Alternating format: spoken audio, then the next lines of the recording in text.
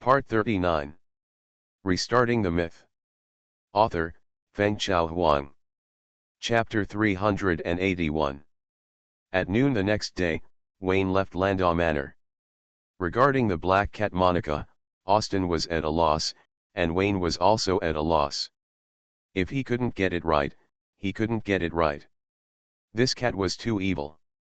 Her origins are unknown and her identity is unknown. The only thing she knows is that Monica cannot be copied by a mirror, and she at least possesses the essence of life at the level of a demigod. Wayne was determined to give the other party evolution, but he was afraid of stirring up a hornet's nest and attracting even more powerful unknown beings.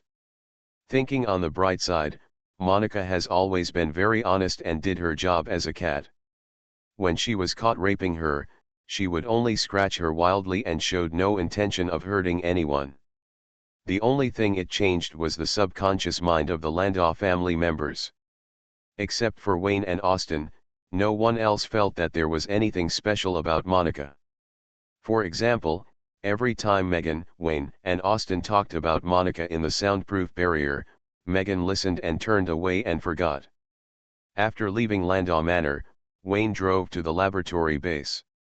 When he and Veronica had a late-night chat last night, the relationship between the noble brother and sister was upgraded to that of a prince and princess. After settling the matter, he finally remembered that he really had a princess on his hands. She had kept it in the laboratory for a week, and it was almost time to weave a cobweb. Wayne opened the door and saw Juno Ti in the living room outside the laboratory. The latter was lying on the sofa reading a newspaper. He only had a hospital gown on him and crossed his legs. He looked a little comfortable.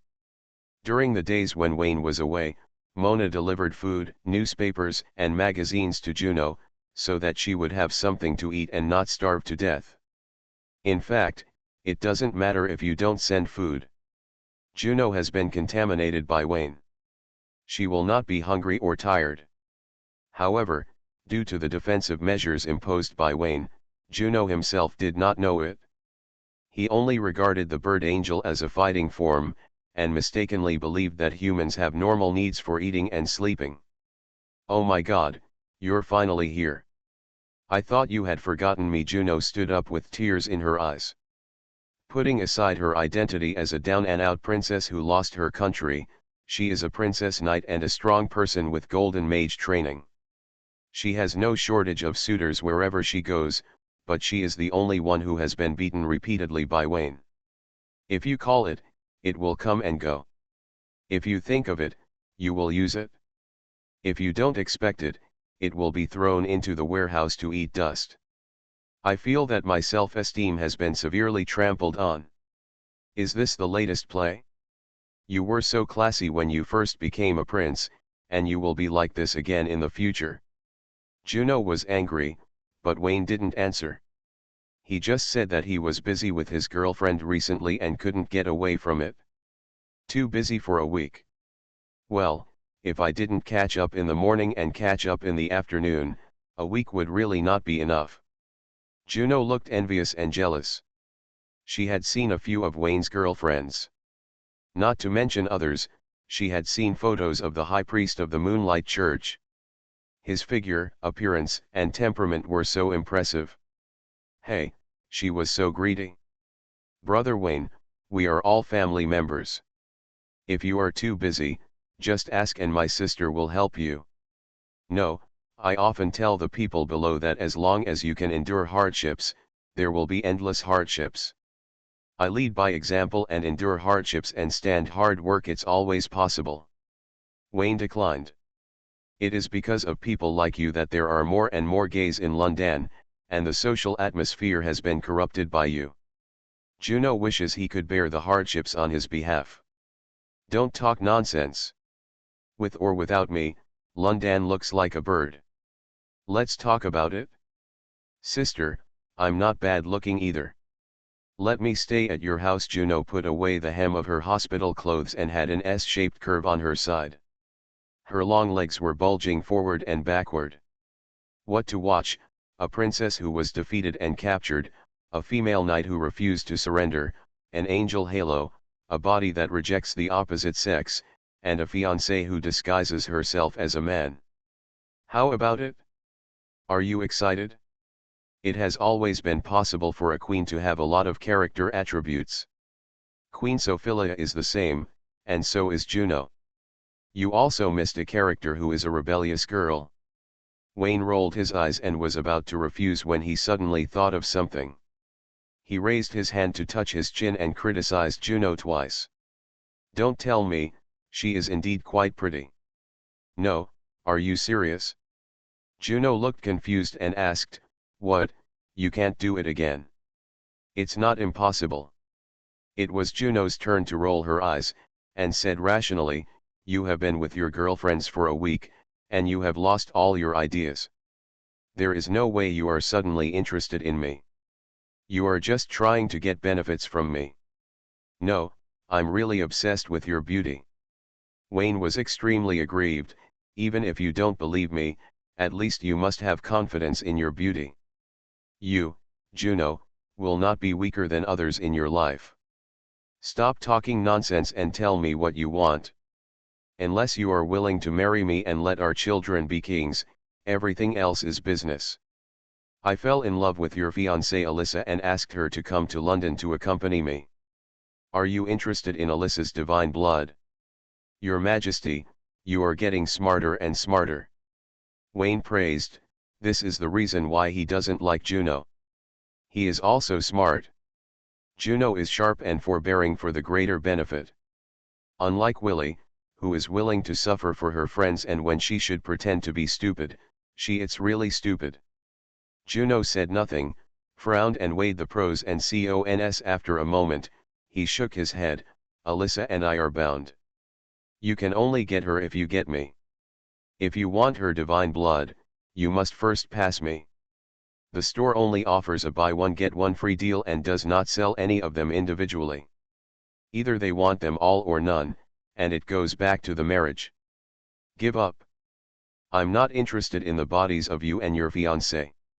What I care about is the results of the experiment. You both have the blood of heaven and can awaken your own angelic blood. Call her over. The ultimate beneficiary is you, Wayne advised. You are a pervert, but you don't want to buy one and get one free. Am I that bad? Juno was very unconvinced. This was not a matter of shame, but a matter of dignity. She had to ask for an explanation for herself. Just tell me whether to scream or not. Call. Juno nodded with a dark face. Dignity aside, Wayne was right. There was no doubt that Alyssa would be the beneficiary of awakening her bloodline. As for whether Alyssa will be locked up in the basement by Wayne after she arrives, Juno is still very relieved about this. Once the basement is closed, things are actually much simpler. Thinking about being left out for a week, the more I thought about it, the angrier I became. Juno was extremely confident in Wayne. Alyssa reminded her many times, but she just wouldn't change. This time was no exception. At Wayne's request, she contacted him immediately and asked him to arrive in London as quickly as possible. Let's go to the laboratory.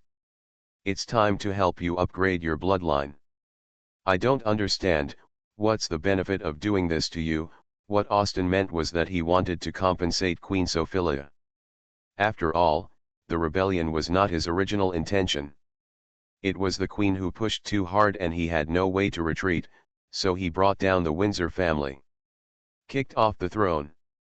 Wouldn't it be better to compensate Mother directly? Then the Queen should have some ideas. It would be weird to believe you. Fast forward 3 days later. Alyssa timidly came to the port of London and was taken to the laboratory in a black car, along with Princess Elizabeth. Elizabeth is a doll made from the half-finished Philosopher's Stone. She only knows some simple conversations. If she wants to answer fluently and behave like a lifelike living person, she must be controlled by someone. When Juno leaves Paris, the work was given to Alyssa, and now Alyssa is here too, and Elizabeth cannot be left behind. Otherwise, a beautiful Princess of Windsor who would not resist would be left alone with Frank, who had a century-old friendship with Windsor, and the consequences could be imagined. When I went back, there was already a long queue at the ticket window at the door. Wayne likes to introduce new divine blood, and the Holy Grail purifies the bloodline, enriches his experimental data, and is more confident about Chris's evolution. Research is also of great benefit to himself. Strangely enough, every time he studies data, his own evolution speed will accelerate. Especially experiments involving the essence of life are far more efficient than meditation. If this is the correct way to open up the cultivation of higher life, it is understandable that the Dark Goddess wants to study him. The concept of heaven can also be regarded as a huge laboratory. By analogy, the divine kingdom of gods and the complicated bloodline branches of dragons can all be explained by this. December 3, the last month of 1939. Wayne chartered a boat to send off the 3 Juno girls. The cooperation was very pleasant.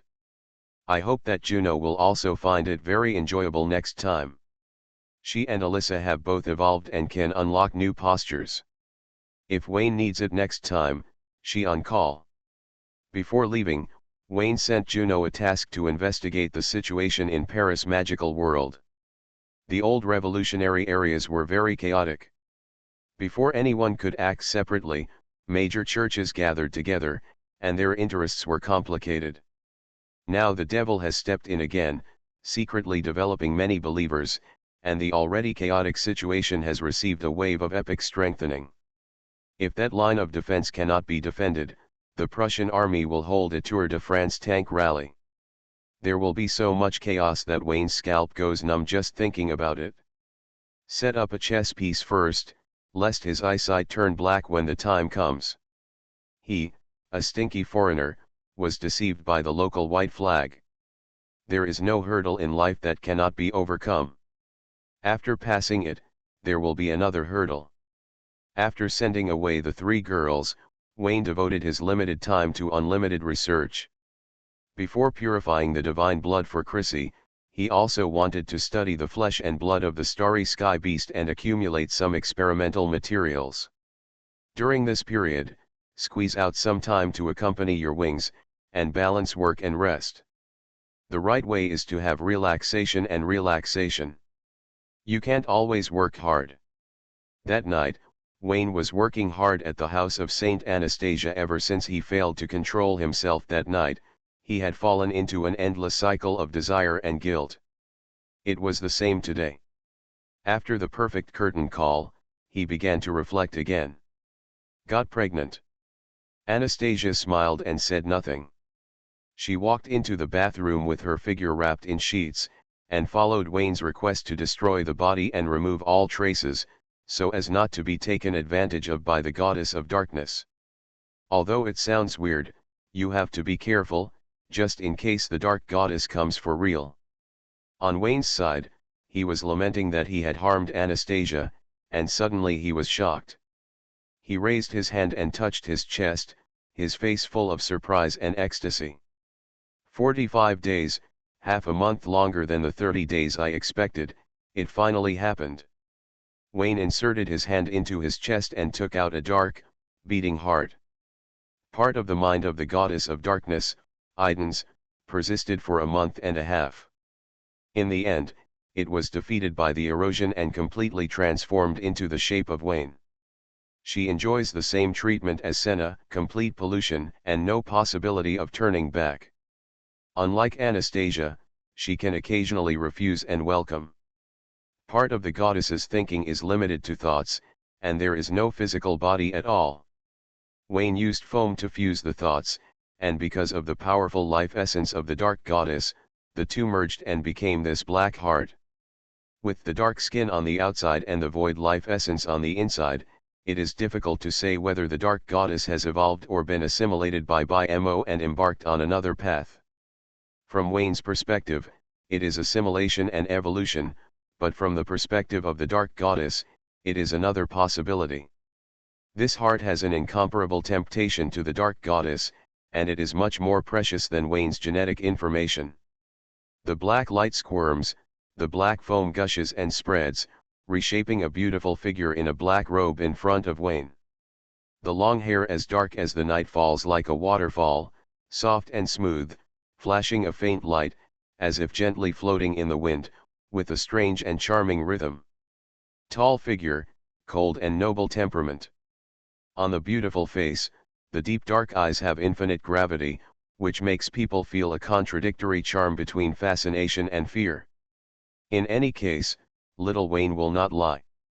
Wayne can still be a human being instead of throwing himself into the arms of the ancient gods early. He has made great contributions and has an important role that cannot be ignored. Idnisa's lips curled up in a charming arc, but her eyes were cold and ruthless, combining the two styles of abstinence and imprisonment, which seemed to be both a temptation and a warning. Wayne nodded secretly, worthy of being the unique dean in his mind, who quickly attacked the poor students and added a critical strike. Seeing Wayne waving his hand, Idnis sat next to him with a look of disgust. Her eyes were like looking at a lowest level life garbage at the end of the evolutionary sequence. Obviously she was disgusted, but Wayne had to commit herself to him. The dean really understood Wayne too well. Wayne, I finally let you succeed, but don't be too happy too soon. You only imprisoned part of my thinking. Sooner or later, you will pay the price for this, Idnis said coldly. Saying cold words, with a disgusted expression, she tilted her head and leaned on Wayne's shoulder, looking indignant and helpless. Wayne rubbed his hands, patted his waistline and said, "Go stand in the corner, who told you to sit down? You will regret it." Idnis quickly stood up and ran to Wayne to stand. Too close, blinded my eyes. Wayne pushed Idnis away. Although the dean was good, he didn't have any extra interest now, and said bluntly, "Idnis, how much memory do you still have in this part of your mind, and how much strength do you retain?" "Most of my memories have been taken away. I have completely forgotten some important secrets. As for my strength..." Idnis raised her hand and waved her slender fingers gently. The dark power she triggered was daunting and very strong. It's not as powerful as Wayne imagined. It feels like it's on par with Delane, considering the other party's powerful life level. The quality is much higher than the God-chosen knight. If they really fight, Delane will definitely be locked in the basement. Do you still have any memories of the other world? Be more specific. Forget it, I'll see for myself. Wayne narrowed his eyes slightly, and his thoughts flowed into Idni's body. The latter showed all her memories and let Wayne go in and out 7 times. After some exploration, Wayne curled his lips in disappointment. The dark goddess obviously kept a hand. Knowing that she could not escape the fate of being polluted, she deleted the browser history overnight to keep her innocence in the world. The remaining part of her thoughts is just a vase, which is not very useful except for her beauty. A vase that beats a demigod. Good news, I got a very powerful trump card. Bad news, this trump card cannot be exposed to the dark goddess, otherwise the latter will take it back at any time. Idnis had no secrets that Wayne wanted in her mind. Most of her huge memories were trivial matters, especially the taboo topics about gods, which were all deleted. Wayne looked helplessly at the dark female elf in front of him. The setting of Thugs and Puffs was very good, but he needed a knowledgeable and talented dean of teaching, and this puff used part of his body, which would make him a Japanese. At this time, the bathroom door opened. Anastasia saw the scene in the bedroom, and her smile froze on her face. She was shocked to find that she had caught the 2 leaders having an affair, and she closed the door silently. Then she opened it again. No, there was no affair, it was clearly trouble. Anastasia's face was pale. She knew very well the relationship between Wayne and the Dark Goddess. It was definitely not the goddess cheating on people in the world as Yvonne misunderstood. Wayne and the Dark Goddess fought openly and secretly, each holding the other's handle, and Wayne was still the weaker party. Wayne's only advantage is that the Dark Goddess cannot descend to the world. The goddess descended, Wayne lost his advantage, and I'm afraid tonight. Anna, Come here, I'll introduce you to a sister." Wayne waved his hand and interrupted his wild thoughts. "Anastasia, who am I, where am I, did I faint just now and haven't woken up yet?" The saint walked closer with the bed sheet in her pocket. "One is the former leader and the other is the current leader. I don't know how to talk. What qualifications does she have to be my sister? She is just a container for me to descend to the world. Now this container has been contaminated, and the final value no longer exists." Idina sneered twice. Anastasia lowered her head, not understanding what happened in the room, and asked in her mind, eager to know the answer. The saint looked quite aggrieved when she lowered her head, as if she was a punching bag. Wayne couldn't stand this, so he patted his legs and asked her to sit on the whip, and said to Idinus, "This is the master's order. From now on, you must listen to Anna in everything. You must do whatever she asks you to do." Speaking of this, Wayne gave Anastasia a true look and explained the cause and effect. Knowing that Faith had subdued part of the dark goddess's thinking, Anastasia showed admiration, but let her boss around her former leader. See, it was really embarrassing for her. After all, she is a goddess who has been believed in for nearly 100 years, and she still has some respect at least. "Wayne, do you want me to come to her and let you experience the joy of conquering the darkness?" Idna squinted her eyes and spoke. "Cold light radiates." Those who didn't know better thought it was a threat. Ah, Wayne blinked, and for a moment, his heart moved.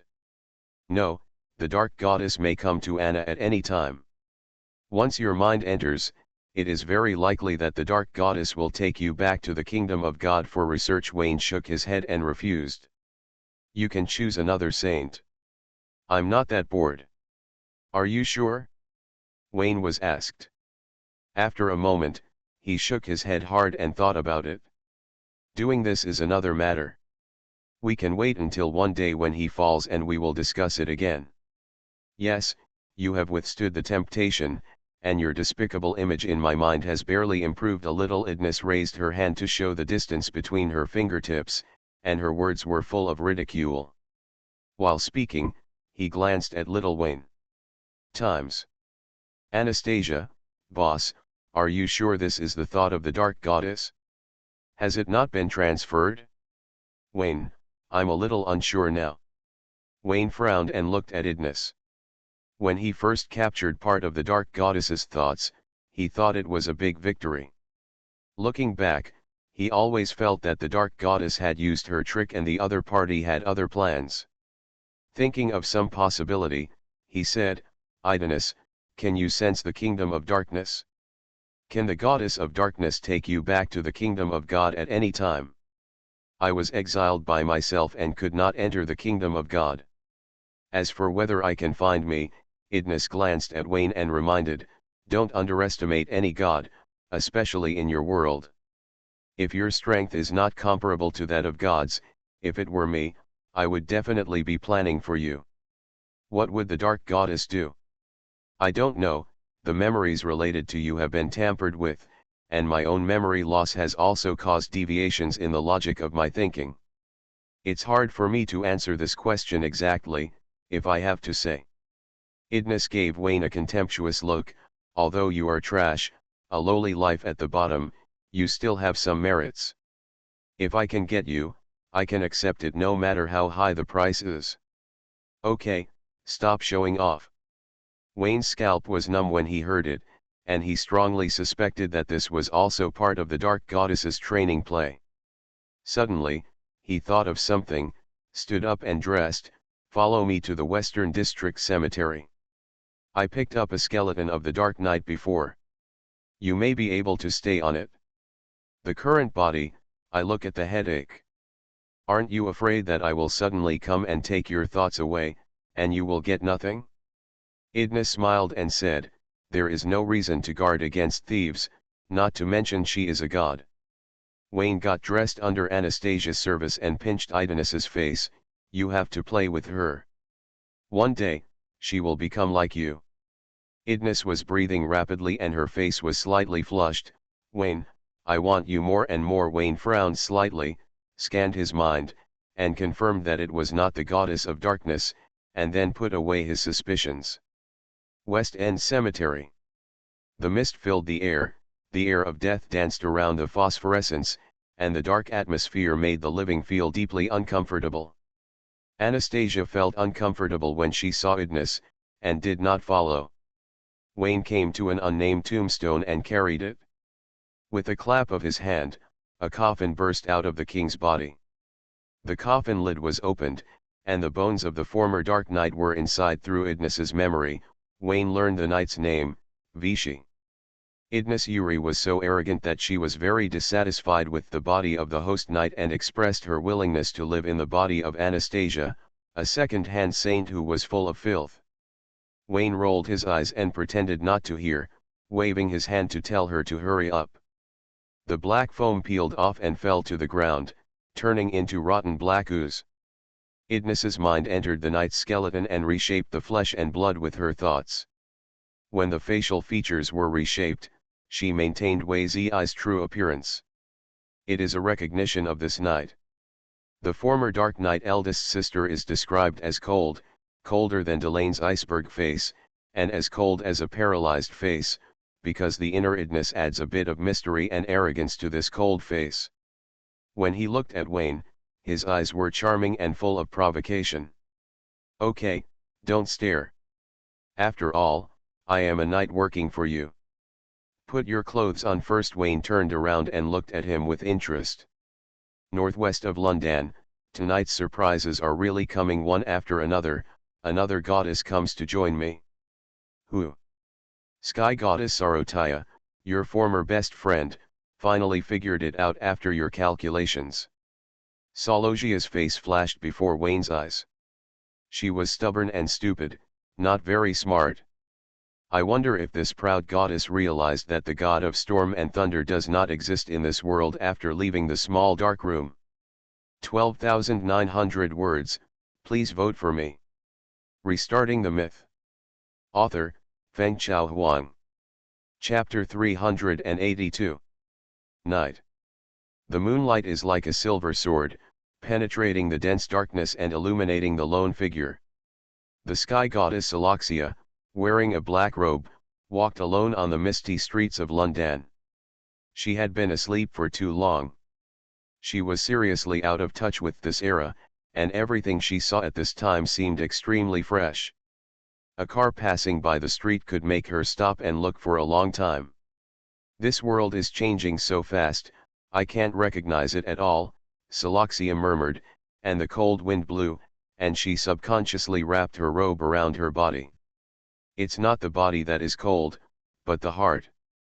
She has it so hard." In the heavenly palace, she stared at the little octopus, and she didn't see Bruce, the Lord of the Void, jump out of the bushes for a long time.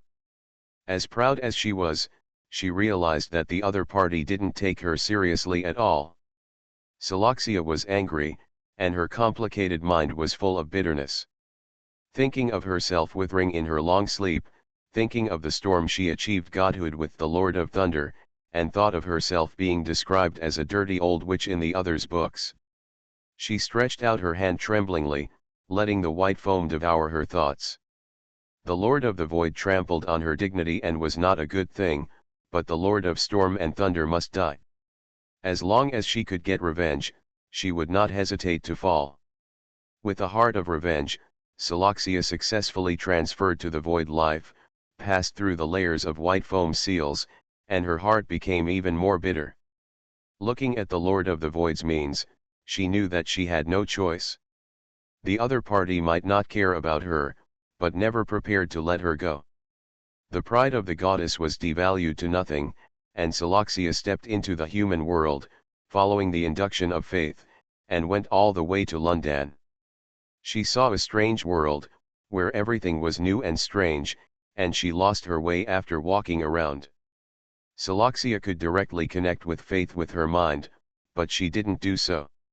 Her remaining pride didn't allow her to do so. She wanted the Lord of the Void to come to her. This was her last stubbornness. From the perspective of passers-by, this is a technical worker who haunts at night. The driver stopped and started to solicit customers, and covered his face to avoid being caught by local bosses. Of course, it could also be that he was a novice on the road. The psychological gap between private cars and taxis was too big, and he was afraid of being recognized by acquaintances, so he covered his face. Thinking of this, passers-by felt sad for him. It was all because of this economic downturn. The devil called money waived the bill and drove a housewife out of the house in the middle of the night. The alcoholic husband, the sick child, the aggressive landlord, the hypocritical principal. And she is about to fall apart. No, I have to help her. XNTHE passers-by touched their pockets. Although they couldn't help her all at once, they could still provide a warm harbor for temporary landing. It was okay to fall in love at first sight. Just when a few sanctimonious people were about to ask if there was a discount for group buying, a black luxury car stopped in front of Saloxia. The car door opened, Saloxia exclaimed in surprise, and got into the car. The headlights went away, leaving the indignant passers-by. Damn, it's not the plan of the new job. The car is a shameful play for the noble lord. The black car drove towards the manor of the dark saint at a very slow speed. In the passenger seat was the dark goddess Idnis with a Vichy face, lying sideways on the chair, tilting her head to look at Saloxia in the back seat, with a playful smile, and her eyes full of joy of successful training. Wayne turned left at the intersection in front of him, glanced at the rearview mirror, and said slowly, "Saloxia, we meet again." Seeing the master coming to greet you, you didn't even say thank you. This is not the performance of a qualified follower.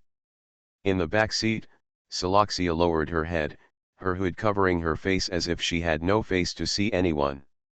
Hearing this, her body stiffened, and she hesitated, not knowing how to speak. "Just call me boss, you will work hard for me in the future, and I will take you to evolve together, each taking what you need, and mutually beneficial." Wayne handed over the pancake and chicken soup, and his skills became more and more proficient. "Wayne, you are too polite to your employees. Believe me, if you are too soft-hearted, you will not be a good leader. She will become unbridled and will gradually disobey orders. One day, she will even restrain you and ride on you to bully others. It will be hard to say who is the master at that time."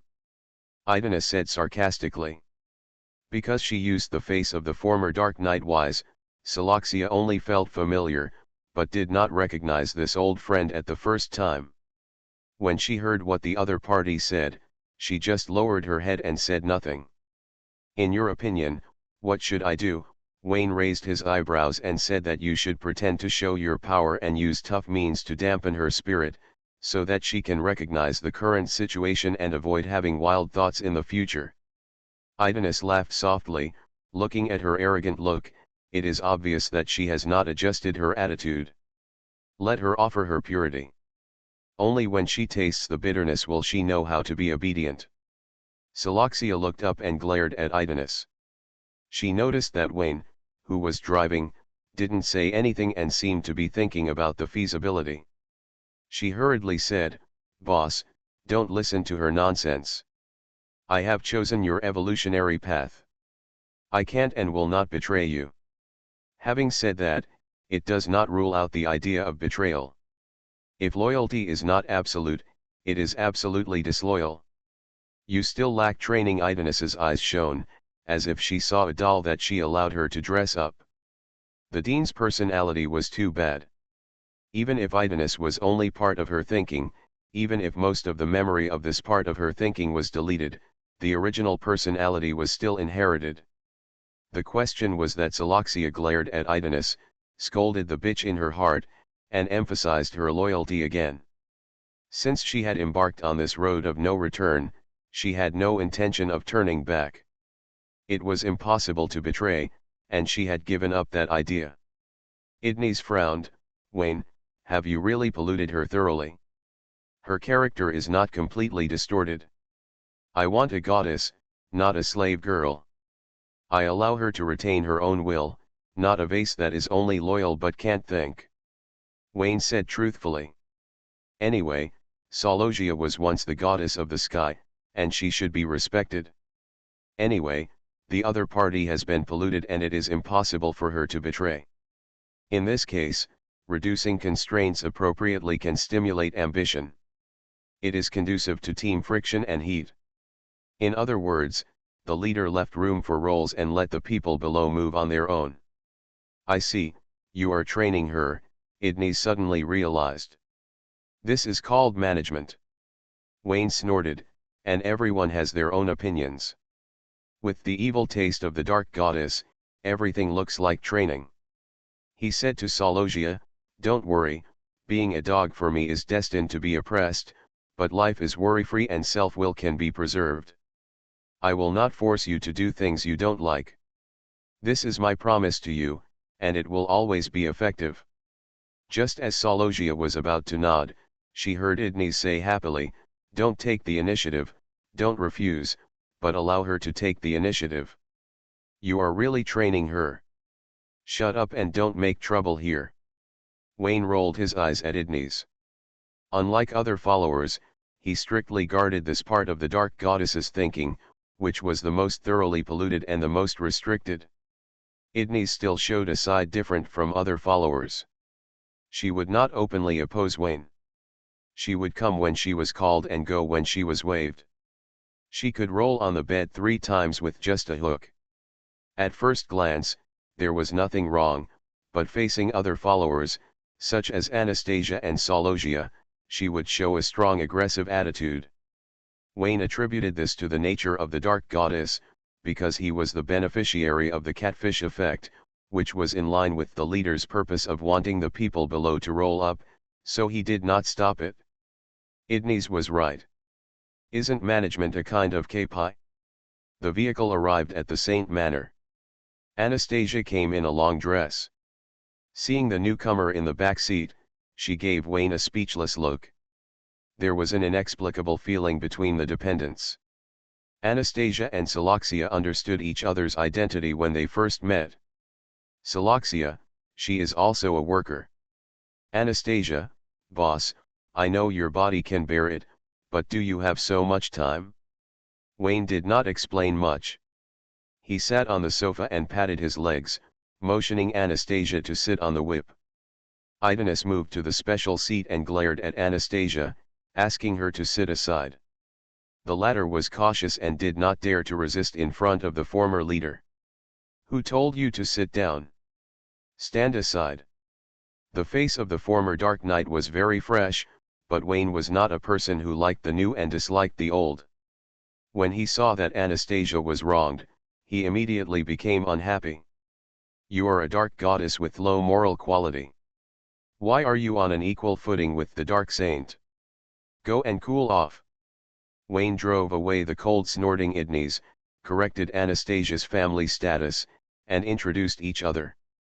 After learning that Sologia was a goddess who had been removed from history, Anastasia worshipped her faith even more, first darkness and then the sky. At this rate, her faith would sooner or later be above all other gods of faith. Sologia was shocked and said, "What, your name is Wayne, you are not Bruce, the Lord of the Void. How fresh, how can you use your real name when you go out, and you wanted to take over my body at that time?" Wayne shrugged. He always had a trumpet when he went out. He couldn't understand this reason. He deserved to die in the battle of faith. Sologia clenched his fists, hating himself for being too naive. He turned his head to look at Idnis and said incredulously, "Idnis, I didn't expect to meet you here. As far as I know, you have achieved the name of the goddess of darkness, and are no longer the plague of stars." The deified Idnis has been treated like a dog by Wayne, so it seems that there is nothing wrong with her falling. Seeing that her former good sister had the same fate as herself, Soloxia felt relieved. Wayne is so powerful that she has a greater chance of revenge. It's a good thing, not a loss of God. Soloxia, you are too naive. Your vision is limited to the past. You don't understand what the gods represent now. I am just a polluted thought, far from the real dark goddess, Idnis said sarcastically, enjoying training her former good sister. After saying so much, you are still the same as me now. It's different. I dare to sleep with Wayne. Do you dare? What is there to compare? You are still blaming the proud and self-indulgent little bitch. I misjudged you before. Siloxia did not dare to answer. She despised Idanis and deleted her from her friend list and dragged her to the stranger category. I forgot to tell you that it was me who guided Wayne to find your resting place, and it was me who tempted him to let you embark on this evolutionary path. Idanis continued to output, although I didn't expect you to put down your pride on your own initiative, you should thank me.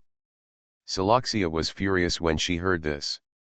The boat of friendship turned upside down and slowly sank like a submarine. She gritted her teeth and said, "Boss, I want to fight her one-on-one." "Come on, you must cry loudly when you are spanked." "Shut up and don't talk." Wayne banned Idanis from speaking, which was specifically manifested by the latter's lips merging together and losing her mouth and unable to speak. He glanced at Siloxia. "Reject the request, private fighting is not allowed, this is the rule I set." Wayne's move was to protect Siloxia. She had been sleeping for too long, and with the information about her own laws taken away, she was now an ordinary demigod and could not be Idnis's opponent. You can't say it with words, but you will be tortured again. Just thinking about it makes you unbearable. Boss, even though I'm new here, you favor her too much. Siloxia didn't know that Wayne was good for her. She only knew that Idnis could say whatever she wanted, and she also wanted such a status. Forget about Anastasia's status, getting to the top depends entirely on promotion tools, she can't do it. So you know you are new here, and you want status without paying anything. The goddess of the sky is so powerful. Idnis raised her right hand, with a red lip split in her palm, and continued, family members also have differences between relatives and relatives. You have no merit or contribution, so why should you be compared with me? I make Wayne happy every night. Idnis was elated and her beautiful eyes were filled with a playful smile. Wayne used his tentacles to understand, and she began to train her again. It's good. The leader likes this kind of black-hearted cotton. He is an indispensable and important villain in the team. Wayne did not stop him. Siloxia was killed on the spot. She was a person who missed sleeping and was really not qualified to be compared with someone who slept with someone secretly. She doesn't think about her family status at this moment, so Wayne just don't force her to catch up on her sleep. This is her final line. In the living room, Idnis was arrogant and arrogant, just like the treacherous villain around her. The dark goddess's style was unbearable to look at, which made the saint who changed jobs feel panicked. Believers don't know much about the goddess, and everything is based on imagination. The real goddess may not even be as good as ordinary people. Siloxia was abused repeatedly and desperately needed a chance to prove her worth. She took a deep breath and said, "Boss, where is the nearest Fenglay church? I didn't find any trace of them along the way." "What do you want to do? Prepare for revenge before your wounds are healed?" "No, I am your dependent. I will not provoke a war of faith without your permission. I just want to get some information to give you an absolute advantage before the war starts," Siloxia said loyally. Life is not easy. In order to avoid Apple, the stupid sky goddess has learned how to speak. There is no such thing as a war of faith. You underestimate me. Wayne closed his eyes. "I once promised you that as long as you show your loyalty to me, I will give you a world without the god of storm and thunder, remember?" "Remember?" Siloxia nodded vigorously. She was willing to give up all her hard work for the sake of this world. "Now I give you this world," Wayne murmured. Under Siloxia's puzzled gaze, he opened his eyes after a moment, breathed a sigh of relief and said, "Okay, there is no longer the god of storm and thunder in this world." A string of question marks floated across Siloxia's forehead. She probably understood something, but the terrifying energy behind this possibility was far beyond her imagination. making her feel quite unreal. Not only is there no god of storm and thunder, there is no wind and thunder church or holy book, even the Lord of storm and thunder has been removed from history. No one in the world remembers his name and glory. Wayne said solemnly, you must be tired. It's bad, you use such a huge amount of thought to change reality at once. Idnis took out a black handkerchief from her arms, took 2 steps forward, and wiped away the non-existent sweat on Wayne's face. Anastasia blinked and joined the queue of people asking for help. It's okay. I'm not as tired as you think. I'll be fine if I take a rest. Wayne hugged him and smiled like a god king. There is such a thing, I don't feel it at all. Salozia looked at Wayne in shock. She erased a god with just her thoughts, and also modified time and everyone's memory. This power, she couldn't imagine it anyway. Suddenly I felt a little redundant, and I also understood that the reason why the dark goddess was in power was because she had nothing but beauty. Thinking about it this way, Sarojia felt that she was not incapable. Wayne had fulfilled his promise, her revenge was accomplished, the heavy boulder fell, and she could find new goals in the future. In a daze, Sarotia saw the scene of herself and Idnis being jealous. She shook her head repeatedly to dispel this bad scene and warned herself not to fall like this. She must still have value, as long as she is strong enough, Faith will need her. In addition, she should not be blind to her belief. What if Wayne took advantage of her for fun? After all, the Lord of Storm and Thunder was a unique villain in her mind, and there was no reason for him to be easily erased by a ray of thought. Go out and get some information to confirm that the other party has indeed disappeared. Then it will not be too late to believe him again. Sarozia, do you not believe me? Ah, no. Salozia shook her head repeatedly. There's really nothing I can do against you. After all, your words are unfounded. I'll give you some evidence. Wayne patted his buttocks and asked both sides to stand up. He waved to Salozia and said, follow me to the basement. I have a good treasure for you. Idnis laughed loudly, which made Sarothea very vigilant, fearing that she would be impure if she left. What are you still doing? Come here. Salozia moved her steps with difficulty and moved forward quickly. When she came to the door of the basement, she closed her eyes to pay tribute to her last stubbornness. Farewell, my bottom line, from today on, I will never be the same again. What are you mumbling over there? Wayne snorted coldly, interrupting Salozia's whimsical thoughts. He probably guessed what the other party was thinking, it must be something very rude. Salozia opened her eyes and saw 3 statues of gods, one large, one middle, and one small, at the altar in the basement. Extra large cup, bah, the largest statue was a pale knight with a blurry face, and the smaller one was wearing yellow clothes. The pale lair, the smallest of which is the idol of the dark goddess, represent Anastasia's final faith, superficial faith, and former faith respectively. Salozia didn't understand these twists and turns, and regarded the extra large cup as Wayne, the medium cup as Idnis, and the large cup as another dependent. For a moment, my heart felt like death. Her colleagues are very strong, but she has no advantage except for her good looks. Wayne stood in front of the altar and waved his hand to take out 4 sealed obelisks, 2 from Oms and 2 from the dark goddess. They are all gifts from nature to Salo. Thea didn't see anything strange about the obelisk until Wayne connected his mind and stuffed the compressed package over. The power of storm and thunder. Some of these information laws are very familiar to Salozia. The treasure she once lost belongs to the laws of storm and thunder in the sky. Sarojia stretched out her hand tremblingly and looked at the obelisk that was just a few feet away. Boss, is this the treasure you want to show? Otherwise, what do you think it is? I said that I will not force you to do things against your own will. Am I not going to keep my word? Wayne snorted coldly. At this moment, his figure was extremely tall in Salozia's eyes. Salozia was so ashamed that her whole face turned red and she said with shame, I'm sorry, boss, I misunderstood you. I, I, I was too nasty. You are not obscene. In this room, your moral quality is enough to rank second. Wayne commented silently in his heart, and said with a sullen face, if you know your mistakes, you must correct them. Ednis is a crazy bitch. Do you believe her? You deserve to be lied to for the rest of your life.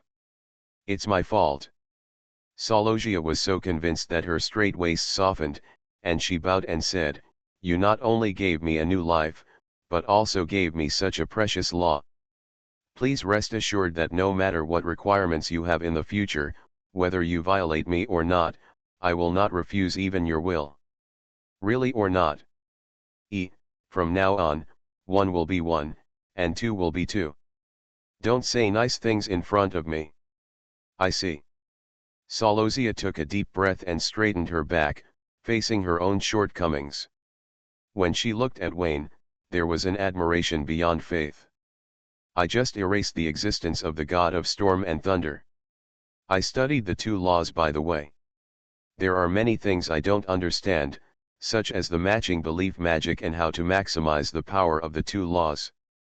You once had them, and you will sort out the knowledge and tell me, Wayne said. Please rest assured, I will not disappoint you, Sorothea nodded solemnly.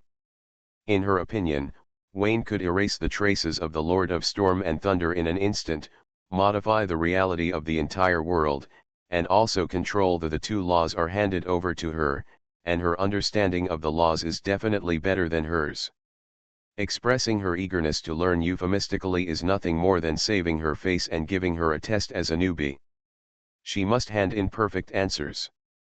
Only in this way can she prove her worth. Don't be too happy, the information on storm and thunder is incomplete. There are only 4 obelisks here, and there are still information laws scattered out there that you need to find by yourself. Wayne said. It is indeed a test. Salosia secretly nodded, as expected, not surprised. With Wayne's permission, she unlocked the seal of the obelisk, absorbed the past laws to strengthen herself. The aura around her body became more and more hazy, and arcs of electricity surged in her eyes. The power grew rapidly.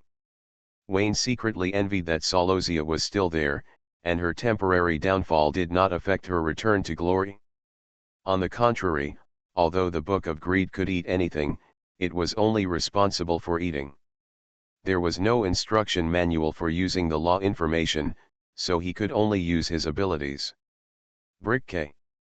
The rules must have their specific uses. After a moment, Salogia whispered, looking confused, and then suddenly realized, Boss, the Lord of Storm and Thunder is not completely dead. Is this also a test you gave me? What the hell, is he still alive? Wayne's heart trembled, and he frowned slightly and said, You've seen it, and you have a good eye. Since you know everything, then behave well, avenge the shame on your own, and regain all the lost glory. Thank you for your gift.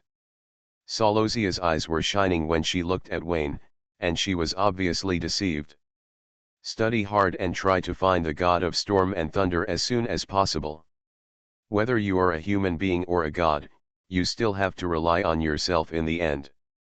Wayne gave a few words of encouragement as a leader, and finally warned, don't pay attention to Ednis. The angrier you are, the happier she will be. She is not a complete dark goddess, and the body she uses is not his own. You should have seen her before. The Dark Knight Weizi whom you failed to seize before. Boss, you misunderstood. I had never thought of taking her away before.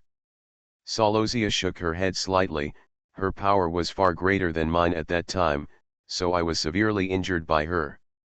It's true, Weizi died, and she died at your doorstep. Salosia was even more confused.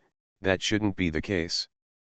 I fled back to the heavenly palace and destroyed the entrance and exit passages to prevent her from chasing her.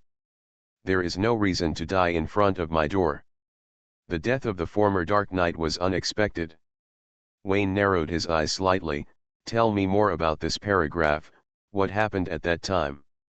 You are listening to novels at Bless Up channel. Wish you happiness and luck. Please subscribe to receive new novels. How do you feel about this novel? Please like and leave a comment. Restarting the Myth. Author, Fengchao Huang. Chapter 383. Living Room. Wayne asks Sarogia to tell what happened at that time and confronted Idnis face to face. The detective encountered the secret room murder and couldn't help but want to get to the bottom of it. There is nothing to say about Sarogia's experience. She lost the battle of faith, her own laws were taken away, she was extremely weak, and she hid in the space she created to survive. I don't know how many years passed, but the Dark Knight Wei Zi came to kick down the door. One chased and the other ran away. Sarogia was injured and unable to fight back, and she closed the door in panic. As soon as he was covered with quilt, he was shivering. Later, Wayne came to visit, and Sarogia had no choice. She did not want to disappear and could only choose to take away Wayne. This time, I found myself a leader. Sarogia told the whole story. At this time, she was very loyal to Wayne. She was galloping on the road of a fanatic, saying that she would stick to the bottom line. Maybe Wayne would wave her and she would follow. Passive, needs a push. When Ednis heard this, a black light flashed in her eyes, and the meaning of her smile was unclear. I don't know, my memory is missing. Maybe I asked Wei Zi to find Sarogia, or maybe she made her own decision. As for the cause of her death, I don't even know the truth. Wayne frowned. As far as I know, the chosen knights take turns guarding the frozen continent and will not leave without permission without the oracle. If it wasn't your order, why did she suddenly go to the Republic of Ireland? Can't remember. Idnis shrugged. Then keep thinking. This matter has something to do with the three women present, and Anastasia is no exception. If Wei Zi hadn't suddenly gone offline and Austin had been reluctant to come online for a long time, she would not have temporarily replaced the Dark Knight, let alone after losing his body. His mind suffered for more than 10 years. Wiki kicked down the door and went straight to Sarogia. She was obviously going to her. It was definitely not a chance encounter. You know where she has been living. It must have been your instruction, Wayne speculated. No, I didn't find out until later. Idnis shook her head, aware of the death of the knight, and made some manipulations, allowing the new Dark Knight Austin to obtain the Twilight Desperate. At that moment, she understood the location of Sarothea. At that time, the main goal of the Dark Goddess in the human world revolved around Togagai, the descendant of the ancient god, and she had little interest in Sarogia. Only after seeing Wayne's strengths did she think of training this old friend. Sarogia is just a pleasure to the Dark Goddess and will not send a Dark Knight to kick the door down.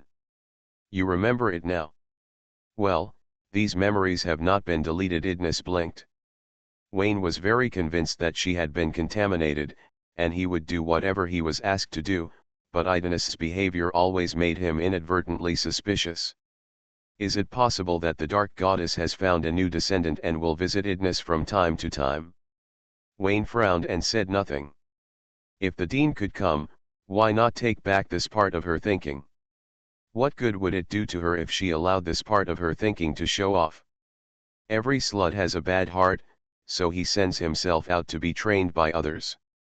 The more Wayne thought about it, the more outrageous it became. He really couldn't figure out what the Dark Goddess was thinking. Idnis spoke slowly. Although I didn't know what I was thinking at that time, I must have known about Wei Zi's death at that time. The energy behind being able to kill a god's chosen knight on the God's Choice continent should not be underestimated. Look, I can't just leave it alone, I've definitely investigated it. Contact the Dark Goddess and ask her to explain the reason. This is the fastest way, but I certainly won't say that the character is too bad. Idnis commented on herself. After saying that, she changed her tone. There is another possibility. Wei Zi did not really die. Her mind went to other places and she is no longer my chosen knight in the world. The words became more and more confusing. Wayne waved his hand and said to Sarogia, I'll leave it to you to investigate. Maybe Wei Zi's death is related to the storm and the Lord of Thunder. The two things can be done at the same time. There is plenty of time. Slowly, there's no rush. Wayne's current focus is on getting stronger. Although the case makes him eager to take action, he will not do it personally and leave it to his new subordinates, in the name of proving himself. Please rest assured, I will not let you down. Sologia nodded heavily and received the leader's prompt. Wayne said that Wei Zi's death was related to the Lord of Storm and Thunder, so it must be related. If you find the Lord of Storm and Thunder, you can find the truth. Tisk, tisk, you changed your honorific so quickly, you are so obedient, Idna said in a strange tone. Sarotia just pretended not to hear and resolutely followed Wayne's order, treating the stranger as heir, and then said, Boss, I can sense through the obelisk that the Lord of Storm and Thunder is in the gods' chosen continent. As she spoke, she pointed to the northeast, where there was still the smell of the obelisk. Anastasia let out a sigh, and looking at the direction Sologia was pointing, it was most likely the Ross Federation, where the headquarters of the Dark Church was located. According to Wayne's speculation just now, Wei Zi's death is related to Storm and the Lord of Thunder. Isn't the Dark Church also involved? Suddenly it became interesting. Idnis narrowed her eyes and smiled. You, a goddess of darkness, are so happy to see pagans infiltrating your church, Wayne complained. Who knows, maybe I know everything and have been waiting for this good show to start. X3. As expected of you, you don't care at all about the life and death of the Dark Church. Wayne was puzzled. Judging from the Dark Goddess's attention to the frozen continent, she was the one who cared the most about the chosen continent among all the goddesses, but her bad character was completely unrelated to what she did. It was hard to guess a woman's mind, and it was even harder to guess a goddess's mind. He scanned his mind and did not detect anything unusual in Idni's body, so he had to suppress this doubt temporarily. Boss, I want to go back to the Dark Church headquarters, Anastasia said. What's the point of going back there? It's freezing and snowy, and there's nothing else to dig except potatoes that can't be finished. My father is still. Wayne was silent, thinking of Anastasia in the other world, agreed to her request, and asked Sologia to go with her. Sologia's current strength is enough to compete with the chosen Knights of God. With her there, even if the Dark Church has abnormalities, it can be easily dealt with by cooperating with Anastasia. Just in case, the 4 obelisks cannot be taken away. Anastasia is definitely a man of action. Seeing Wayne agree, she immediately prepared to set off. Wayne watched the dark-skinned lady packing her luggage, and he was so reluctant to let her go. Idanis took the opportunity to pester him and said disdainfully, There's really no way. The dirty saint is gone, and I have to bear this humiliation. Who are you? Wayne frowned and looked over. I am your follower. Maybe. Wayne looked at her in a strange way, and after a moment of silence, he said, You also go to the Rashi Federation. After the matter is done, you can get something from me. How about it? Wayne, don't you believe me? Idanis was about to cry, and her tears fell as soon as she said it. Forget it if you don't go. Go. Wayne stared at Idanis deeply, and the latter wiped away her tears and smiled brightly. This promise showed that Idanis had desires for Wayne beyond faith. She was not just a follower, and almost confirmed the shadow of the dark goddess behind her. To control a goddess, even if it was only part of her thinking, it was definitely not something that could be done by just contamination. Wayne thought it was a difficult situation and snorted coldly, One day, you will become what I want you to be. Wayne, I already look like you. That's great. The 3 women set off overnight, and Wayne put the shadow cloak on Anastasia, saying that he would wait for Jiyan in London. It should not be a big problem. Idanis needs him, and even if she doesn't help, she won't take the opportunity to make trouble. Just Sologia's move is enough to settle everything. Even if there is a big trouble, the three void-evolved lives can return safely. Wayne didn't want to say this, but he still had to say that this was safe. Wayne's house, dark area. Chris changed into a hospital gown, sat on the operating table, and looked at the huge dark area around her, secretly amazed. It was a very large space. Her teacher Philomena's dark area was far less vast. Philomena was a legendary wizard, and Wayne had just become a golden wizard not long ago. Thinking about how she was still wandering around in the realm of the Silver Mage, and hearing that Veronica was about to succeed, Chris felt a lot of pressure. It seemed that no one could beat her except Willie. Wake up, Chris. Willie is the backup chosen by God. Leo returned to the kingdom of God to report on his work. She will be the next Sun Knight. Wayne only told Austin the details of the other world. Willie herself didn't know how strong she was in the other world, and Chris was even less clear.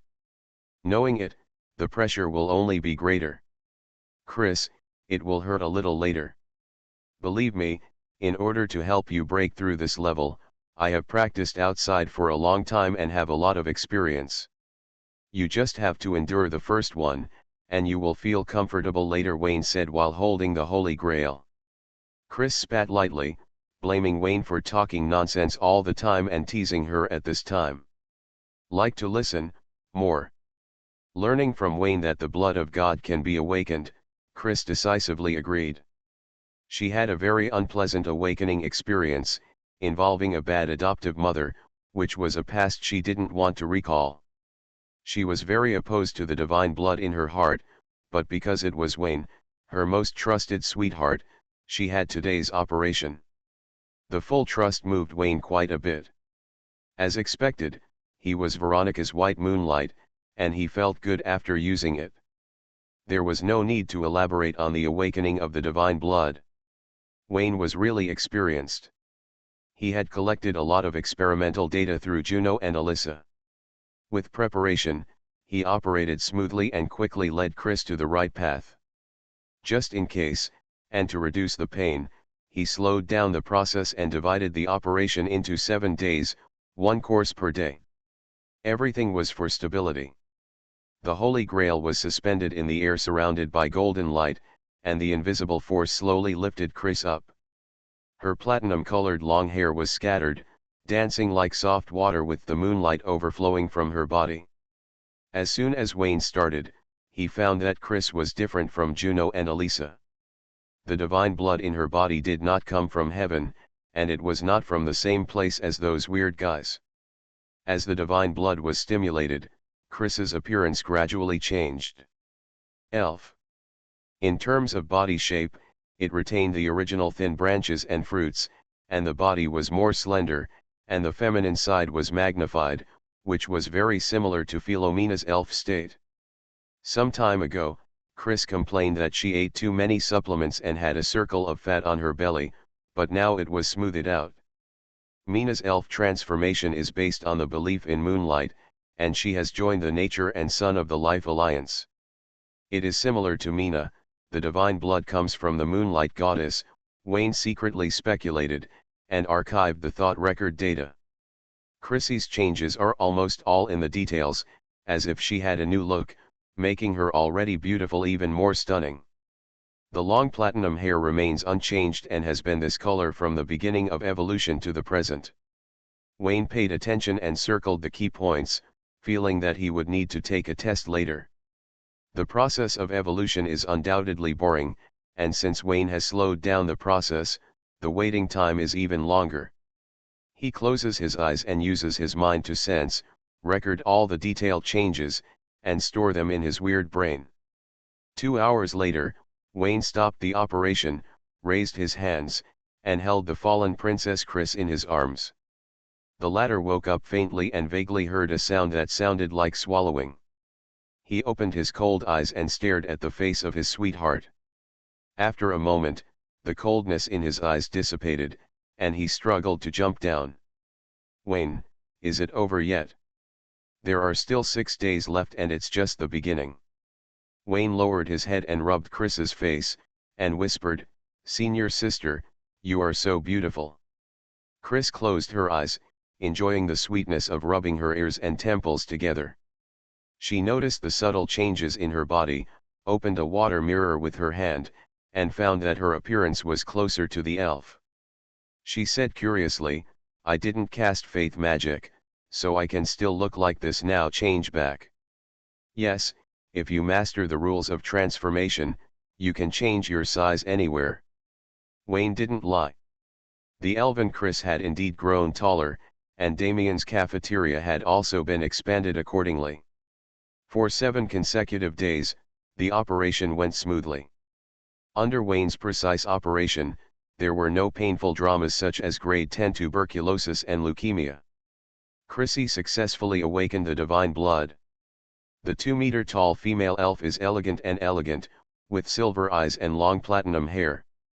Her otherworldly temperament is too dreamy, making people immersed in it and reluctant to wake up. The moonlight elf's eyes are very cold, and his cheeks and long tapered ears are painted with silvery white lines, which correspond to the snow-white skin and are almost indistinguishable to the naked eye. Wayne got closer to see it clearly. Although the elf's eyes are cold and noble, her smile is very gentle, making people feel relaxed and happy under the quiet and peaceful moonlight, and they just want to protect this peace forever. The charm value is extremely high. This face has its own charm magic. It is another form of succubus. After the operation, Chris will not be able to master the transformation skills for a while, and will return to human normality, and will fall into a certain period of weakness. On the 6th day, the 6-pointed star in her body was broken and reorganized into the golden triangle. Her magic qualifications took a further step, from genius to super genius. It's just a book of greed to catch up with Wayne. After transforming into an elf, her own strength was strengthened again. When Wayne accompanied her to bask in the moon, he found that the moonlight was attracted to her and strengthened her strength little by little. If Delane hadn't been running around on missions following the oracle, Wayne would have suspected that he had slept with the reincarnated moon goddess. Idenist's ecstatic rhythm. Wayne House, master bedroom. With tears in her eyes, Willie looked at Chris, who was lying on the bed with a tired look on her face. She rushed up to her and rubbed her twice. She whispered, "Senior sister, what's wrong with you? Cheer up quickly and don't tell me. You prepare to entrust Wayne to me today." Boom. Oops. Wayne put away the knife and said angrily, "Idiot, you hurt Chris." This familiar force, I almost thought Veronica was coming. Willie covered her head and complained, dissatisfied, "Senior sister is soft, and I am soft too. How could it hurt if we stick together?" Halfway through her words, she suddenly froze, pointed at Chris's belly, thought of some possibility, and looked at Wayne blankly. "Yes, that's right, it's what you think." Wayne nodded seriously. Hiss. Willie took a deep breath, her face turned pale, and she wandered toward the window, her eyes straight as she said, "It's so sudden. I'll go back to the house and take a look." "That's the window." Wayne chuckled and shook his head. Seeing Willie turn around and take a few steps, he reminded again, "That's the bathroom, and the door is in your 9 o'clock direction. Damn it, I feel so uncomfortable right now, and you don't comfort me." Willie pursed her lips and said dissatisfied, "Why does the senior sister have it? I obviously eat the most recently. Are you trying to make things easier for her?" Except for Willie, Veronica and Chris would definitely not be able to say this kind of thing. Chris' face turned red when she heard this and explained, "Don't think about it, I'm just not feeling well, I'll just rest for half an hour and I'll be fine." "Very good." Willie cheered and jumped to the bedside, and threw herself into Chris's arms. "Senior sister, giving birth is very painful. You have escaped this difficulty.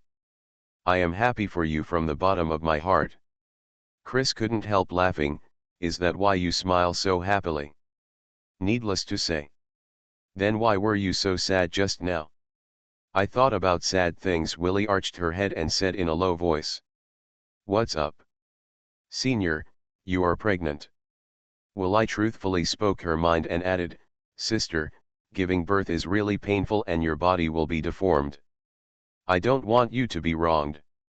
When you want to have a baby, tell me and I will help you give birth. Willie, you are so kind. Needless to say. Boom. Oops.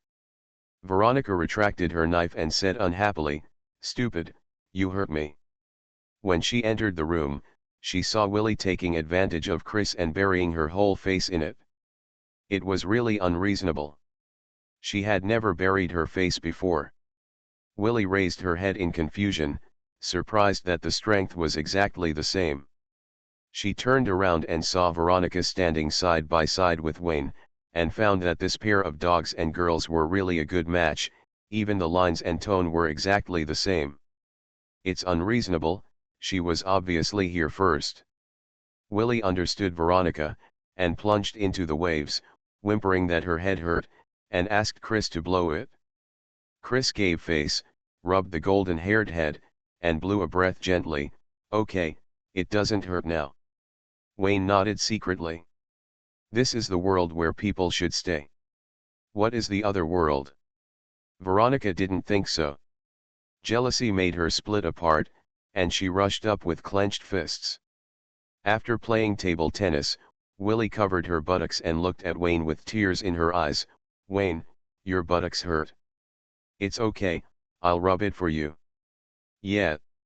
The couple was touching each other, and Veronica's forehead was bulging with veins. She wanted to punch them both. But she couldn't. This is not Landau Manor, there is no professional construction team, the window is broken, and Bayou Egwang will have to blow the cold wind all night tonight. She snorted coldly and ignored it. She carefully grabbed Chris's hand and sat on the bed and said, Senior sister, Wayne called me and said you were sick. Do you feel better? It's okay, just take a rest. Chris smiled slightly. It's not sick. Didn't Wayne tell you that the senior sister is pregnant? Willie interrupted. Veronica's mind went blank, her mouth opened wide, and she couldn't utter a word for a long time. In her eyes, although Chris looked a little uncomfortable and listless, her gentle smile was peaceful and serene, and her long hair was full of maternal radiance. Gulp. No, now is not the time to be greedy, this kind smile is clearly a sign of respect. It's true. Veronica's eyes were spinning as she received two pieces of news, one was bad news and the other was also bad news. Bad news, her white moonlight was pregnant. Bad news, she was pregnant with her fiancé's child. It was all Willie's fault. If Willie hadn't been so useless, her white moonlight wouldn't have been polluted. That's right, I'll beat her to death tonight.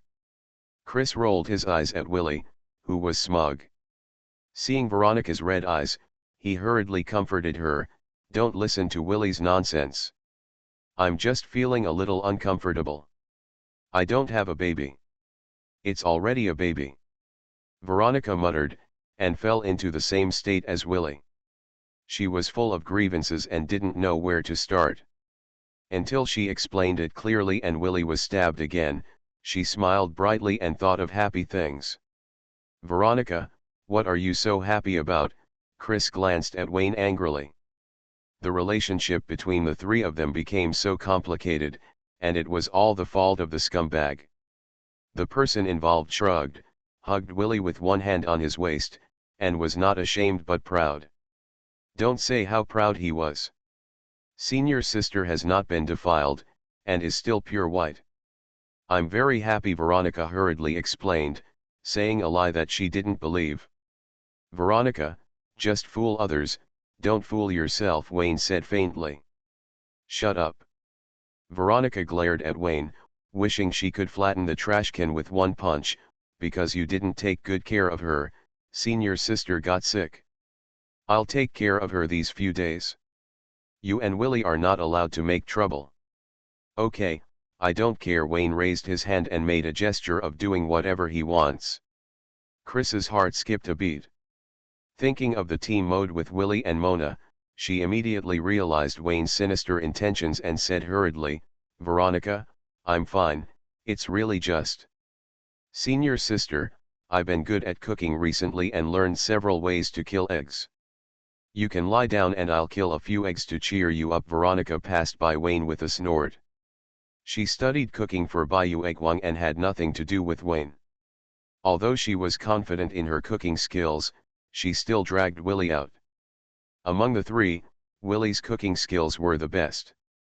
If the eggs she killed are too horrible to look at, she will use Willie's to impersonate them. After the two left, Chris tightened the quilt around her and said defensively, "I warn you, you are not allowed to mess around tonight." Wayne looked innocent, blinked, and said innocently, "Chris, what are you talking about? I don't understand it at all. You wrote it, and your choice of words and sentences are very good. Can you expand this paragraph into 100,000 words and explain it in detail? How can you not understand it? I really don't understand it. If you don't believe me, I will touch your conscience and say it again. W. It was night. A soundproof barrier suddenly rose in the bedroom where Veronica was. After a while, the black shadow carried another confused black shadow to the master bedroom. Noticed that the door was locked, and pried it open silently. Female, male, female. Female. Female. Male. Male. Where is the... The black shadow was not convinced, and after a while, he brought another one in. Comma. Rape, male. Male. Restarting the myth. Author, Fengchao Huang. Chapter 384. The time came to February 1940. Half a year had passed since Wayne was promoted to the Golden Mage realm. He had filled the life and space in the Golden Triangle with a huge reserve of 4 elements and a terrifying amount of knowledge. I don't need to talk about it. The quantity and quality of his thoughts are not comparable to those of the Golden Mage at the same level, let alone the legendary mage. 5 God-chosen artifacts x2, Sword of Oath x2, Obelisk x4, Devil Investor xn, plus some scattered gifts from nature. He consumed a huge amount of resources at the Golden Mage level. Excellent talent is a good thing, but also a bad thing. Take Wayne as an example. If the foundation is not too high, so many resources are enough to pile him into a demigod. Even so, thanks to the day and night scientific research, it would take at least half a year to rely on meditation. In half a year, Prussia has won 3 consecutive championships in the Tour de France tank rally to establish a dynasty. Wayne is now only one step away from becoming a legendary mage, lacking an opportunity for qualitative change. The legendary mage is the sublimated Golden Mage. In essence, it is still the Golden Triangle. After the promotion, the Golden Triangle will not be broken. Life, emptiness, and self are more compatible and stable, as if they were welded and unbreakable. According to Delane, the legendary mage is a further enhancement of the Golden Mage. The qualitative change allows the life barrier to expand into a life force field. It can freely enter and exit the void, reject knowledge and pollution, and will not fall into a crazy situation. Not only can it reject knowledge, but also reject the change of the essence of life. Of course, the legendary mage can also choose to accept knowledge and pollution. The essence of both points to evolution. If you reject them all, you will lose the possibility of evolution. Having come to this point, no legendary mage will choose to stay where he is. Give it another try. What if it succeeds? If it succeeds, it will be a demigod. According to Delane, demigods belong to another realm. In the realm of demigods, there is no golden triangle. Life, emptiness, and self are shattered by transcendent power and completely integrated. At this point, the magician has formed a perfect self. Corresponding to the current Mona, there is no golden triangle in her body.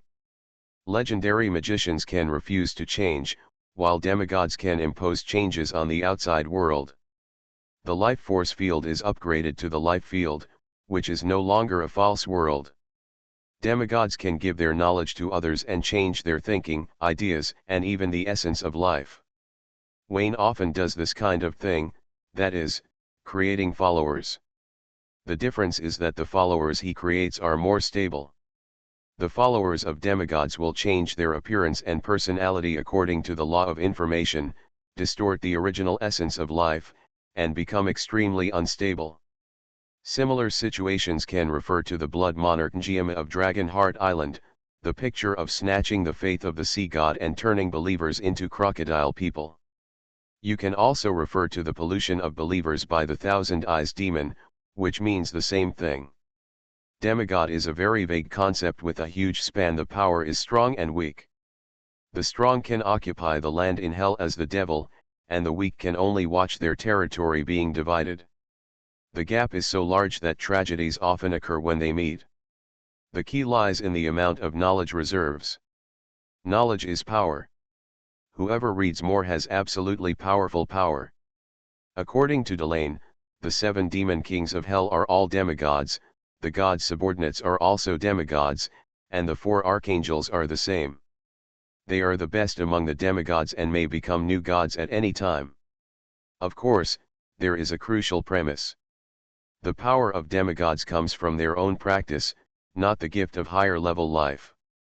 For example, there are 2 types of familiars, one is a devil that climbs up from the bottom, and the other is a devil forged by the devil with the field of life.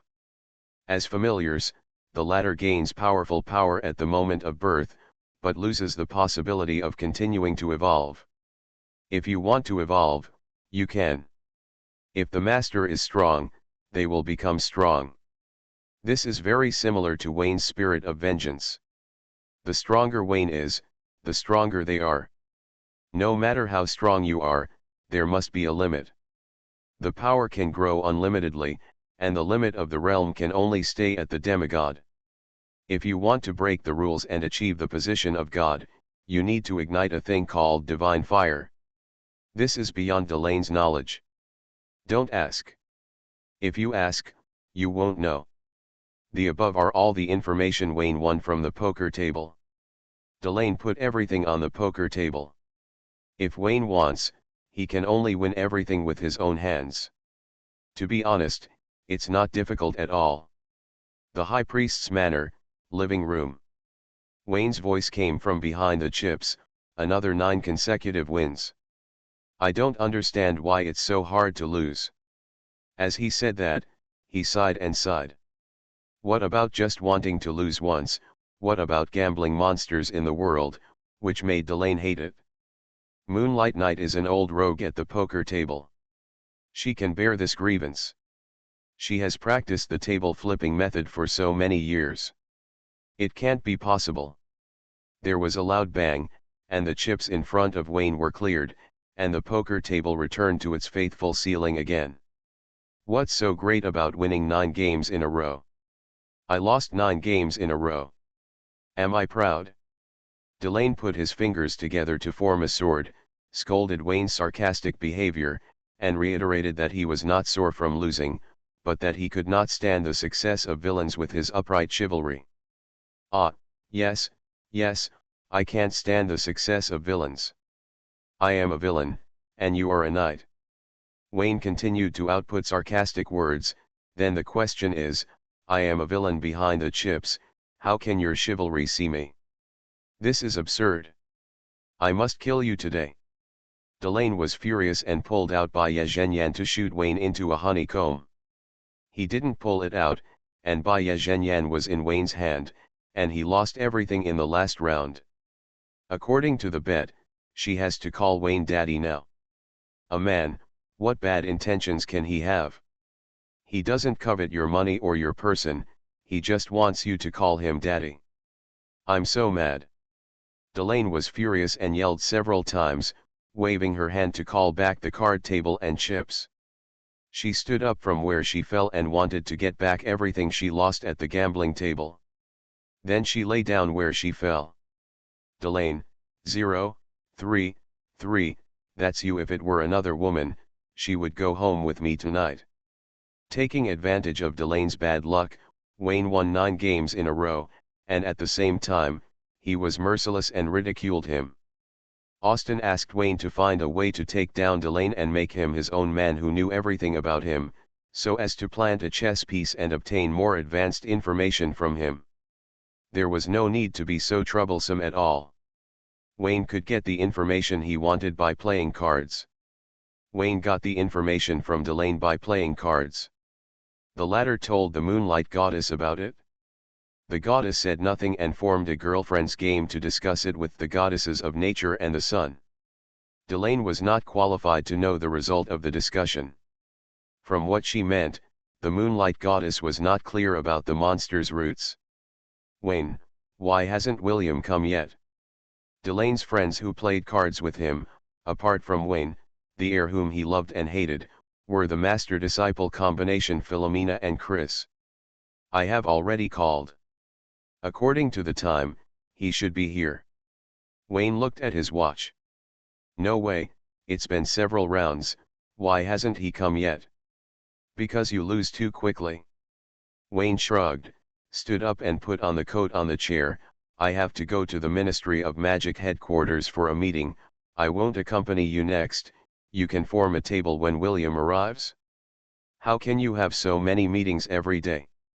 I must attend the small meetings, otherwise I will be represented, and I can't be absent from the big meetings.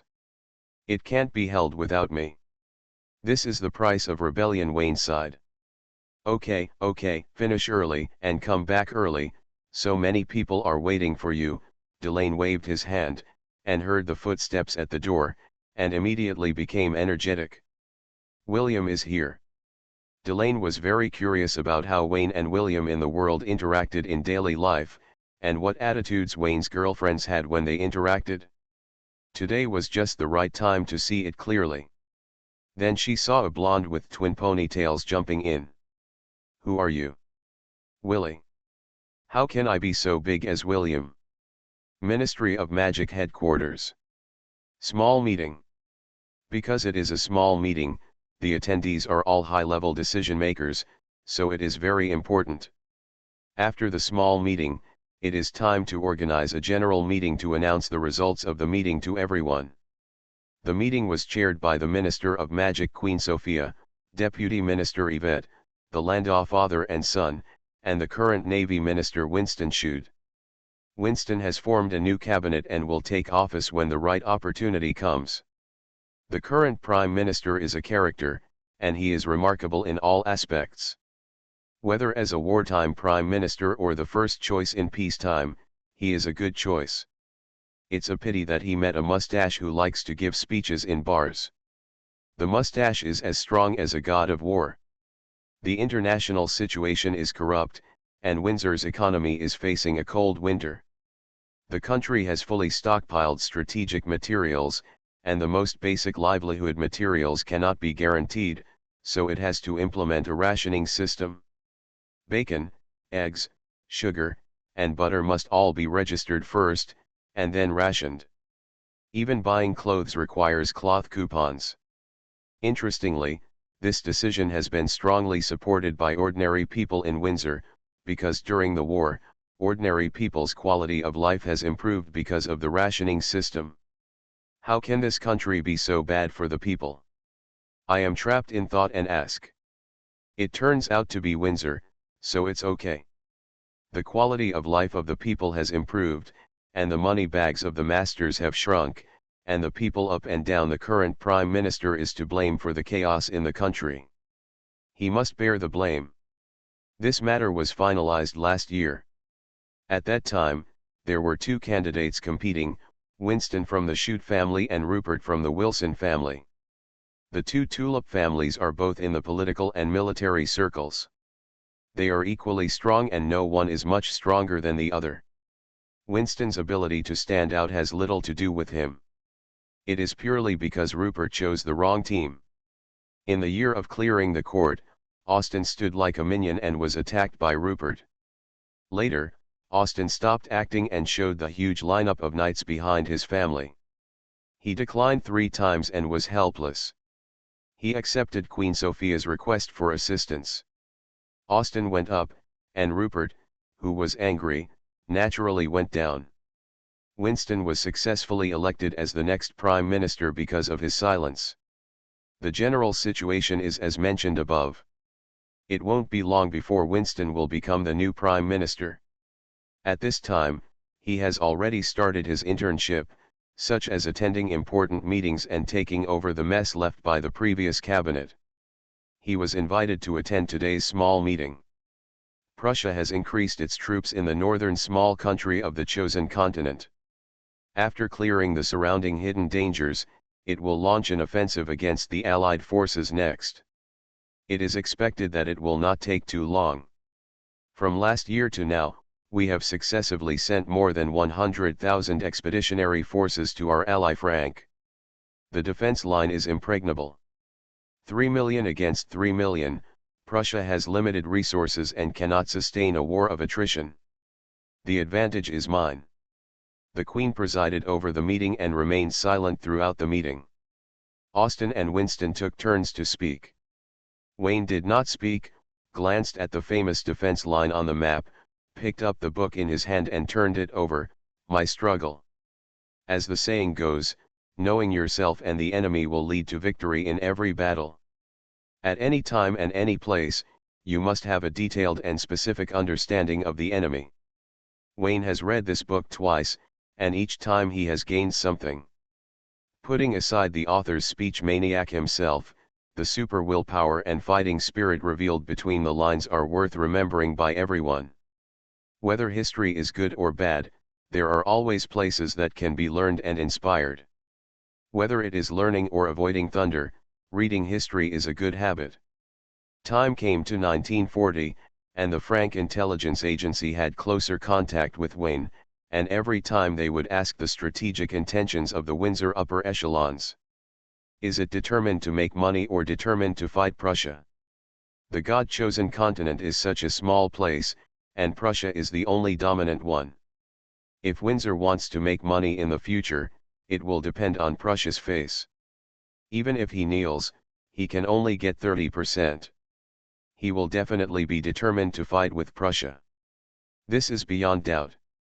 Frank always asks this question, which only shows that the internal situation is unstable and the surrender faction is huge. As for why he asked Wayne, this is also very simple. Although the business ability of the Frank Intelligence Bureau is average, they are not blind or deaf. They have already checked the changes in the decision-making level of Windsor. The Landau family successfully cleared the court, and the royal power fell. Queen Sophia is a puppet of the Landau family. If there is no next queen to succeed Windsor, when Austin retreats behind the scenes, Sophia will be passed on to Wayne. Our Frank super agent will become the leader of Windsor. Cannon fodder rightward arrow spy rightward arrow senior agent rightward arrow super agent. The entire Frank Intelligence Agency was filled with a warm atmosphere of jubilation. They were misled by rumors from the outside world and firmly believed that Austin treated Wayne as his own son and trusted him very much. He did not treat him as an outsider's son-in-law, but as his own son and heir. Influenced by rumors from the outside world, they began to suspect that Wayne was really the long-lost blood of the Landau family. Is there a possibility that Austin came to Paris for tourism and was influenced by the romantic atmosphere, so Wayne was born? Don't say it, it's very likely. Austin is a conspirator who wants to clear the court and rise to power. If there is no blood relationship, it is impossible for him to be so good to Wayne. Comparing the photos of the two people, there is no need to think about it. Wayne is a mixed blood of the two countries and inherited the excellent genes of the Franks. Sarah received the order from the intelligence agency, and his attitude towards Wayne changed from coercion and inducement at the beginning to flattery now. Don't forget your family just because you become a prince. Frank is your real root.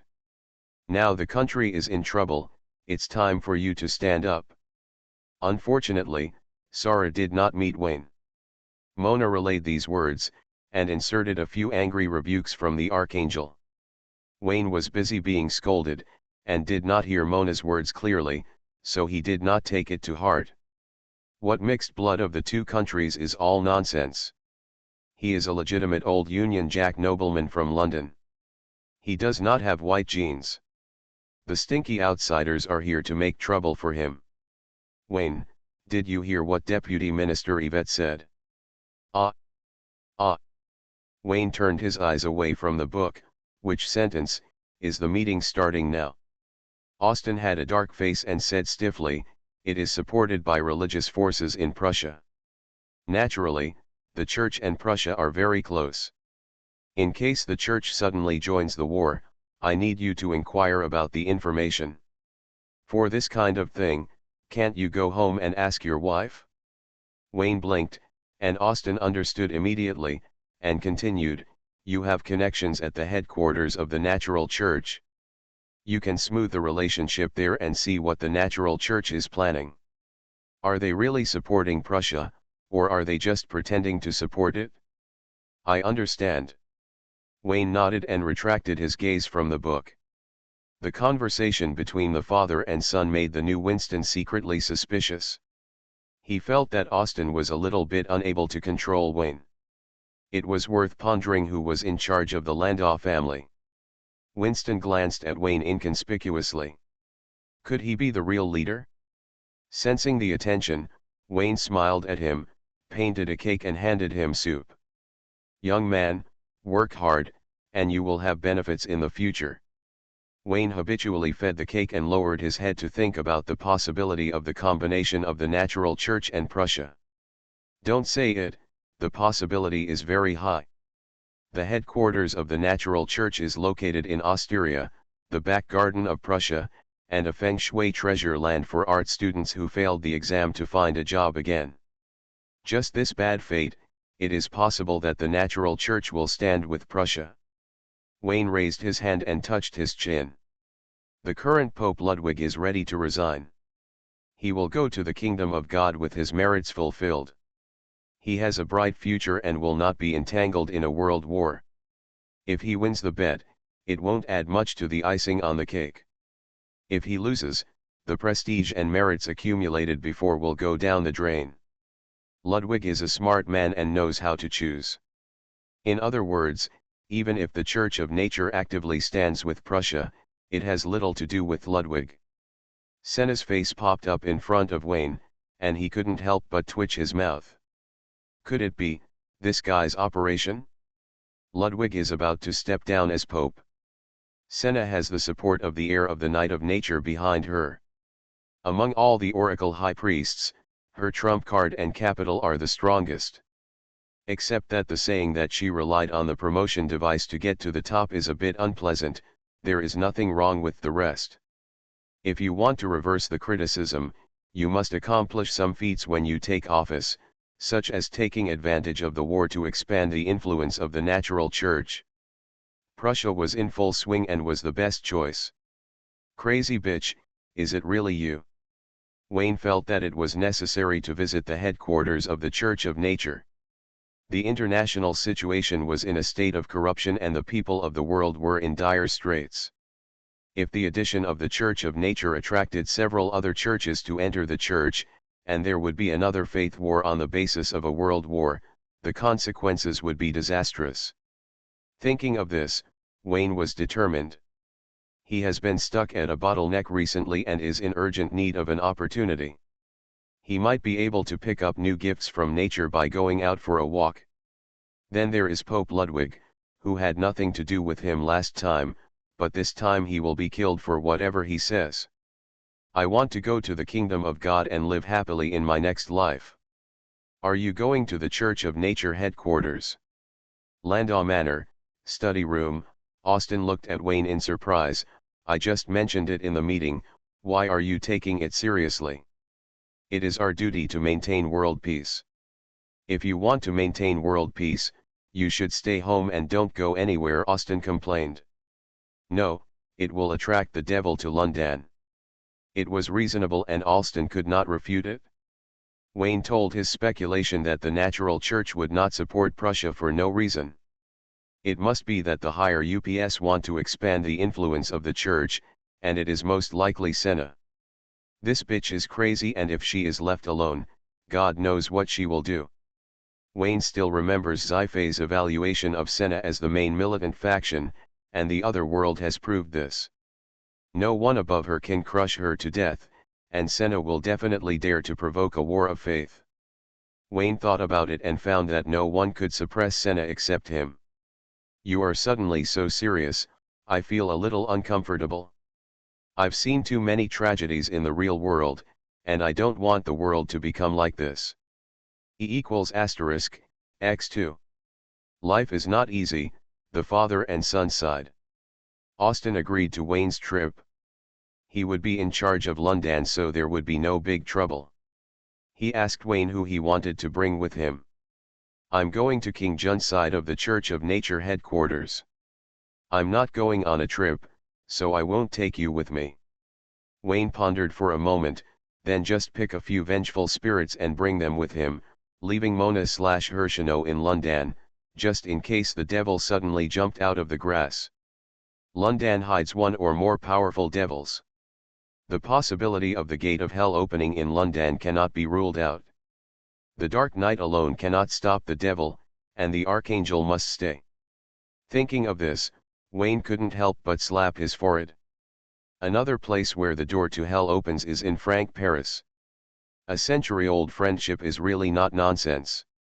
You don't always share happiness, and you never let each other go in trouble. When it comes to Paris, Wayne thinks of the Headless Horseman. He wonders what the unlucky guy's current situation is, how much of himself he can maintain, how far the devil's plan for Frank has reached, and how far the Holy See's plan to encircle and suppress the devil has reached. Wayne was determined to contact the Holy See and ask what was going on with the plan against the devil. If he could be promoted to a legendary mage during this trip, and if he had enough time, he could consider participating in the plan to siege the underground tomb. Get rid of the Headless Horseman's problem as soon as possible. In troubled times, we can't cause more troubles. What, you're going to the Church of Nature headquarters? In the living room of the High Priest's manor, Delaine's voice came from behind the chips. She stood up from the table, pointed at herself and said, "What will I do if you leave? Is this your line?" "It's pretty much what they said." Wayne pointed at Delaine's card buddies. "I'll tell them, it's the same." "No, the same. How much do you dislike me, kid?" Delaine curled her lips. Although she had no intention of inheriting the fine traditions given to her by the Moonlight Church, this was not the reason why Wayne was not interested in her. "They're all just here to fool around, she's like the Moonlight Knight, so she doesn't want to lose face." After thinking about this, Delaine gave up and said in a deep voice, "That's fine, I should leave in the next 2 days anyway. I will go back to the frozen continent to find Leo to change the guard. It is also his turn to rest, and by the way, I will execute the task of the Sun Goddess." The Oracle. One of the oracles of the Sun Goddess, he goes to the other world to collect negative information. Let's put it this way, this is a long-term mission. Except for the Dark Knight who is still leveling and the Death Knight who has been offline for a long time, the remaining 3 chosen knights have to perform it every once in a while. The goddess has ideas about negative information, and it is very likely that she has found the right way to open it. Speaking of this, Delaine glanced at Wei Li. Although their genders were different, their hobbies were all Wayne's. They were the same on the outside. When she met Leo, she would convey this to Leo and ask him to come to London and see Wei Li. Is it possible for Li, the spare tire, to take over? If there was, it would be best to completely cut off Leo's mind so that he wouldn't have to scream all day long to snatch Wayne away from her arms. Delaine's lips curled up, secretly thinking that he was sure. "By the way, DeLeon, please tell Mr. Mulla that if you can't use the elemental mantra recently, don't use it." "I'm of great use." Wayne asked Delaine to say something. "You have Byegenyan." Delaine sneered. She couldn't control the heir's chaotic private life, she could do whatever she wanted, and she would never allow Byegenyan to suffer injustice along with Wayne. "Delaine, you misunderstood. I only used the elemental mantra to practice my skills for Bai Yejhanyan. Wayne sighed, and he misunderstood him again. How is it possible? A bow and a sword look different. The camera turned and Wayne's schedule was assigned to the secretary. The schedule was too long, and he had to be busy for several days every time he went out. It was still the same old routine. Mona took 80% of the output, and occasionally let Hexunyo take over. The Archangel was so angry that he either pretended to be Mona or completely broke down and cursed Wayne. In the second half of the night, Wayne calmed down and held Mona in his arms and said, "Hexunyo, I'm going on a long trip. You stay in London to guard against the devil's sneak attack." "Boss, I'm Mona." "No, Mona won't refute at this time. She knows what kind of tune I like." Hexunyo gritted his teeth and was depressed when he saw Wayne handing over the Sword of Oath. "This sword is more powerful in your and Mona's hands. No matter how much you dislike me, I fully approve of your attitude of annihilating the devil." Wayne said with a serious face, "I will contact the Holy See on this trip to ask about the situation in Paris, whether those reincarnated angels have awakened, and whether they are going to surround the devil." Hearing this, Hexunyo calmed down and approved of Wayne's attitude towards the devil. This was the only bright spot in her body that made her very satisfied. She pondered for a moment, took the Sword of Oath, took a few deep breaths, and lowered her head to kiss Wayne. After the verbal battle, Hexunyo closed his mouth expressionlessly and said indifferently, "Don't get me wrong, in case other reincarnated angels notice the clues, I have engraved the holy mark on you. To the outside, you can call yourself Archangel Hexunyo. This is your proof." Wayne, W.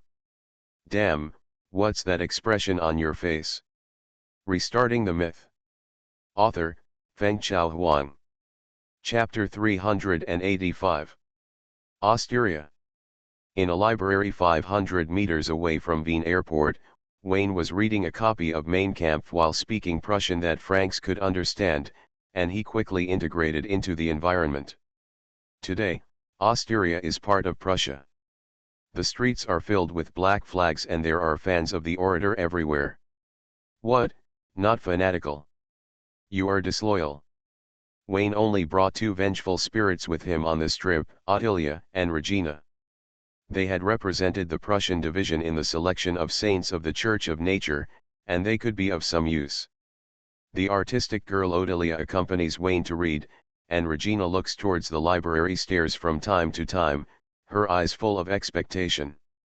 Before going out, Wayne notified Regina in advance, and the latter asked to meet his sister after landing to relieve the pain of lovesickness. Having experienced the other world, Wayne readily agreed. Regina arranged to meet at the library, waiting for her twin sister. Wayne thought of contacting Senna and also waited for her arrival here. Tang tang tang. The sound of rapid footsteps sounded, Regina's eyes lit up, the fragrant wind drifted by, and the two figures hugged each other. "Nelson." Regina jumped up and down holding her sister, who also had a face full of joy. The two almost identical faces were pressed together, making it impossible to tell who was the sister and who was the sister. Wayne was originally unable to tell the difference. In his own words, he was face-blind and couldn't tell who was beautiful and who was not. What he cared about was the soul. Because Regina is a vengeful spirit, her soul is different from Nelson's, so the two can be distinguished immediately. "Regina, how are you doing in London?" Nelson was very concerned about his sister's situation and pulled her aside to ask a lot of questions. "Not plastic, real sisters." Nelson originally represented the Prussian division and participated in the selection of saints of the Natural Church with his sister Regina. Because London's place was taken by Wayne and Veronica, the former Saint Flora had no choice but to return to the Holy Father. Under Vichy, Ludwig used his own way to remove Nelson and replace him with Ottilia. Later, Ludwig instructed Flora to clean up the traces and silence Ottilia and Regina. Wayne passed by and turned them into his vengeful spirits. Nelson didn't know that his sister had faked her corpse. She was warm and had a heartbeat, so she couldn't be dead. All we know is that when Regina participated in the selection, she was involved in the overt and covert fights among the church's top leaders. She was first issued a wanted order by the church, and then the wanted order was revoked. However, she was expelled from the church and was no longer a member of the natural church. Regina went to London to work in a library and no longer regarded herself as a magician. After the selection of the saint, the two sisters only met twice. Nelson was worried that his sister would be wronged by wandering alone, so after asking her a few questions, he persuaded her to return to Prussia to find a job. The international situation is unstable now. Only we in Prussia are safe, and other places will be beaten. Listen to me and don't go back to London. What if we get beaten? In case of a call, I'll be in Prussia again. Makes sense. Nelson secretly had a headache and didn't know how to persuade his sister. From the corner of his eye, he noticed Wayne and Odelia who were reading a book, and a ray of light flashed in his lavender eyes. Nelson was very dissatisfied with Odelia. It was this man with glasses who had occupied her spot in the selection of saints, making her more than 10 years of hard work useless. That's all. Odelia and Regina were both wanted, both expelled from the church, and both went to London to work in the same library. It makes no sense to take possession of her sister and not let go, right? Nelson glared at the artistic girl. Seeing that she didn't respond, he hummed twice to indicate that he had won, and then said, "Who is that man? Is he Odelia's boyfriend?" They two seemed to match each other very well. Odelia raised her head, accurately captured the key words, praised Nelson ravely, and showed a gentle smile. "If you like it, come more." "Well, the boss is her boyfriend." Regina nodded. She knew Odelia's situation very well. She could have come together with Wayne and become one of the many wings. However, due to the change of profession to the spirit of vengeance, the relationship between superiors and subordinates was clear, and they could no longer become equals. Boyfriend and girlfriend. What a tragedy. Although Wayne has always taken great care of Odelia, sharing with her any fun or delicious food as soon as possible, and accompanying her on dates to watch movies and go to the library on a daily basis, this care is from the superior. Compassion for the inferior will have changed long ago before it can return to its past. Regina knows Odelia's struggles and usually speaks for her, and today is no exception. Your boss. Well, the library belongs to him, and I'm working for him. Regina nodded. Seeing her sister's doubtful look, she hurriedly explained, "The boss is very nice and takes good care of me. Not only did he promote me to secretary and double my salary, he also often gave me pocket money and accompanied me. I went shopping to buy clothes, jewelry, and bags, and the outfit I was wearing was a gift from him." Nelson. Sister, do you want to listen to what you are saying? Regina, our family is rich, and you can live a happy life without working for others, Nelson said with emphasis. She finally figured out that the person who kidnapped her sister was not Odelia, but Odelia's boyfriend Wayne. Worse, she might as well be Odelia. For a moment, Wayne's image in Nelson's heart dropped sharply. If she guessed correctly, he was a scumbag. Seeing that her sister had a general impression of Wayne, Regina hurriedly defended her boss, saying, "I have hands and feet, why should I take money from home? The boss said that people must rely on themselves, and spend the money earned by their own hands without guilt. But everything you eat, wear, and use is his," Nelson said faintly. Really? Regina tilted her head. Her life was given by Wayne. She agreed, "You are right, I owe the boss too much." "Wake up, I don't mean that." Seeing that her words had the opposite effect, Nelson hurriedly interrupted Regina, who was becoming more and more pious, and was curious about what kind of magic potion Wayne had given her sister. A good sister has now become a fool. She clenched her fist and coughed lightly, then leaned in and whispered, What I mean is that your boss is a scumbag and a pervert, understand?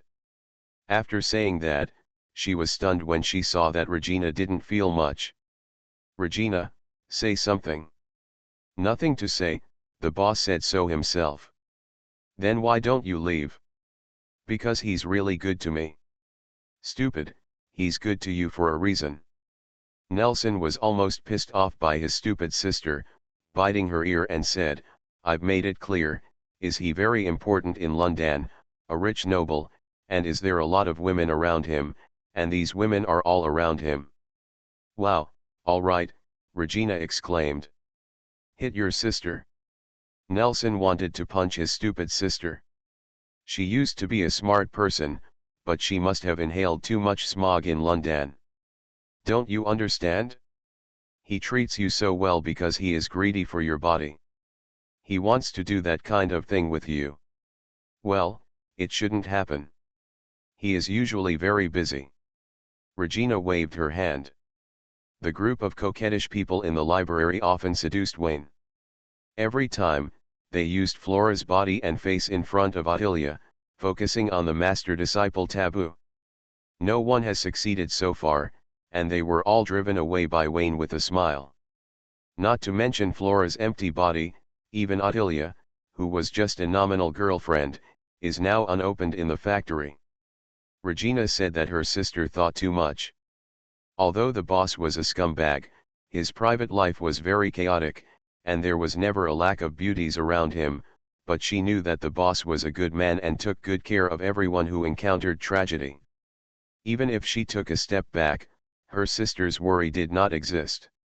If Wayne had any ideas, she would come up to him by hooking her finger. There was no way to resist it. Nelson said a lot of good and bad things. Seeing that his sister was determined to follow the scumbag, he was so angry that he held her wrist and tied her up today. Regina smiled slightly, and according to the principle of cat's paw on top, she broke free with a flip of her hand, and in turn held her sister's wrist, and said with a sly smile, since you are so worried about me, why not go to work in London with me? Nelson looked at Regina in surprise. After more than half a year, his sister's life essence far exceeded hers, and she was powerless to resist with a little force. Can the haze in London improve physical fitness? Is it exchanged for IQ? Nelson didn't believe it, hummed a few times, and tried several times, but couldn't break free. Seeing Regina's complacent and calm, he was immediately furious. It has always been the elder sister who bullies the younger sister. When can the younger sister ride on the elder sister and act arrogantly? Can't lose. The camera turned, and Nelson was so tired that he lay on the table. Regina rubbed her sister's head, and felt a little envious of her freedom. She said, "Don't worry, I'm living a good life now. There are many little sisters around me, and I'm very happy every day. I'm even more worried." Nelson raised his head and was about to say something else when he noticed the sound of light footsteps behind him. A gust of fragrant wind passed by and walked past her in an instant. It was so fast that she had no reaction and couldn't even catch the shadow. So powerful, who is so powerful? Nelson looked closely, and his shock turned into facial paralysis. He said speechlessly, "Look, your good boss kissed another woman in front of his girlfriend, and you still say he is a good man." Wayne's side, Senna skillfully leaned on the whip, glanced at Odelia, and her slender fingers brushed Wayne's neck. After lifting her chin, she gently opened her thin lips and kissed him.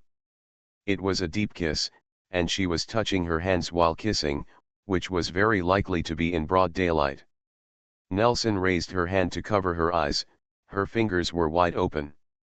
Senna's beautiful face needs no elaboration, and Wayne's pretty face is not bad either. The man's cake and the woman's lipstick, getting close together and making her heart beat faster, she wanted to watch some paid plots. Suddenly, she thought of her sister still there, and hurriedly covered her eyes. "You are still young, you can't watch, curiosity will make mistakes. We were born on the same day. I'm 5 minutes early." Nelson, the eldest sister, was majestic. While blushing and beating her heart, she told her sister not to watch, and at the same time, she looked clearly with wide eyes. "That's enough, it will teach children bad things." Wayne patted his buttocks and pulled Senna's hand out of his collar. After tasting the sweetness in his mouth, he saw the big beauty's eyes were haloed and slightly moist, and he couldn't help but feel his heart swaying. "She is so beautiful." Otilia sighed beside her. "Calm down, your girlfriend is still watching." Wayne calmed down for a second and subconsciously explained, "Otilia, listen to my quibbles. It's not what you think. There is a reason. I know, the reason is very complicated and I can't explain it in a few words, so I won't explain it." Otilia turned her head, her thoughts were extremely complicated. She agreed to just be a secretary, but she was still quite happy when she saw Wayne and Senna making out. "Accurate. If the venue is not suitable, you must transform into a succubus and compete with them to see who is more charming." "Oh, haven't you dealt with this little girl yet?" Senna pursed her lower lip and looked at Wayne with fiery eyes. She didn't care who was around Wayne, she would just follow her own desires and do whatever she wanted. Even though he knew there would be no quarrel, Wayne still felt the atmosphere of Shurafield and couldn't help but feel a little excited. "Let's go, this is not the place to talk." Wayne waved and led the two beauties out of the second floor of the library. Regina hurriedly followed and said, "Nelson, that's it for today. I'll ask you for tea next time I have a chance." Seeing his sister Pidion leaving with the scumbag, Nelson felt heartbroken. He gritted his teeth, stamped his feet, and followed quickly. The black car drove out of the city, along the banks of the Seino River, and stopped at a manor. In the living room, as soon as Wayne sat down, Senna pressed close to him, rubbing her ears and temples together, and her whole body was filled with the aura of the animal world. "Shameless woman." Nelson gritted his teeth. Wayne was driving just now, and Senna was sitting in the passenger seat. As soon as he got in the car, he touched the driver. If the driver hadn't stopped him, Senna would have suffered. It's unreasonable to lead her sister to evil. Nelson dragged Regina and was about to leave. It was not advisable to stay here for a long time, and London should not go back. Sooner or later, someone would die. There were roots under Regina's feet, and Nelson couldn't pull them away at all. He scratched his head angrily and cursed London's haze again. "Don't make trouble, calm down for a moment. I came to Osteria to see you for business." Wayne was teased by Senna, and she persuaded him to calm down, so that he could calm down. "I'm also going to do some serious business," Senna blinked. "If I don't handle her today, don't even think about doing anything else." Wayne had no choice but to communicate through his mind and promised to increase the quantity without increasing the price. Only then did Senna sit on the sofa obediently. He glanced at Nelson and saw that the latter's eyes were spitting fire, and his eyes were full of cannibalism. He waved his hand and asked Regina to take him to the backyard. There are some things that Nelson can't listen to. Nelson refused and hugged the sofa and refused to leave. Wayne smiled and advised, "I'll give you another chance. It's not too late to leave now. My sister Regina is here and I'm not going anywhere. Okay, don't regret it later." Wayne smiled meaningfully, looking forward to Nelson's expression later, and said sideways, "Sina, I heard in London that the Natural Church and Prussia have launched a series of cooperation, and the Church is ready to fully support Prussia's expansion in order to expand own strength. There is such a tendency. The current cooperation is limited to Prussia and has not yet been carried out in the occupied areas." Senna nodded. "Whose idea was it?" "Baker, Weaving, Macquarie." "Who is this?" "3 oracle high priests of the same level as me. Not the Pope, not you. The Pope has allowed their actions, and I have no reason to stop them," Senna said truthfully. Wayne thought that the in-depth cooperation between the Natural Church and Prussia was the operation of Pope Ludwig or Senna. However, it was not the case. Ludwig did have a close relationship with the Prussian authorities and had cooperated several times. The current head of state was Hitler. When he came on stage, he was also behind the scenes, adding some support. Ludwig was a native of Austria. Like Heidel, he was a Prussian of Austrian origin. He had the proper black flag of Prussia from his ancestors. He was a fellow countryman who helped fellow countrymen with speaking funds, and spent a few barrels of beer during his speeches. Reasonable. Today is different from the past. Ludwig knew that he was leaving. He did not accept the invitation of the Prussian authorities for in-depth cooperation. He repeatedly declined and euphemistically expressed his upcoming resignation. The Prussian authorities turned to look for several oracular high priests, and when they couldn't tell who would succeed them, they went all in. The number of oracle high priests in the Church of Nature has varied in the past, and the maximum number is 5. This time there are 4 oracle high priests. In addition to Senna, the other 3 are Baker, Vivian, and McCurry. After Senna was contaminated by Wayne, her desire to pursue power faded, and her desire to pursue Wayne intensified, even as the Pope's thoughts faded away. She knows what Wayne likes and what he doesn't like, and when faced with the Prussian liaison, she has recently been busy with 3 rounds to get rid of him. The Prussian authorities hit a wall with Senna, and turned to the other 3 oracle high priests. After some discussions, from the guest and host feeling at home to the guest and host enjoying themselves, the possibility of in-depth cooperation was confirmed. In this regard, Ludwig did not restrain him, as if he would control the flood after I left. Not to mention, from his standpoint, there is really no reason to stop it. If the 3 oracle high priests succeed, Ludwig has laid a good foundation in the early stage, and he deserves half of the credit. The 3 oracle high priests messed up, which showed that Ludwig was wise and powerful. He was able to prosper the church governance with a bunch of rubbish back then, and his status in the world had to rise. No matter what happened, he was happy to see the results. Senna's idea was very simple. She couldn't find a reason to stop it, so she chose to wait and see. Windsor has great confidence in Frank's impregnable defense, and Austria's natural church has great confidence in Prussia's steel torrent. They all think this is a sure win business. According to you, the Pope didn't make trouble, and you are also very honest. It's all these 3 who are playing tricks. Wayne raised his eyebrows. The situation was simpler than he thought. 3 useless things tied the church to the chariot for their own selfish desires. They are not worthy of being the oracle high priest. Nelson. Who are you? You are so arrogant when you talk. Nelson poked the sister beside him and whispered, "Who is your boss? He keeps talking about the Pope and the oracle high priest. He is so wild.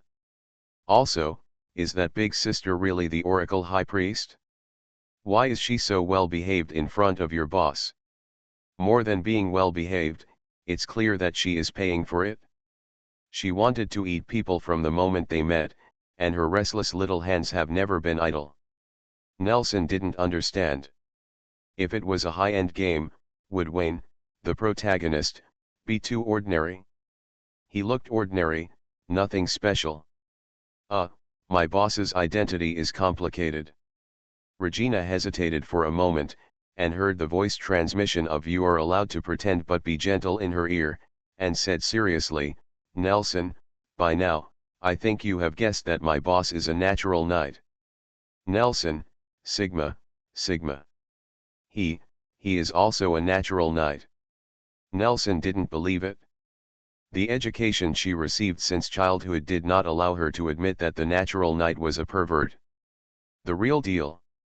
If he is a natural knight, I will eat this sofa on the spot.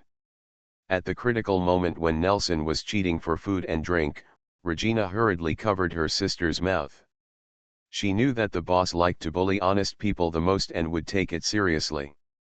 On the other side, Senna continued, "Although Ludwig did not take the initiative to carry out in-depth cooperation with Prussia, I suspect that he played the role of a middleman.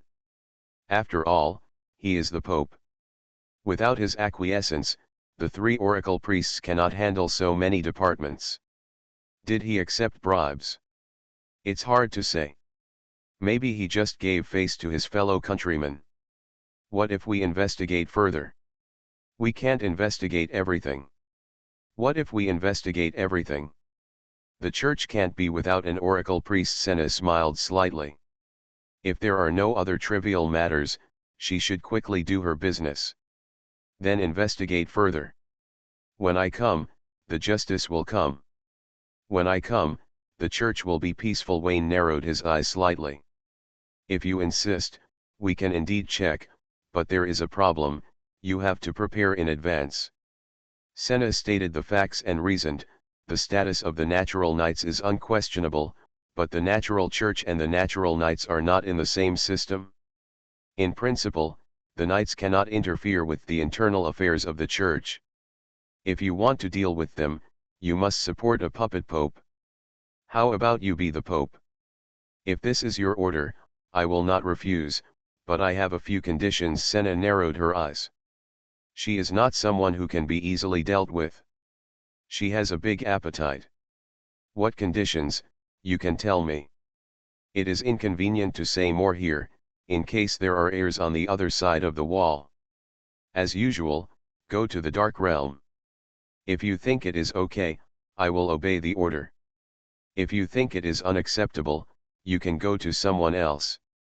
Senna's tone gradually became colder, and her demeanor became distant.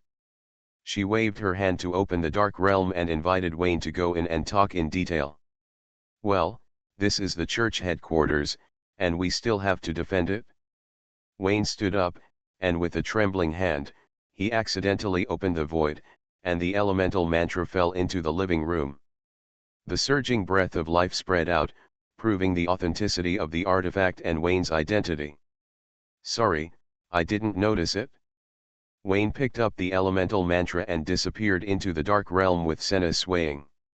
Last time in this room, it was Veronica who looked around, and this time it was Odelia. They are really destined to be together. Nelson stared at the direction where Wayne disappeared in amazement. After a while, he came to his senses and grabbed his sister's sleeve. You. Well, my boss is really a natural knight. The one just now is the artifact chosen by God. I. Don't worry, my boss is very generous, not a petty person. How could he swallow a sofa or something? He just smiled and... Regina was stunned in the middle of her words. She heard Wayne's mind transmission in her ears and didn't know how to continue. X2. Big eyes staring at small eyes. JPG. Regina, say something. The sofa and other things are not inedible. I'll get you a glass of water. You are listening to Novels at Bless Up channel. Wish you happiness and luck. Please subscribe to receive new novels. How do you feel about this novel? Please like and leave a comment. Restarting the Myth. Author, Fengchao Huang. Chapter 386. Dark Realm. Senna explained her requirements, and the full amount was immediately paid, and installments were not accepted. How could a deal worth hundreds of millions be finalized in one fell swoop? Business is not negotiated that way, and Wayne would definitely not agree to that. The two sides exchanged opinions fiercely, and Senna won the first place with her excellent eloquence. Wayne was dissatisfied. Both sides insisted on their own opinions, and neither could convince the other, and the quarrel escalated into a physical conflict. They became one. In the end, Wayne won the big order with 1 billion in people. The cause of the conflict was simple, and the saying was hard, and it felt like a long time since we met. It had been almost half a year since they last parted, and Senna was thinking about Faith. It was not easy to catch a live person, so naturally she had to do things more grandly. After the matter was over, the beauty lazily lay in Wayne's arms, humming softly with her nose, and her delicate flowers were wet with rain and dew, and her lazy eyebrows were full of charm. Gulp. Hearing the sound of swallowing saliva beside her, Senna's mouth curled up slightly.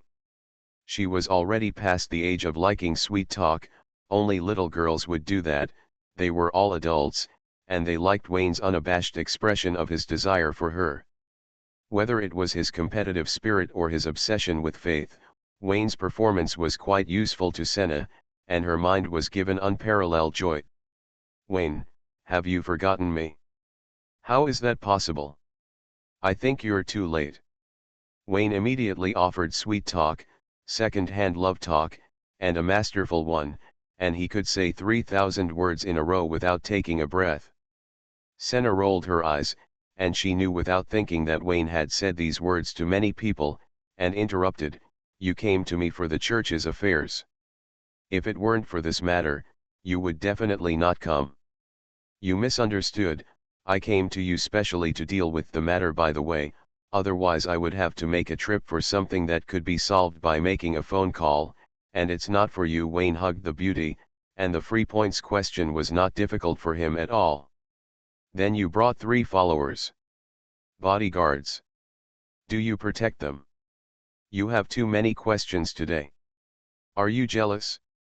After 6 months of not seeing each other, Senna has changed a lot. She looks like a bitter lover who is suffering from longing.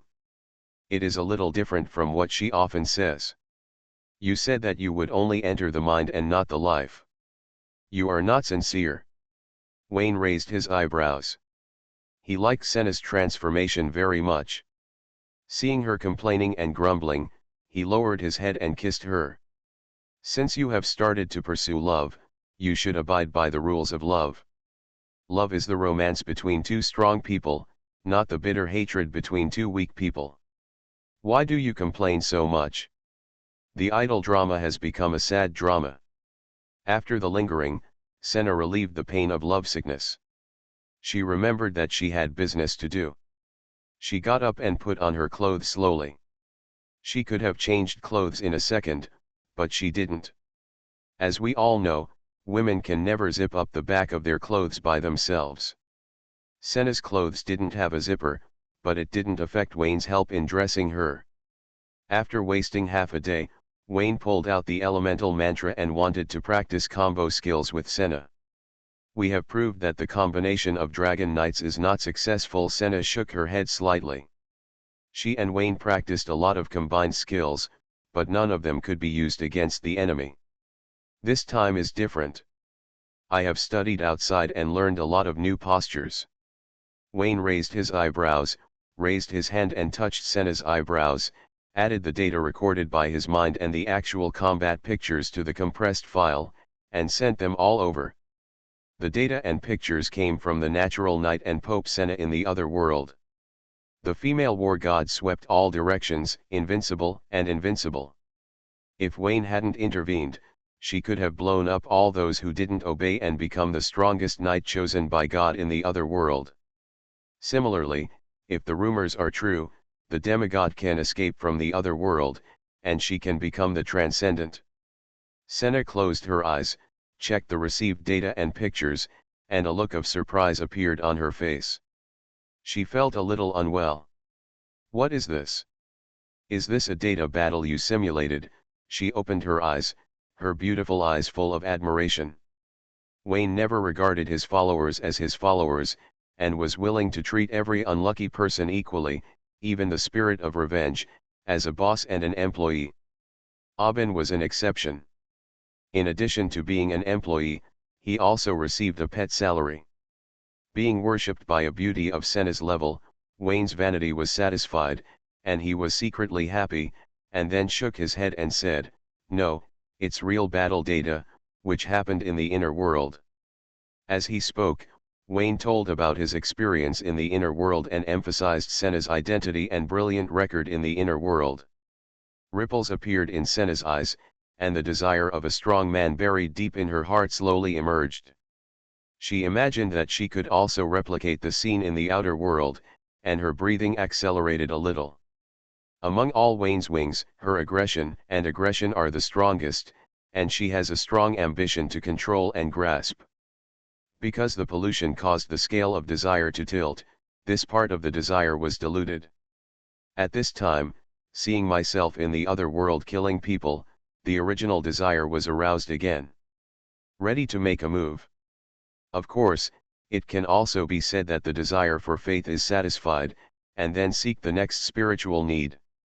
Senna imagined for a moment, frowned slightly, the two desires are contradictory, after comparison, choose to give up the self-needs, and continue to persist in the desire for faith.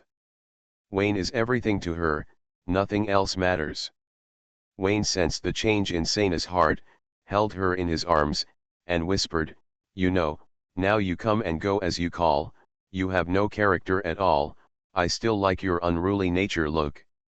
Senna tilted her head slightly and saw Wayne nodding in affirmation, and immediately smiled like a flower. "If this is your request, I will implement it, but you have to think clearly, at that time, I am afraid it will be difficult for you to control me." "Don't do it then," angry from shame. "It's okay, I have many hands and can grasp it." "Then I'll have to look forward to it." "I'm looking forward to it too." The corner of Wayne's mouth curled up. Senna's account had a great future and could not be wasted in his hands. He simply untied it and let it play freely. He wanted to see what achievements Senna in the outer world could achieve. Senna raised her hand and brushed Wayne's face, raised her eyebrows and said, "You didn't allow me to bully Ziffy before, but now, is it okay?" This question stumped Wayne, and he said speechlessly, "Although she calls you teacher, and she deserves to be bullied by you, I call her mom. If you bully my mom, I won't let you go easily. You can bully the teacher's teacher, but you don't allow me to bully my own students." "What's the point?" Sina asked with a sweet smile. "The principle of double standards." Wayne gritted his teeth. Since he had decided to let Senna go, he would do what he said. With a wave of his hand, he allowed her to do whatever she wanted. With a wave of her hand, the world in front of Senna became wider. She narrowed her eyes slightly and sneered, "Xife was very mean to me before and wanted me to drink her foot-washing water. This matter is not over yet. I will have to deal with her sooner or later." Wayne closed his eyes and sneered, "If you dare to deal with her, I will deal with you." "That's not what you said just now." "I only said that you are allowed to mess around, but I didn't say that you don't have to pay for it." Senna curled her lips and secretly said that the student had found a good student. Although she was dissatisfied, she still saw Wayne's concession and asked doubtfully, "Is this what you call sincerity for sincerity? To be precise, you get on the bus first and pay the ticket later." "Okay, it's a good start anyway." Senna regained her ambition and gradually moved closer to the original lustful person. She frowned and said, "In the other world, you and the Sun Knight teamed up to kill me. You were so cruel. You could obviously pollute me and make me obey your words. No, you killed too many people in the other world. You killed the entire Sun Church, most of the Dark Church, and even Anastasia's Pope." Father Wayne shrugged. "If NA doesn't die, God will not tolerate it." Hearing the warning in the words, Senna's lust was slightly restrained. She was a smart dragon blood, and with a little effort from Wayne, she understood where the scale was. Then he said, "Speaking of Anastasia, is she as insulted as me?" "What is an insult?" "It's obviously you who took the initiative to climb up." Wayne whispered, knowing that he was in the wrong. He clenched his fist and coughed lightly. "The situation on Anna's side is more complicated. I had already controlled the condition, but due to some accidents, I couldn't control it." "Anna, you screamed so intimately. It's obvious that you didn't intend to control yourself."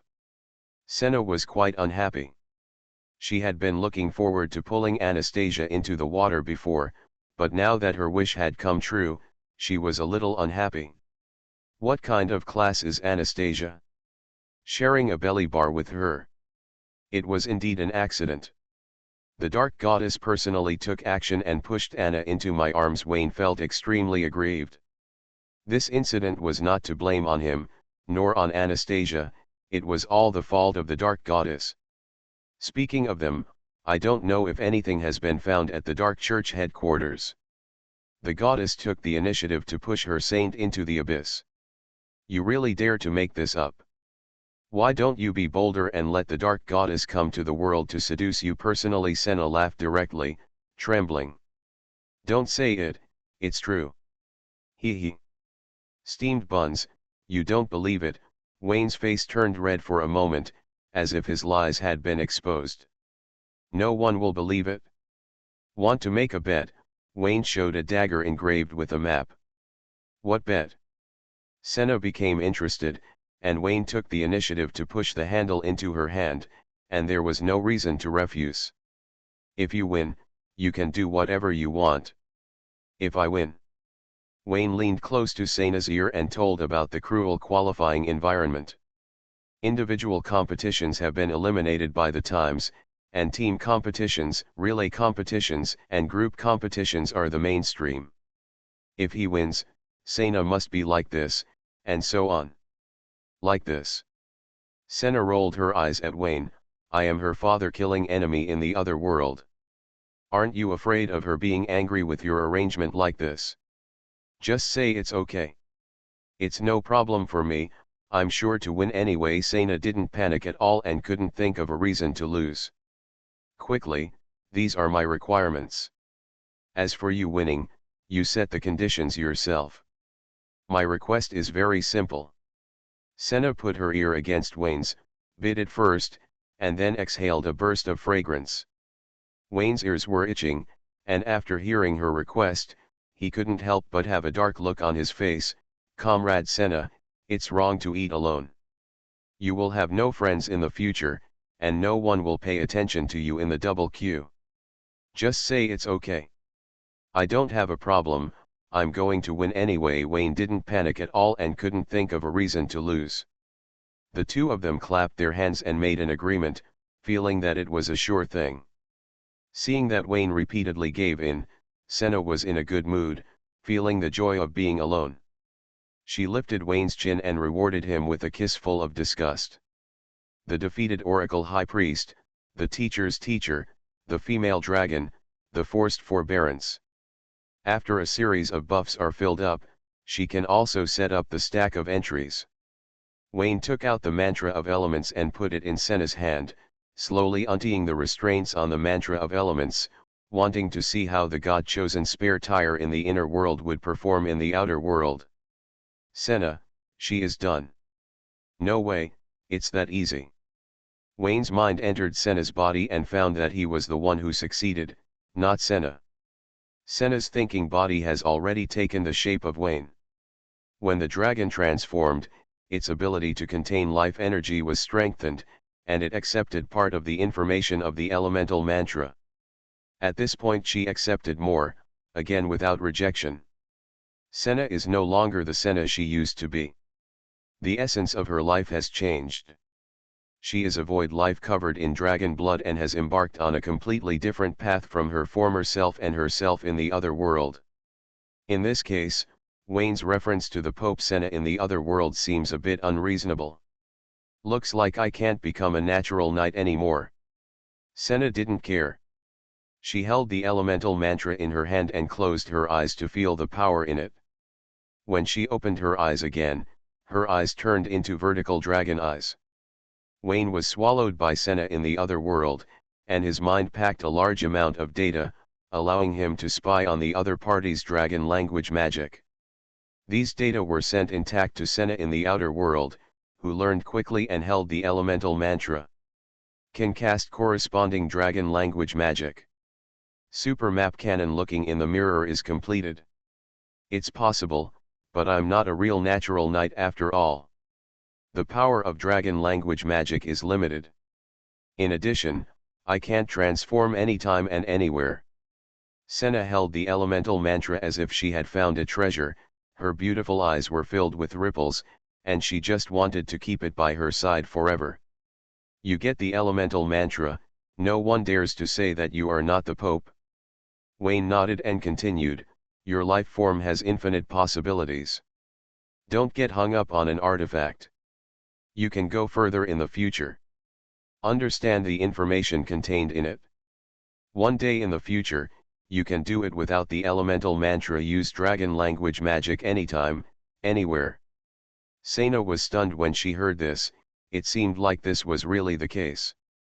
She once did divination in the frozen continent, and her future was bright when she didn't encounter Wayne's fate line. But when she encountered Wayne's fate line, her future was even brighter. Stop thinking nonsense. In addition to meeting you and rectifying the natural church, I also want to kill Pope Ludwig. Do you have any information about him? Wayne patted his butt. The Pope is very powerful. He can break through the realm of demigods, but his desire for power suppresses his own accomplishments. Senna talked about Ludwig in her eyes and looked at the elemental mantra in her hand. It's different now. I'm confident that I can beat him. Where is Ludwig's power? He cultivated many loyal subordinates. When these people became high priests or oracle priests, they tasted the taste of power. Their loyalty was limited to the surface, and they gradually came up with their own ideas. The papal power is in Prussia, and Austria, where the headquarters of the natural church is located, is controlled by me and several other oracle high priests. He is ready to leave the God's chosen continent. He has been delegating power in the past 6 months. It can also be said to be muddying the waters. He has not named a successor, which has led to the 4 oracle high priests seizing power from each other. This is probably intentional. The forces that originally belonged to him can either wait and see, or defect to the other 3 oracle high priests. The Church of Nature is now far from a major reshuffle. It has fallen into chaos during the formation period. Each of the 4 oracle high priests has the possibility of ascending to the throne. People don't know how to choose, which gives the people below a headache. This is a real one-shot deal. If you make a mistake, you will be wrong for a lifetime. Did you win any allies?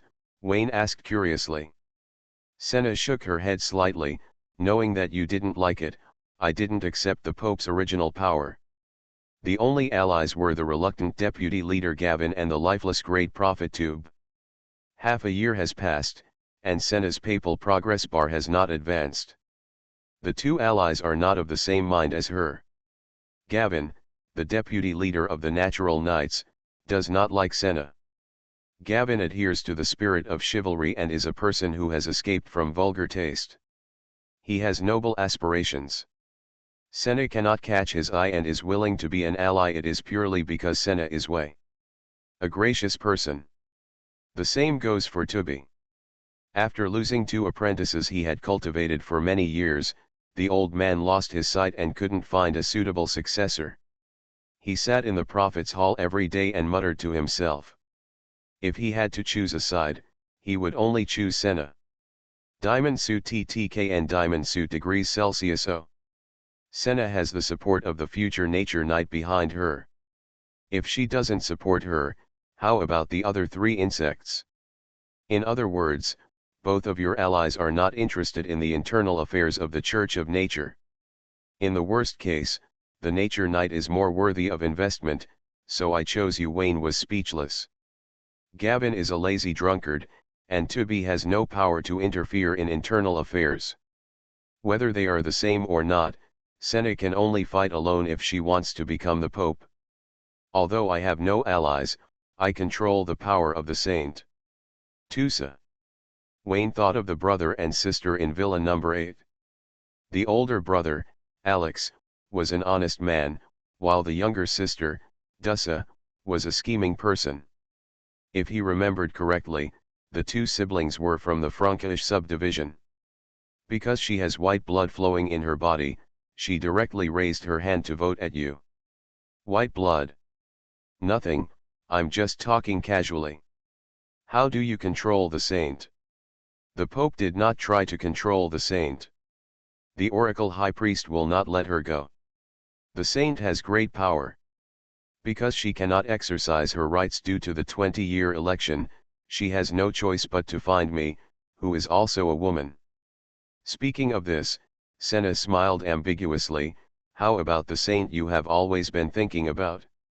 Do you want me to arrange for you to teach her the spirit of chivalry at night? No, I already have a dedicated saint. Wayne waved his hands repeatedly. Today is different from the past. With Anastasia and the saint, he no longer has any thoughts. I was young and ignorant before, but now I have put on my pants and still have lingering fears about the saint. What if the goddess of nature suddenly descends when doing the artificial human experiment and plays the same routine as the goddess of darkness?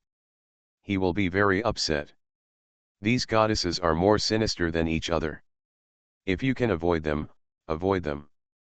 If you have any dissatisfaction, it will not be too late to discuss it in Tame Hexy in 30 years. Senna, give me the information of the 3 oracle priests. What do you want to do? Investigate. Wayne narrowed his eyes and said, from the Pope to the 3 of them, investigate them all thoroughly. As long as there is no competitor, your position as Pope will be stable.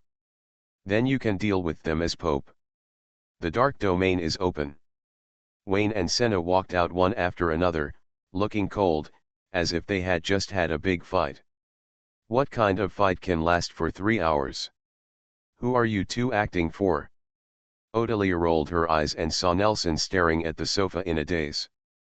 Regina took a water cup to cheer him up. Suddenly, she realized that it was for her. Odelia pouted, okay, at least she knew how to act, leaving some face for her secretary who was just a nominal girlfriend. Wayne looked at the sisters by the sofa, happily came over, patted Regina on the shoulder, and took the water cup from her hand. Nelson, right? It's our first meeting. I'm not polite to use this small sofa. You can pack up if you can't finish it. As he said that, he handed over the water cup and generously said that there would be plenty of drinks. Nelson's eyes twitched. After confirming Wayne's identity as a natural knight, he felt that his status was inferior. Facing the petty Wayne, he didn't dare to resist. She looked at her sister pitifully. They said that pretending to be pitiful could get away with it, so why didn't it work? Regina stepped forward and whispered, Boss, I know you are the most generous, right? Tell me again, honestly, am I generous? Generous? Regina, you weren't like this before. People always grow up, otherwise they can't survive in society. Wayne rolled his eyes and dodged when he saw Regina raising her hand to perform the sealing technique. Okay, for your sake, I'll be generous today and won't let her eat on the sofa. Boss, you're the best. Regina smiled and stepped forward, pressing her sister's head to thank her for not eating, and marveled that the legend of the library was indeed true. As long as the sealing technique was used, Wayne would obey. It's like this even without sealing, and if it's sealed, it's like you can get whatever you want. Sister, your idea is very dangerous, Odelia will tear you apart. Wayne waved his hand and let the 2 sisters reminisce on the side. On the other side, Senna took the initiative to find Odelia. The beauty was aggressive by nature, and a slight smile could give off a terrifying sense of oppression. The literary girl was uneasy and wanted to call Regina for support, and it would be best if she could bring her sister with her. I remember your name is Odelia, right? Odelia didn't speak and took a step back. Why, are you scared? Are you afraid that I will eat you? Senna's eyes turned into dragon eyes. Seeing Odelia's cautious appearance, she secretly said that she was cute. I want to bully her severely. I'm not scared, but you smell too strong, Odelia complained. No way, I remember to clean it up. Senna lifted her robe and sniffed her sleeves, smiling gracefully, it's your boyfriend's smell. I'm so sorry that I got these smells in front of you. Don't blame him, blame me if you want to blame him. He just made a mistake that all men would make. Shameless. Odelia gnashed her teeth, thinking about turning into a succubus to defeat Senna. The old witch was too beautiful, and she was seriously lacking in confidence. At this time, the trembling Odelia was very similar to Veronica. Senna thought so too. She saw the shadow of Veronica in Odelia and wanted to bully her even more. She leaned forward slightly and whispered in her ear, "Don't worry, I never want love, I just want your boyfriend's body." Odelia. Take back what she said before. Senna is not shameless, but her face is impeccable. Odelia, you really don't need to be angry. You don't need your boyfriend, and you are idle anyway. I help you take care of yourself so that others won't cheat on you. First, I help you practice your skills, and second, I guarantee his purity. You still have to thank me, Senna said with reason. Seeing that Odelia remained silent, Senna's stand-up comedy was boring, and she increased her output and said, "It's 90% new, just like it's never been used. If you don't believe me, you can check it tonight. If you have the guts." After that, her smile became even brighter. Wayne rolled his eyes at the side. What a trick of treating, beheading, accepting as a dog. In the past, Senna would not take the initiative to accept a younger sister. Was it the pressure Anastasia's participation in the qualifying competition gave her? Restarting the myth. Author, Fengchao Huang. Chapter 387. Living room. Wayne sat alone on the sofa, looking through the information and maps, marking the maps with a red pen from time to time. The information was sent by Senna, involving the black material of the Pope and the 3 oracle high priests. Once leaked, the reputation of the entire natural church's top leaders would collapse. Although the reputation was average before, the fig leaf has always existed. In the eyes of the lower-level believers, the Pope and the oracle high priests are high above, and they are all saints with lofty ideals. Senna returned to the church headquarters with the elemental mantra, thinking and keeping in touch with Wayne, waiting for his next order. In principle, the natural knight has no right to interfere in the natural church, not to mention that Wayne is only the heir of God's choice, not the only natural knight. But it is not possible in principle, but it is actually feasible. Wayne just doesn't want to set this precedent. There are too many black histories of the church's top leaders. Just check it and you will find a lot of bad accounts.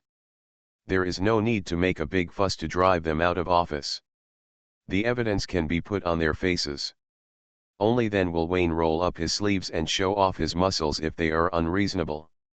I will reason with you, but if you don't listen, don't blame me for talking about physics.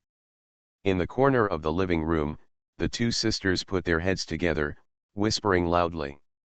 Because of the aura of the natural knight, Wayne's image in Nelson's heart has changed, and he no longer persuades his sister to resign and go home to take over the family business. From the perspective of a magician, the status of the God-chosen knight is extremely high. Working for the natural knight is a way that many people can't get even if they kneel down. If Wayne hadn't been surrounded by too many beauties, and flirting with the coquettish elder sister in front of his girlfriend, and his private life was too chaotic, she would have wanted her sister to help introduce a job. "Boss, have you found anything?" Odelia brought the brewed black tea, added half a cup to Wayne, and sat aside to help him compile information. The sitting posture was very intimate, a little more active than usual, as if curled up. These data cannot be used as evidence, and the map won't reveal anything. "I'm going to go out tonight to collect some substantial evidence," Wayne said without raising his head. Odelia pushed her glasses and leaned towards Wayne again. The unique fragrance of the girl spread. Wayne didn't show anything, but her face had already turned red. "Just be yourself. Don't compare yourself with Senna. She is a legendary wizard and has dragon blood. It's not normal." Wayne glanced at Odelia. "Pat your head. Jpg. Odelia was slightly dissatisfied. Since the change in their relationship, Wayne has been accommodating her, behaving gentlemanly and considerately, and no longer has the shameless attitude before. Shame on her, she prefers the bad guy before. Odelia knew that Wayne was taking care of her feelings, but the more this happened, the more distant the two of them became. She mustered up her courage and said, Boss, I'm not comparing myself to teacher Senna. I'm your secretary, and Miss Mona is also your secretary. The person I'm comparing myself to is her. It's different, you're still my girlfriend. Then we should be closer. What's the difference between me and Regina now? Odelia blinked. Boss, there are too many places marked on the map. Do you need me to go on a mission tonight? Mission? Regina ran over. Boss, do you have any mission for me? Among the 14 vengeful spirits that were packed in one go, she had the highest work enthusiasm, self-discipline, rigor, and meticulousness. She would never delay until the next day if she could work overtime to solve the problem, which met Wayne's stereotype of Prussians. There is indeed a mission for you. Wayne touched his chin and pointed on the map. Several targets in the city, you go check them, be careful, don't reveal your whereabouts, it doesn't matter if you can't find them, you must not alert the enemy. I guarantee to complete the mission. Well, I'll go back and buy you a new bag. Wayne drew a worthless pie and looked at Odelia and said, Beauty, do you want to meet tonight? Of course. Odelia was about to agree, but she noticed Regina's enthusiasm for work from the corner of her eye, pushed her glasses and said, Boss, it's working hours now, please don't bring personal relationships, it will make me very troubled. Okay, you play like this too. Wayne almost laughed out loud, and said with a straight face, I'm wrong, secretary, you will go on a mission with me tonight, perform well, otherwise your salary will be deducted. Please rest assured, I won't let you down. Odelia stood up and said. Regina was puzzled and puzzled.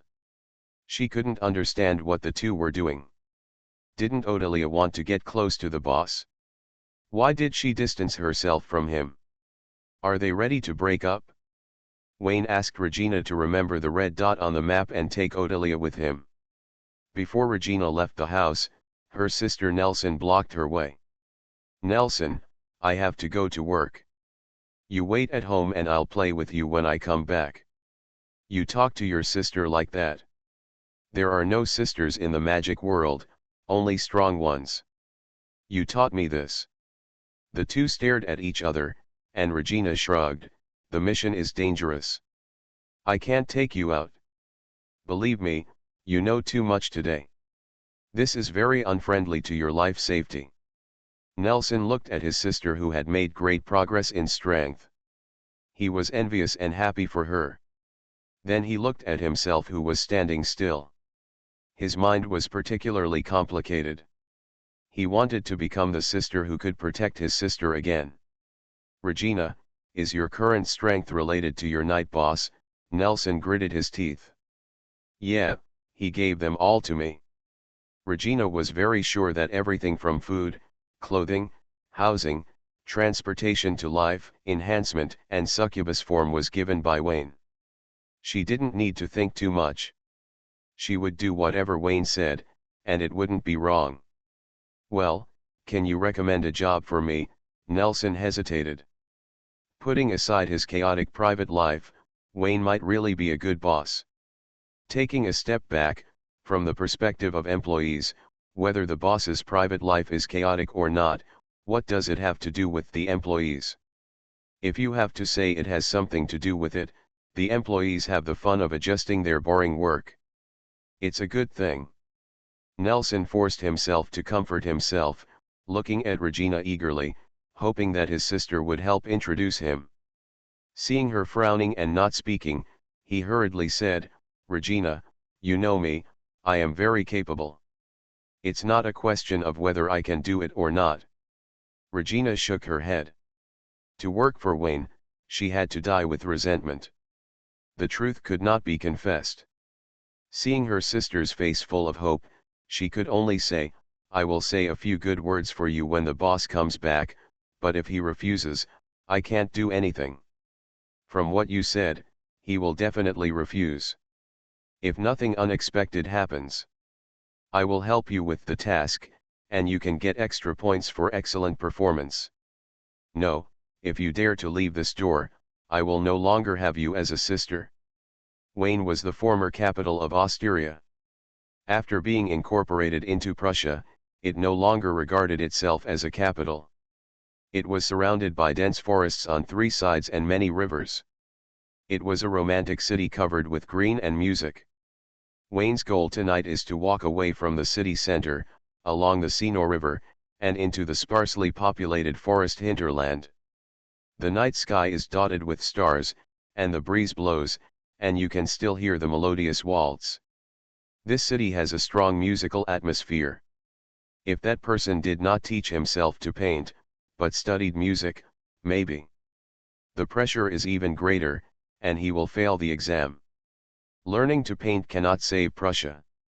Wayne walked through the forest at night, with a very fast pace, and Ottilia followed closely behind. Her own strength improved with Wayne, and she herself was a little frightened. The two walked quickly for 10 minutes, and Wayne seemed to have his own magnetic field radar, crossing mountains and ridges to a hidden mountain path. He raised his foot and stepped on the road. It has a good load-bearing capacity, but it's a pity for civilian use, and it's in such a remote valley. Found the right place. The first goal has a big harvest. Wayne secretly said that his luck was off the charts. He gestured to Ottilia and then communicated only with his mind. The two men walked forward again and soon arrived at a military-restricted area. Several searchlights swept the shadows of the surrounding forests, and several teams of soldiers with live ammunition set up checkpoints. Wayne pondered whether to sneak in. Tonight was not the time to close the net, and it was not appropriate to alert the enemy. But since he was here, there was no reason to be scared away by a few Prussian soldiers. He was not a Frank and could not withstand loud scolding in Prussian. Let's go in and take a look. Wayne avoided the searchlights and walked towards the military-restricted area. With his thinking ability, the entire military-restricted area and the underground fortress were within the coverage range, which was enough to reverse the perception of these soldiers. If they found his figure, they would just pretend that they didn't notice it. Just in case, Wayne didn't go too far. He avoided it when he should, and lurked through the checkpoint perfectly, only deceiving the guards at the entrance of the underground castle. The entrance to the castle was covered by a heavy iron door, and the passages were crisscrossed, like a huge maze. As soon as he entered the door, Wayne felt a chilly cold air blowing in his face, and there was a faint roar of huge machines, as if they were digging something at night. Before crossing, Wayne had heard a lot of descriptions about Prussian black technology, as well as mysterious and dark black magic such as helology and alchemy. It was very convincing. If it weren't for the Allied Captain Stars and Stripes, it would be hard to say who would win or lose in this battle. Off topic. Wayne scattered his thoughts and crawled along the wall of the underground castle, sorting out a complex topographic map of three-dimensional modeling in his mind. It was a large underground base with several large scientific research laboratories, and some research Wayne was very interested in. Void life. Hell container. A large number of magic creation arms. Prussia really has mastered a lot of black technology. Wayne opened his eyes, rubbed his hands and took Ottilia to the first laboratory. The research data was beneficial to his evolution. The underground castle was a treasure trove of knowledge for him. It was not in vain. Prussia can be fleeced for a long time. The laboratory does not have 2 shifts, nor does it say that people stay up late to work overtime. Scientific researchers are treasures everywhere. At this time, it was close to midnight. Although the lights in the laboratory were on, most of the scientific researchers went back to the dormitory to rest. Wayne and Ottilia picked up the white coats hanging on the wall and put them on. With their powerful thinking, excellent eloquence and very friendly smile, they made several bright-headed researchers believe that he was a newcomer. With someone to show the way, it was convenient for Wayne to borrow data. He quickly wrote down the experimental data and found a directory in the top-secret archives, which recorded the locations of several other scientific research bases in Prussia. Just this directory made Wayne's trip worthwhile. Ottilia helped to organize the information. The shocking research data made her scalp numb, especially the mass-produced void soldiers. The bold design concept really shocked her. As we all know, the most critical and important information will not be kept in the laboratory, but in the safe in the base commander's office. Wayne gained a lot and his desire became stronger. He went to the office alone, skillfully pried open the door and unlocked several doors, and got the important information he wanted. At a glance, Wayne couldn't help but feel his scalp tingling. The cooperation between the Church of Nature and the Prussian authorities far exceeded his expectations. To be precise, it was Pope Ludwig who provided a lot of help to help Prussia expand its war potential. From energy to reserve forces, the combination of magic and machinery collided with wonderful sparks. On a design drawing, magicians and artillery were integrated into one, and the advanced concept was very cyber-style. Good stuff. If he succeeds, sweeping across the chosen continent is not a dream. Wayne was surprised and happy. What surprised him was Prussia's war background. If the idea on the design drawing has come true, the front line can break through the impregnable defense line. Of course, this is based on the premise that other churches stand aside and watch. What made Wayne happy was that the design concept could also be used by himself. The Pale Knight was good at using cold weapons, but it did not say that it could not be converted into hot weapons. This idea was worth exploring, and it opened the door to a new world in front of him. Wayne flipped through the information in the safe, and the more he read, the more frightened he was. The Gate of Hell is mentioned here, and there are detailed records of the summoning of the 7 Demon King containers, and remarkable progress has been made. The geothermal energy is converted into mechanical energy, and then into electrical energy. The machine just now is, this pipe is inserted really deep, aren't you afraid of digging the entrance to hell? The trace of the devil's blood. The theoretical research and conception of the chosen knight cannot be studied without the real object, so it is sealed. Magic aircraft, super air fortress, absolute air supremacy. Heavy nuclear fission reaction. The world has suffered from the flesh for a long time, and humans have their limits. Machines become gods. What exactly is the belief in gods, and what does information pollution mean to gods? Half an hour later, Wayne put down all the information, and his mood was difficult to calm down for a long time. It is just a scientific research base, but the accumulated results make the Ministry of Magic in Windsor look small-scale and petty. It is not that the research team in Windsor is not good, but the concepts are different. The legendary wizards in Windsor are too conservative and selfish. The research projects are only for themselves. Prussia is not like that. Every research is planned for mass production. First military, then civilian, the research funds are used for military, and the cycle is endless. It's good, but can this thing be promoted for civilian use? Wayne looked at a pile of design drawings. The flesh and blood of the magician were replaced by guns and cannons. It was outrageous to fuse planes and tanks, and there were also fusion battleships and aircraft carriers. How can this thing be promoted for civilian use?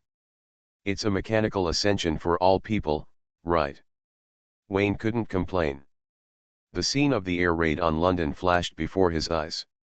A half-man, half-fighter-style monster had its chest cracked open and aimed at Buckingham Palace and threw a little fat man. With a bang, the island country was nuked again. The Queen's voice is broadcast. Oh, the Queen was nuked.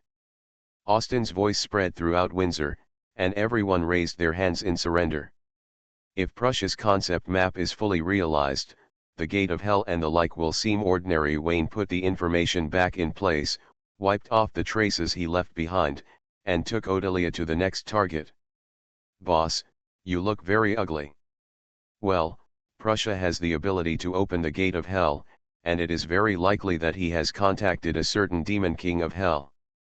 This news must be passed to the Holy See as soon as possible.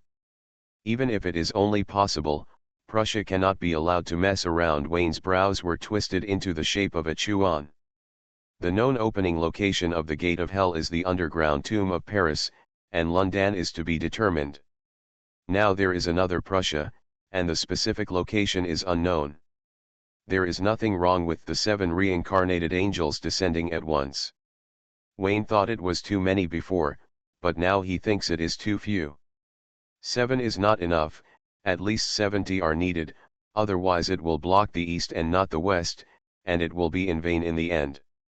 Have you found evidence of the cooperation between the high-level officials of the Natural Church and Prussia? It's not evidence. It's just Prussia's words. If we don't find the account book, we can't do anything to anyone, Wayne said.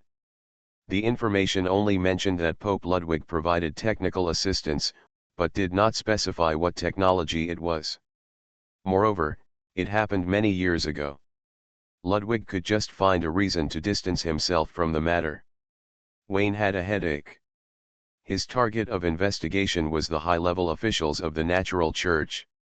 As he was investigating, he turned to the audacious Prussia. What that person said was so right. We can't investigate everything. What if we find something? Wayne hadn't done much research, but so many bombs had already been revealed. If he really dug deeper. Wait, since I can find out, the Papal State, as the #1 power in the chosen continent, must also know that the old man Jiao Huan couldn't sleep for a long time and was in a hurry to find the reincarnated angel. It's probably because he knew too much. Wayne pondered for a moment. He could remind the Papal State, but he couldn't always be the first to rush in. If there were traitors in the Papal State and sent his information to hell, the devil would definitely find a way to open the door in London to find him. After thinking about it, it was more reasonable to remind through the official channels of the Natural Church. It not only informed the information of the Gate of Hell, but also let the Natural Church and Prussia sever their ties. The past was the past. The previous pope was not a human being. Now is now. Under the leadership of the Knight of Nature, the new pope is a good person and works hard to benefit the chosen continent. Perfect, let's do it. Wayne finalized the follow-up plan and prepared to cut through the mess quickly. He stayed up late and worked overtime in the next few days to investigate all the targets at once, let Senna use the evidence to clear out the high-level insects, and then contact the Papal State as the Pope. Just as he was thinking about it, SISI received Regina's message and turned his head to look towards the city. You are so unlucky that this has happened to you. Urban area, abandoned factory buildings. Regina followed Wayne's order and arrived at the third investigation site. After completing the exploration of the surrounding area, she did not go deep in the first place. Instead, she got into the sewer and checked the surrounding terrain. This stronghold is the territory of Weaving, the oracle high priest of the Church of Nature. He provides people and technology, and the Prussian authorities provide funds and equipment. The two parties cooperate in a friendly manner and share experimental results. The research at the stronghold revolves around the flesh and blood of the starry sky beast. A fire broke out in the warehouse of the Church of Nature headquarters, and the stronghold had more research materials. The research and development project is to mass-produce void soldiers. The upper level is a laboratory and the lower level is an explosive ordnance factory. It has now entered the mass production stage. At the entrance of the factory, several military cars stopped. More than a dozen officers got out of the cars, and the Oracle High Priest Wei Wen was also there. This is a middle-aged man with a gentle smile. He wears a neat suit and has never worn a robe. He looks more like a social elite, a doctor, or a lawyer. Regina squatted nearby. She had seen Wei Wen's photo in the information and recognized the face. Without thinking much, she immediately tried to contact Wayne. Big Fish, I can protect you tonight. Two generals, you have inspected the factory before. I will not accompany you tonight. Please allow me to leave for a while. Wei Wen politely led a group of officers to the entrance of the factory and asked the person in charge to conduct reception. Mr. Vivian, I have several very important questions here. Sorry, I have more important questions here. Wei Wen smiled slightly and glanced at where Regina was hiding. There is a little mouse that needs to be cleaned up. If you leave it alone, it will disturb us, won't it? The two officers suddenly understood, smiled, and nodded. They are not worried about anything happening to Wei Wen. The legendary mage is already the best in the world. As long as he doesn't run into the chosen knight, he can walk sideways anywhere. Especially high-level church officials like Wei Wen, the Oracle High Priest, are also top-notch among legendary mages. Mr. Vivian, I hope you can return as soon as possible. It won't take much time. As it should be. Several people looked at each other and smiled, and a group of officers followed the person in charge into the factory. Wei Wen turned around and looked in the direction where Regina disappeared. The smile on his face faded, and his eyebrows turned sinister for a moment. Whose person is it, Baker or Mikari? These two guys left Senna alone but came to deal with me. Do you really think that bitch will just stay there?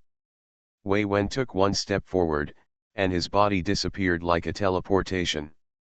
After a few steps, he closed the distance between him and Regina. When he noticed Regina moving towards the forest on the outskirts of the city, he still said unhurriedly, "Run away, wherever you can go today, just wait and die." On the banks of the Seine. The wide river flows calmly, the lights in the distance illuminate the night sky, and the two-color stars are bright. Regina's black robe covered her whole body and stopped moving by the river. A pale wrinkled mask was attached to her face, and the spiral folds were deeply sunken at the eye sockets. The mask looks ominous. Why don't you run away? Wei Wen looked around and said contemptuously, choose to die here or have your accomplices nearby. If it is the latter, there is no need to wait any longer. I tell you responsibly that your accomplices have given up on you and there is no life nearby people. You can't say that, I've always been alive. A soft whisper came from the distance, lingering in my ears and unable to be dispelled, as if it was far away yet close to my heart. Wei Wenzi's eyes suddenly shrank when he heard this, and he suddenly turned around and looked over. Who is there, Ludwig, is it you? In the darkness, a twisted shadow stretched infinitely. J. Restarting the Myth. Author, Fengchao Huang. Chapter 388. Accompanied by a gloomy and shrill laugh, a twisted dark shadow spread on the ground, like a creeping tentacle or a burning devil flame. At the end of the shadow, a devil with black wings on his back was suspended in the air. His hands and feet were as slender as pale dead wood, and his face was half a mask with a strong hellish wind. I'm sorry to disappoint you, Archpriest Vuan. I'm not here on behalf of His Excellency Pope Ludwig. Wayne used the semi-finished Philosopher's Stone to complete the transformation, playing the role of the devil vividly. He often used this form to scare Hexunio, Archangel. You don't want to do anything, practice hard, practice makes perfect, and play the role of the devil just like the real thing. This semi-finished Philosopher's Stone came from the Papal States, and it was the favorite vest of the reincarnated angel Archibald. Angels are positive characters, and stealing and cheating are contrary to the glorious image of angels, but demons are different, and there is no psychological burden to blame. After that, the semi-finished Philosopher's Stone was transferred to Wayne, who also liked to use it to do dirty work. Produced by the Papal States, officially approved by the Archangel, the quality is guaranteed. Vuan couldn't tell that Wayne was acting, and really thought he had seen a ghost in the middle of the night. His heart sank, and he had a hint of ominous premonition. Thinking carefully, it was terrifying that someone was targeting him. Who are you here for, Ludwig, Beck, Macari or Senna? Vuan asked sharply, and reported the names of several suspects. Senna, Wayne said without hesitation. So that's it, it's one of Beck and Macari, or both of them are involved. Vuan secretly hated it. It was agreed that the competition for the Pope would be based on means, but he actually attacked secretly and used some despicable means. Since the other side has set a precedent, don't blame him for retaliating with the same means. The headquarters of the Church of Nature is located in Osteria, the back garden of Prussia. As the high priest of the oracle, Wouen has had close contacts with Prussian senior officials recently, provided a lot of technical assistance, and has more or less understood their research projects. As soon as Wayne saw his devilish form, he guessed that the Prussian high-level officials also participated in the attack on him, and said in a deep voice, "My cooperation with you is at a critical stage. What good will it do for you to turn against me at this time? As expected of the high priest, I can't hide it from you." Wayne laughed sinisterly twice, and arranged an identity for himself based on the intelligence collected tonight. "I am carrying out the orders of the Waffen-SS Inspectorate. The higher UPS think that your project is too cost-effective. On the contrary, cooperation with other high priests has more strategic value. What else? There is a technical neck over there, and they specifically want to break your neck. High Priest Wen, for the sake of the head of state and the Great Prussia, I can only wrong you for a while." Wayne suddenly became loyal, and his gloomy voice became sacred. "I am the Oracle High Priest of the Church of Nature. You ambushed me at the door of the church headquarters. Are you crazy?" Wen laughed in anger. He knew that this group of people had been brainwashed into lunatics, but he didn't expect them to be so crazy and do things without considering the consequences. "It's you, they've already said hello, your disappearance won't have any impact." "Asshole, Ludwig is involved too." Wen was furious to the extreme, raised 5 fingers, inserted his left hand into the black crack, and when he took it out, there were 5 more rings on his hand. The 4 colors of earth yellow, golden red, azure blue, and turquoise represent earth, fire, water, and wind respectively. The ring on the thumb is inlaid with a turbid white ring, representing the void. Wen didn't see any movement, the surrounding space solidified instantly, and the prohibition similar to the space barrier was spread out. The cube space edge was a kilometer long, welding the internal space into a hole, eliminating the possibility of entry and exit. He wanted to catch the devil alive, bring him to the church headquarters, and confront him in front of Pope Ludwig. Clatter! The 12 edges of the cube overflowed with white foam, spewing out large pieces of flesh and blood of star beasts. These highly polluting white foams fell from the sky like raindrops. Wayne, Odelia, and Regina stood under the rain curtain. White raindrops fell on their bodies, sliding down like mercury, as if it was just ordinary rain, without any characteristics of parasitic pollution of the flesh and blood of the star beast. Wowen's heart trembled. The enemy came prepared, indicating that his information was leaked by the insects in the church, and targeted deployment was carried out. He. Wayne raised his hands, the cold ice rain hit his face randomly, and he opened his mouth and swallowed the white raindrops. What delicious rain, it seems that the high priest can't wait to die. As the voice fell, Odelia and Regina completed the hell transformation. The 2 succubi have horns that bend backwards on their foreheads, black flesh wings stretching from their waists, and slender tails like venomous snakes wrapped around their straight and tight long legs. The face is beautiful, the pupils are square, and they are wearing black tights, outlining the perfect devil figure, and the snow-white skin exudes a soft luster. When they first transformed into succubi, Odelia and Regina were unable to effectively control their own power.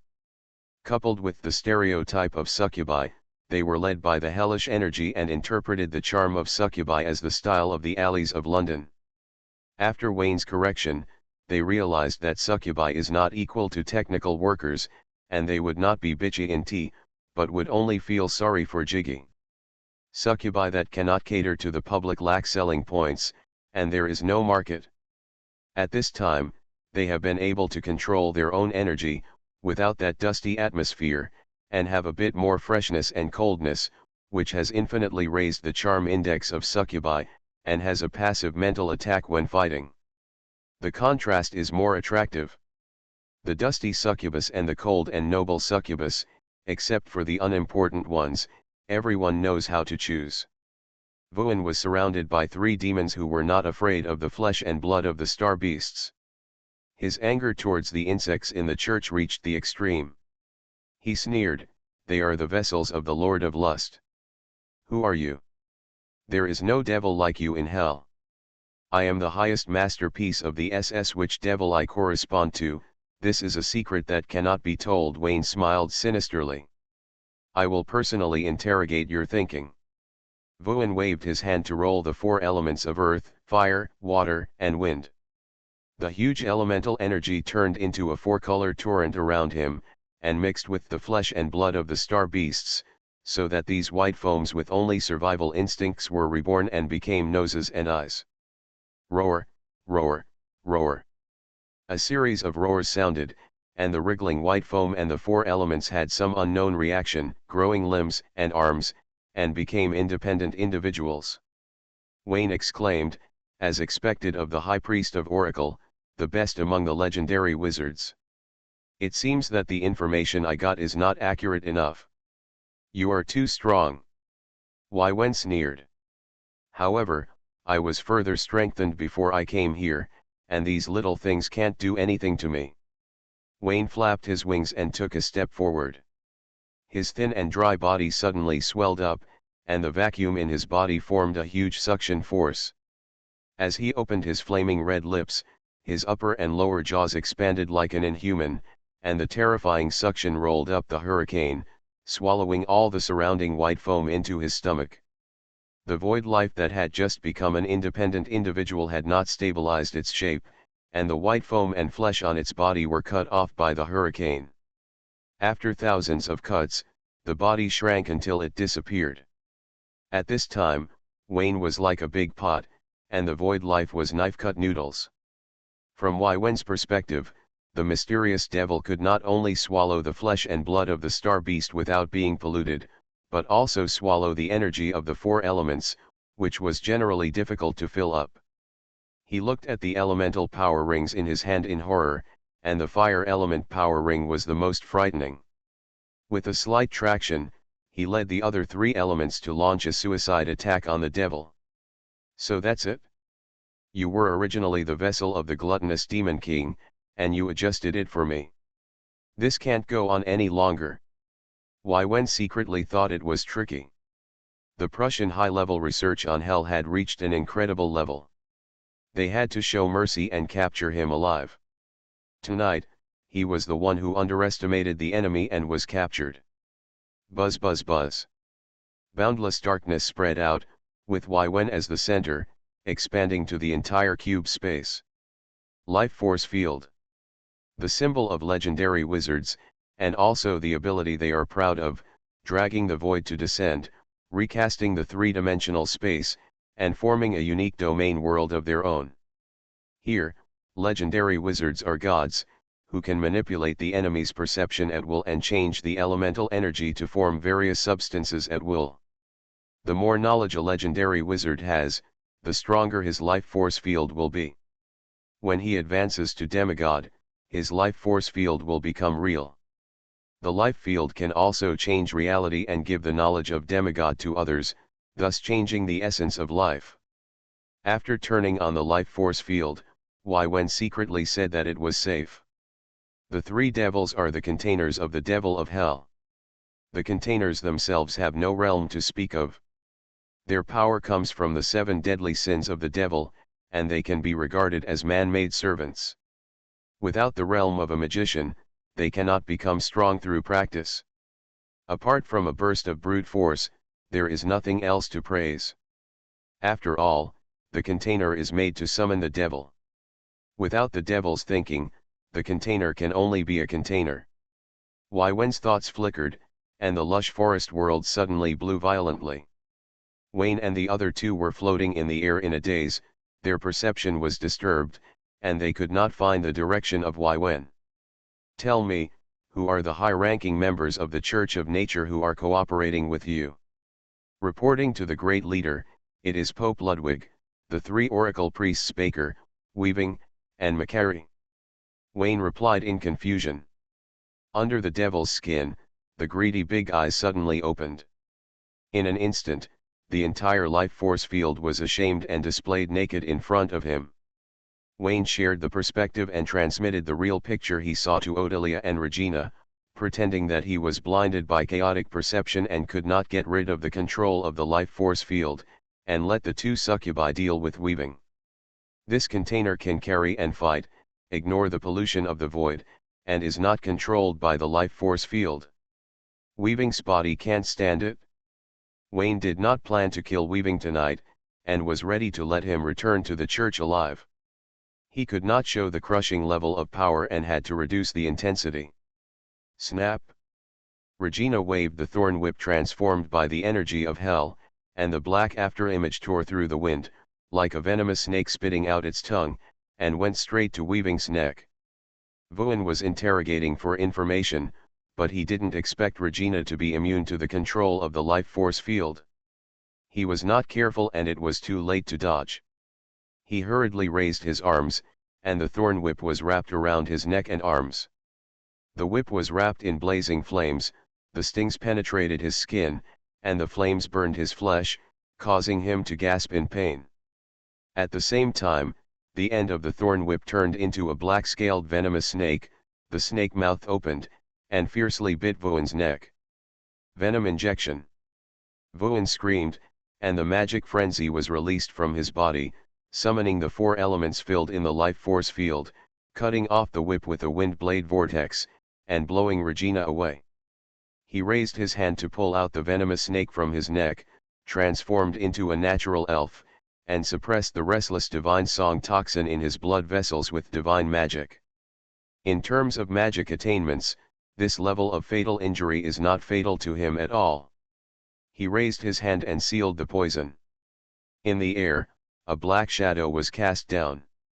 Vaughn only heard the hissing sound of the wind, and then a succubus holding a black flame sword chopped down from the air. He raised his left hand, and the four elements power ring transformed into an energy shield. At the moment of blocking the attack, he suddenly opened his eyes and stared upward. The terrifying thought impact pushed the energy shield to complete the instant acceleration. The black flame sword in Ottilia's hand shattered, and the whole person flew into the sky with the shield. Vaughn teleported and disappeared from the spot. When he appeared again, he had come behind Ottilia, took out a silver rapier from his sleeve, and stabbed Ottilia's back. With a puff, the hilt was pierced.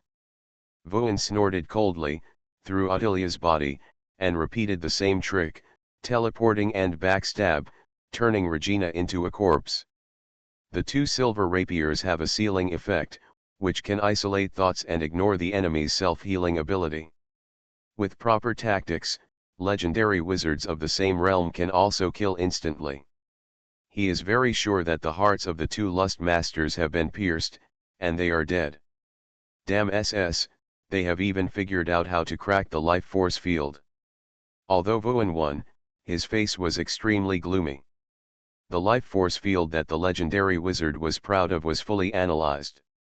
If it weren't for the average strength of the two succubi, he would have suffered today. No wonder they dared to launch an assassination at the door of the church headquarters. It turned out that they thought he was not worth winning over, and wanted to kill him to make room for the church's insects. Vaughn felt a chill in his heart, not because of the assassination, but because the life force field that he was proud of was denied. As a magician with profound attainments, he knew very well what terrible impact Prussia's research would cause. It is enough to change the entire magic world, no, the pattern of the entire world. No, it's not that scary. Only two succubi can do it. The container of the Lord of Gluttony doesn't have this ability.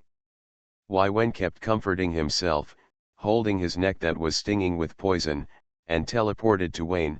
Tell me, where is the laboratory that made you? Wayne looked loyal and fanatical. Report to the great leader. Snap! The blackthorn whip attacked again, drawing a strange arc and biting towards Wen's neck. How could he still be alive? The sudden change shocked Wen. He was about to ask for information, but was interrupted at this time. He didn't have time to think about it and teleported away. As soon as he landed, a black figure pounced on him as fast as lightning. Otilia held the black flame sword in her hand, and a silver-white rapier was inserted behind her, ignoring the effect of the seal and suppression of self-healing, as if she had died long ago. Wen couldn't figure it out, and became more and more wary of his research on the Prussian authorities. He felt that the person who understood the devil best in the world was not the devil, but the Prussian SS. He teleported again, but in the blink of an eye, Regina rushed over with a thorn whip in her hand, and a silver-white rapier was also stuck behind her. Rather than saying that the succubus was extremely fast, it would be better to say that the succubus was waiting for an opportunity and saw the life force field clearly. Realizing that teleportation was useless and the unpredictable life force field could not interfere with the two succubi, Viven exclaimed that it was incredible and did not believe in evil, and continued to use several common tricks. Legendary wizards have always been able to bully noobs, and have many tricks. Unfortunately, the effect is average. Otilia and Regina have the guidance of experts and have opened the perspective of the whole map. No matter how good Viven's micromanipulation is, it is impossible to hide in the eyes of the two. Just like a certain transport captain, he was as fierce as a tiger when he operated, but he looked back and saw that he was stupid. Two black shadows were like ghosts, and they staggered around Viven and launched a violent attack. During the period, they encountered Viven's micromanipulation trying to save the situation, and the winning rate was further increased. Wen has never been so frustrated since he became a legendary wizard. The two succubi are quite powerful, but he doesn't take them seriously. As long as he gets serious, he can take them down with a wave of his sleeves. But before that, he has to prove that his life force field is still the peak of human strength. Otherwise, he won't be able to sleep well in the future. At the same time, seeing that the two succubus secretaries were fighting for a long time and getting further and further away from the original script, Wayne gave them another buff. A red light flashed in Otilia's eyes. She shouted and waved her slender nails to cut 5 red lights. As if some kind of switch was turned on, Wayne, who was standing still, looked up at the sky and opened his mouth to make a strange gurgling sound. Accompanied by a large amount of white foam, a faint whisper spread in the life force field, and the energy wandering around gradually solidified, as if attracted by the whisper, and stopped to listen carefully. The listener was not the 4 elements, but Vuan, the master of the life force field. Hearing the whisper in his ear, he was about to refuse, but suddenly found that it really made sense. Hearing this, his hand slowed down, and his rigid thinking led to a decrease in reaction speed, which was seized by Otilia and Regina, who attacked continuously. Regina swung a long whip to wrap around Vuan's neck, and the poisonous snake spit out the divine song toxin, dyeing Vuan's neck and the whole face purple and black. Otilia jumped over Regina, pulled out the silver-white rapier on her vest, rushed to Vuan in an instant, and attacked ruthlessly. The rapier flashed with cold light, a dazzling light flashed by, and the blade pierced Vuan's body. Vuan listened to Wayne's reasoning with most of his mind, and realized that the crisis was too late, and the silver-white rapier pierced his neck. He cried out in grief, waved his hand to break the black whip, and tore the venomous snake to pieces. Before he waved his hand to drive Otilia away, he saw the latter's figure like a black electric light, leaving a trail of after-images. Regina and Otilia exchanged positions and cooperated very well. She pulled out the rapier behind Otilia, wanting to repeat the trick and fill 2 more holes in Weaving's body. The whispers in his ears were too weird. The 3 demons were more difficult to deal with than each other. Weaving couldn't figure out if they had any trump cards.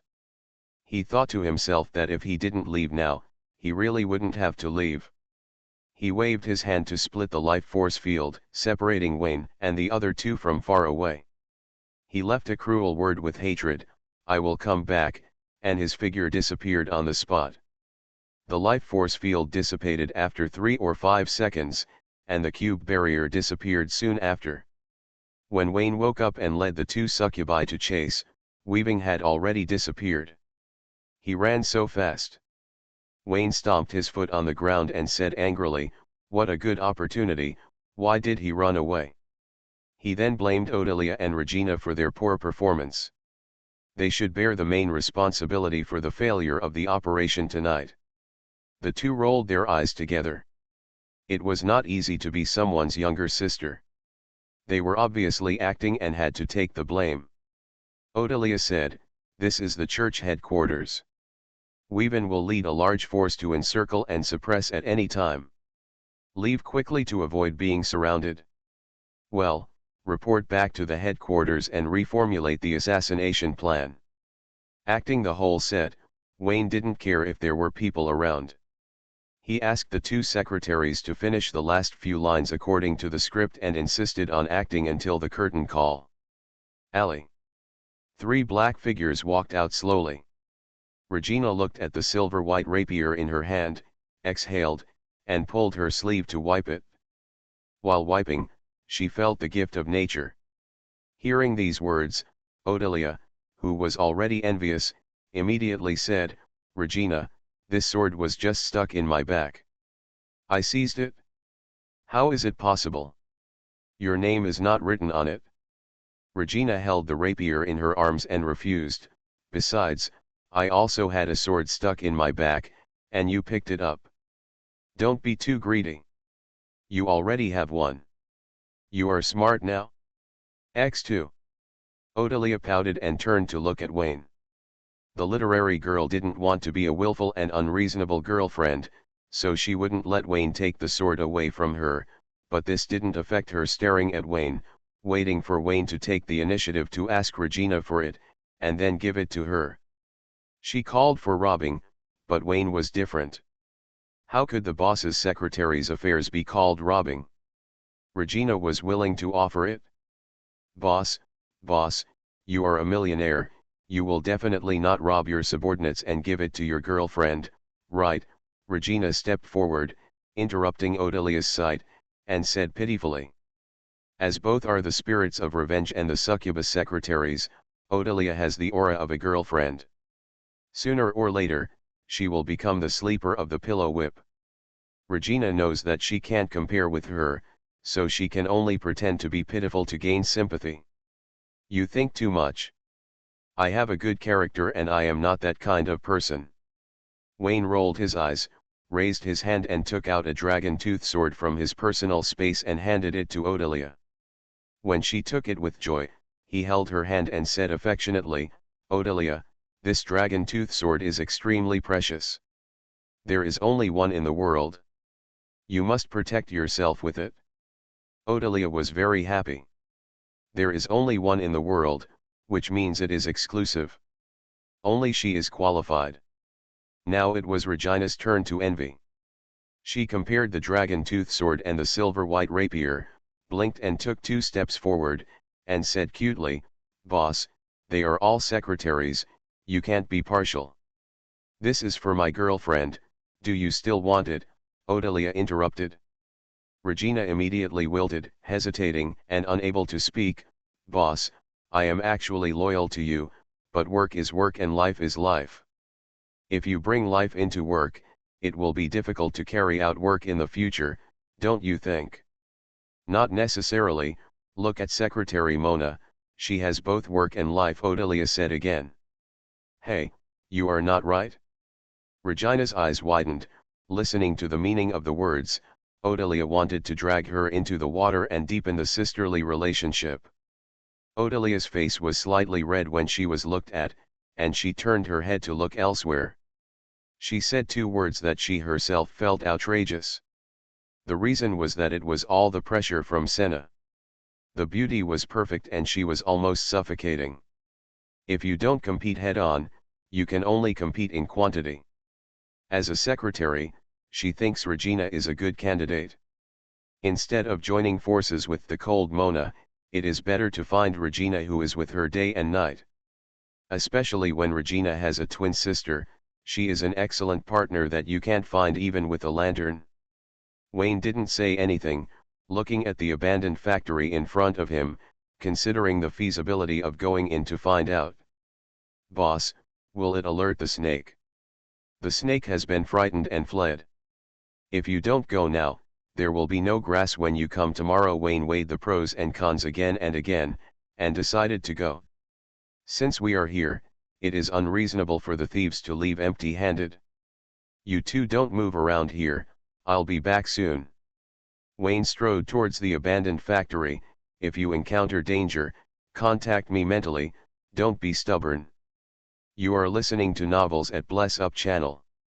Wish you happiness and luck. Please subscribe to receive new novels. How do you feel about this novel? Please like and leave a comment. Restarting the Myth. Author, Fengchao Huang. Chapter 389. There is another secret in the abandoned factory building. As a processing plant for void soldiers, it covers a large area. It was Wayne's first time here, and he was a little confused. Fortunately, it was not a big problem. With his excellent eloquence and friendly smile, he quickly got along with the N people. Hey, did you see those Prussian officers? Alas, I have to work overtime again tonight. My friend, did you see those Prussian officers? My coffee cup is missing, can you help me find it? Supervisor, did you see those Prussian officers? A few strange guys came to the factory today. A few strange guys came to the factory today. Wayne rolled his eyes and left the office. His thinking was too powerful, which caused the N people's logic to be confused and unable to provide effective intelligence. Fortunately, it was not a big problem. He turned a corner at the end of the corridor and came to the heart of the processing plant and met a team of Prussian officers. According to the information sent by Regina, among the officers in this team, 2 were called generals by Weaving, and Weaving was quite polite to them. They were probably the special persons in charge of the cooperation project and had a high status in the Prussian high level. The factory machines roared, a large amount of steam filled the corners of the workshop, and the mist turned into water droplets on the roof, and from time to time it would turn into white foam and drip on the ground.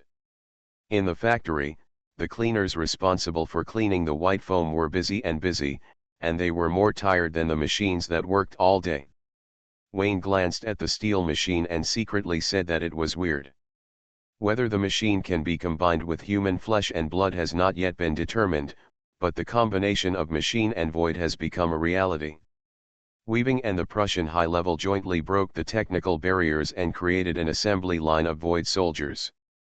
Although the quality was not as good as the dragon blood soldiers made by the Windsor Ministry of Magic, it had an absolute advantage in quantity. One is pure handmade, and the other is an assembly line. There is no comparison at all. Wayne was not in a hurry to join the team of officers. He stood in front of the assembly line and watched the void soldiers. These soldiers, who were bred by the flesh and blood of the star beasts, had empty heads, but were surprisingly honest and well behaved, and did not launch parasitic pollution to the outside world. This is outrageous. After repeated inspections, Wayne guessed that these void soldiers were the same as eggs, controlled by the mother body, rather than independent soldiers with their own will. As long as the mother body is controlled, these emotionless super soldiers can be controlled. From the perspective of the magic world, Wayne believed that Weaving was perfunctory to the Prussian high-level officials, and this project was suspected of defrauding funds. From the perspective of the national officials, this project was of great strategic significance, and even if it was only cannon fodder, it was enough to sweep the world's first army of Frank. This factory cannot be left alone, it must be blown up. Wayne silently gave himself a thumbs up.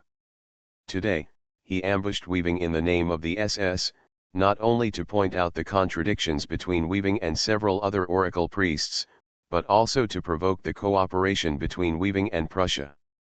Before the misunderstanding is resolved, Wen will not hand over the control of the Matrix. Not now, let alone in the future. Wayne's mouth curled up, and he quickly stepped forward to catch up with the team of officers, patted the shoulder of the last soldier, and borrowed a tiger skin to cover himself. Their military uniforms are really handsome. The person in charge of the factory introduced the daily output of the assembly line to the two generals, and said that if the funds are sufficient, the output can be tripled. If the empire encounters the dilemma of insufficient troops in the process of conquering the world, these void soldiers are the most trustworthy partners. At this point, the person in charge belittled the other two projects, mechanical fusion and devil container. As the project leaders, the two generals share the same idea as the person in charge, and nodded repeatedly, saying that the devil container and mechanical fusion are evil ways, and the void is the eternal truth. Wayne couldn't stand it anymore, whispered in his mouth, waved white foam to pollute the person in charge and the two generals, looked through their memories, and got accurate first-hand information. The Prussian Secret Technology Development Bureau is affiliated with the SS Logistics Support Department, Unarmed Forces, and Special Research Departments. The headquarters is located in the Prussian capital of Berlin. The Devil's Container and mechanical fusion have made major breakthroughs, so I came here to check the progress. Hiss, they really did it? Wayne was so shocked by Prussia's operation that his scalp numbed. The Devil's Container has made a major breakthrough. After all, Hello Loki is also a part of magic, and mechanical fusion is a cross-era product, which goes against all current magic theories. Mechanical and magic fusion, it's really worth it? Wayne was eager to try, and carefully looked through the memories of the two generals. However, they were not in charge of the mechanical fusion project because of their professional differences. They knew very little and could not provide the information Wayne wanted. He pondered for a moment and ordered the two, August, Finn, after you two return to Berlin, spread the pollution and try to wipe out the entire Secret Technology Development Bureau. After the success, Pope Ywen will reward you heavily. As he said, he picked up a layer of white foam on the ground and smeared it on the faces of the two. His mind trembled, activating the parasitic ability of the white foam, covering up Wayne's own white foam, and conveniently put the blame on Ywen. This is what a super agent is like, always ensuring that his identity will not be leaked.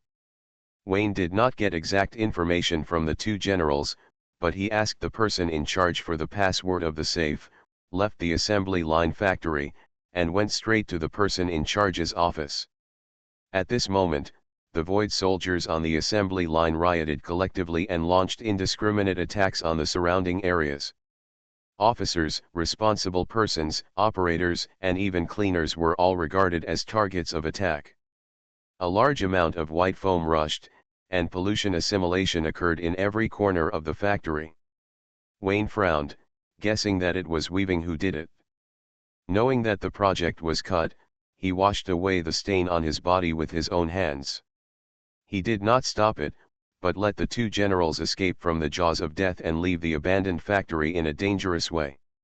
In this way, he further created conflicts between the Prussian high-level officials and Weaving. White foam poured out of the factory, tentacles climbed and extended, gradually covering the entire underground base, and the researchers in the laboratory were not spared, all parasitized and assimilated. Where the white foam flooded, the flesh and blood of the white star beast hardened and turned into a hard object like cement, fixing the entire base underground. This novel method of destroying corpses and erasing traces was the first time Wayne had seen it. He envied Weaving's research data and ran away with the safe before the white foam came. Manor Villa on the banks of the Sino River. The three people who had been busy all night sat in the living room. Wayne's need for sleep was getting lower and lower. He only slept for 1 hour a day, but he was still full of energy the next day. He looked through the map and crossed out the targets to be checked tonight. Today, only Weaving was found, and the bases of the two oracle priests Baker and Macquarie were yet to be developed. Beside the sofa, Nelson, who had been up all night, forced himself to be energetic. Seeing his sister full of energy, he enviously said, "Regina, aren't you sleepy?" "No, I don't even need to sleep now." "Why sleep for a long time when you are alive?" You will sleep for a long time after death. Regina has died once and is still half dead. She has a very low need for sleep. Occasionally, she will sleep to show respect when she remembers to maintain the human life and work schedule. Usually, she will spend time working and is the best cow and horse under Wayne. Among the three secretaries, Regina is the most diligent, and she doesn't even want sex. Nelson was even more envious, knowing that his sister's achievements today were all due to the work of the natural night boss. He pushed his sister's shoulder and helped to introduce a job.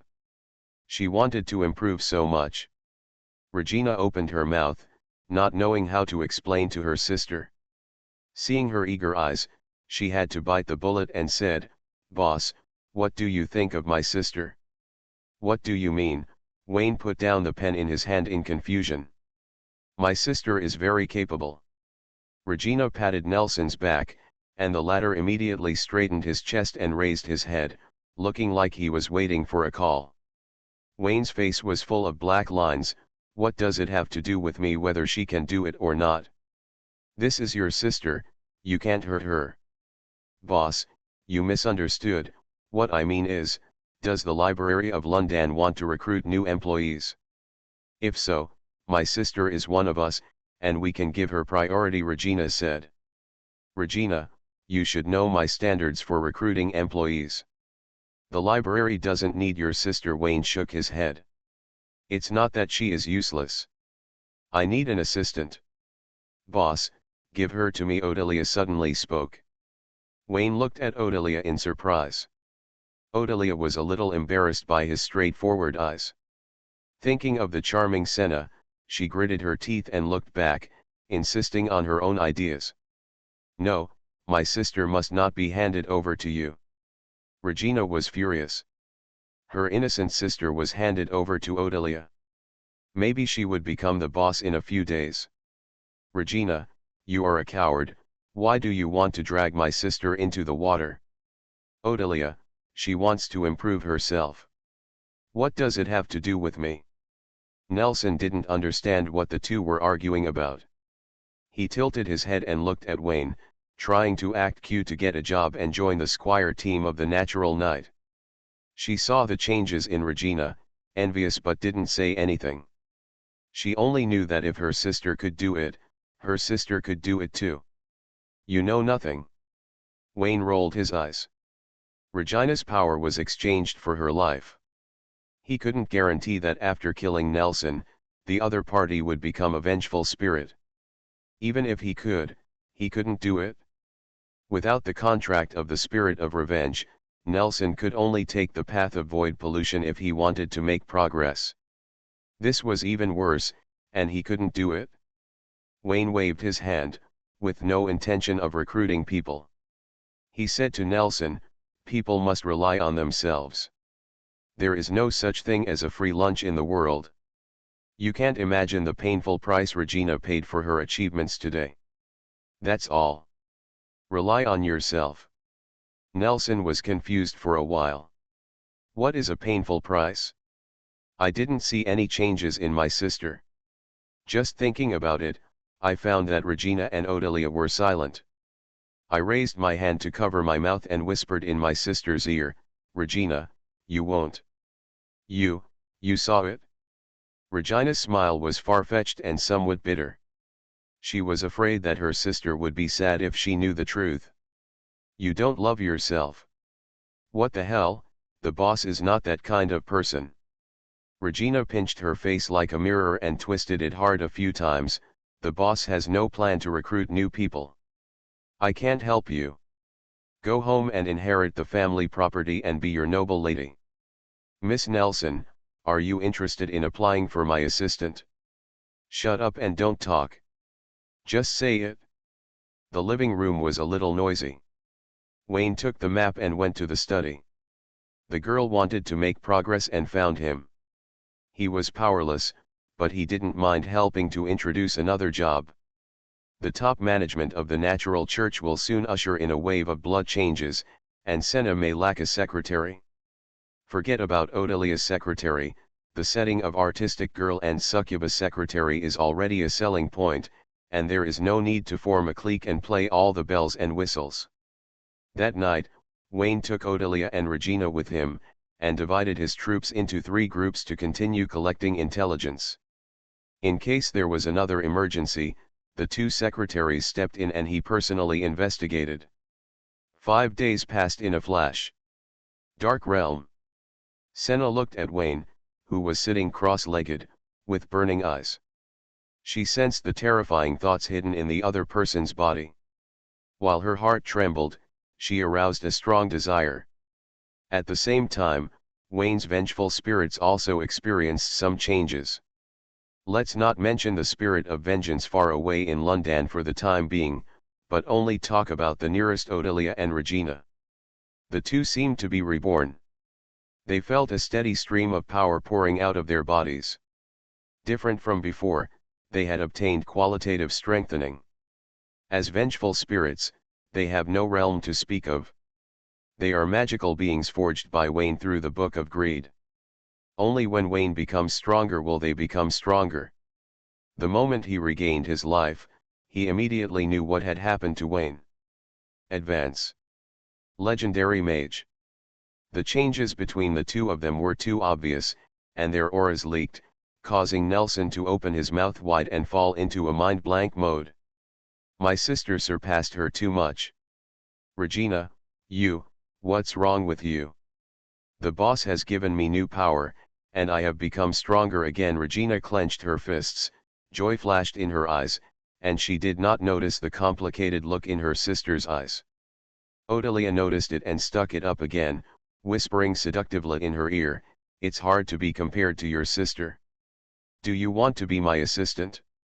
Then I will help you operate it, and you can be as powerful as Regina. Go away and don't say strange things to my sister. You are tempting her to fall, you devil. As if you weren't. Well, that's not the point. The point is that you had no good intentions and pushed my sister into the fire pit. Is this how you evaluate your boss? You said he was a good person before."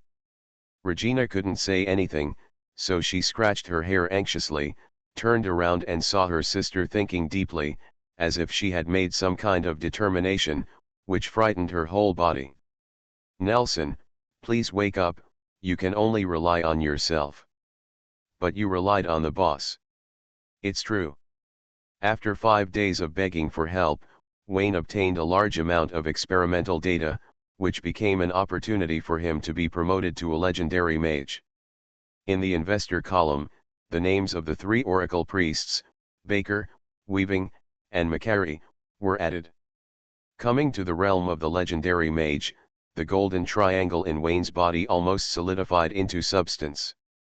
He sensed a stable balance and could not imagine what kind of power he would need to use to crush the demigod's bottleneck one day in the future, completely forming a overall.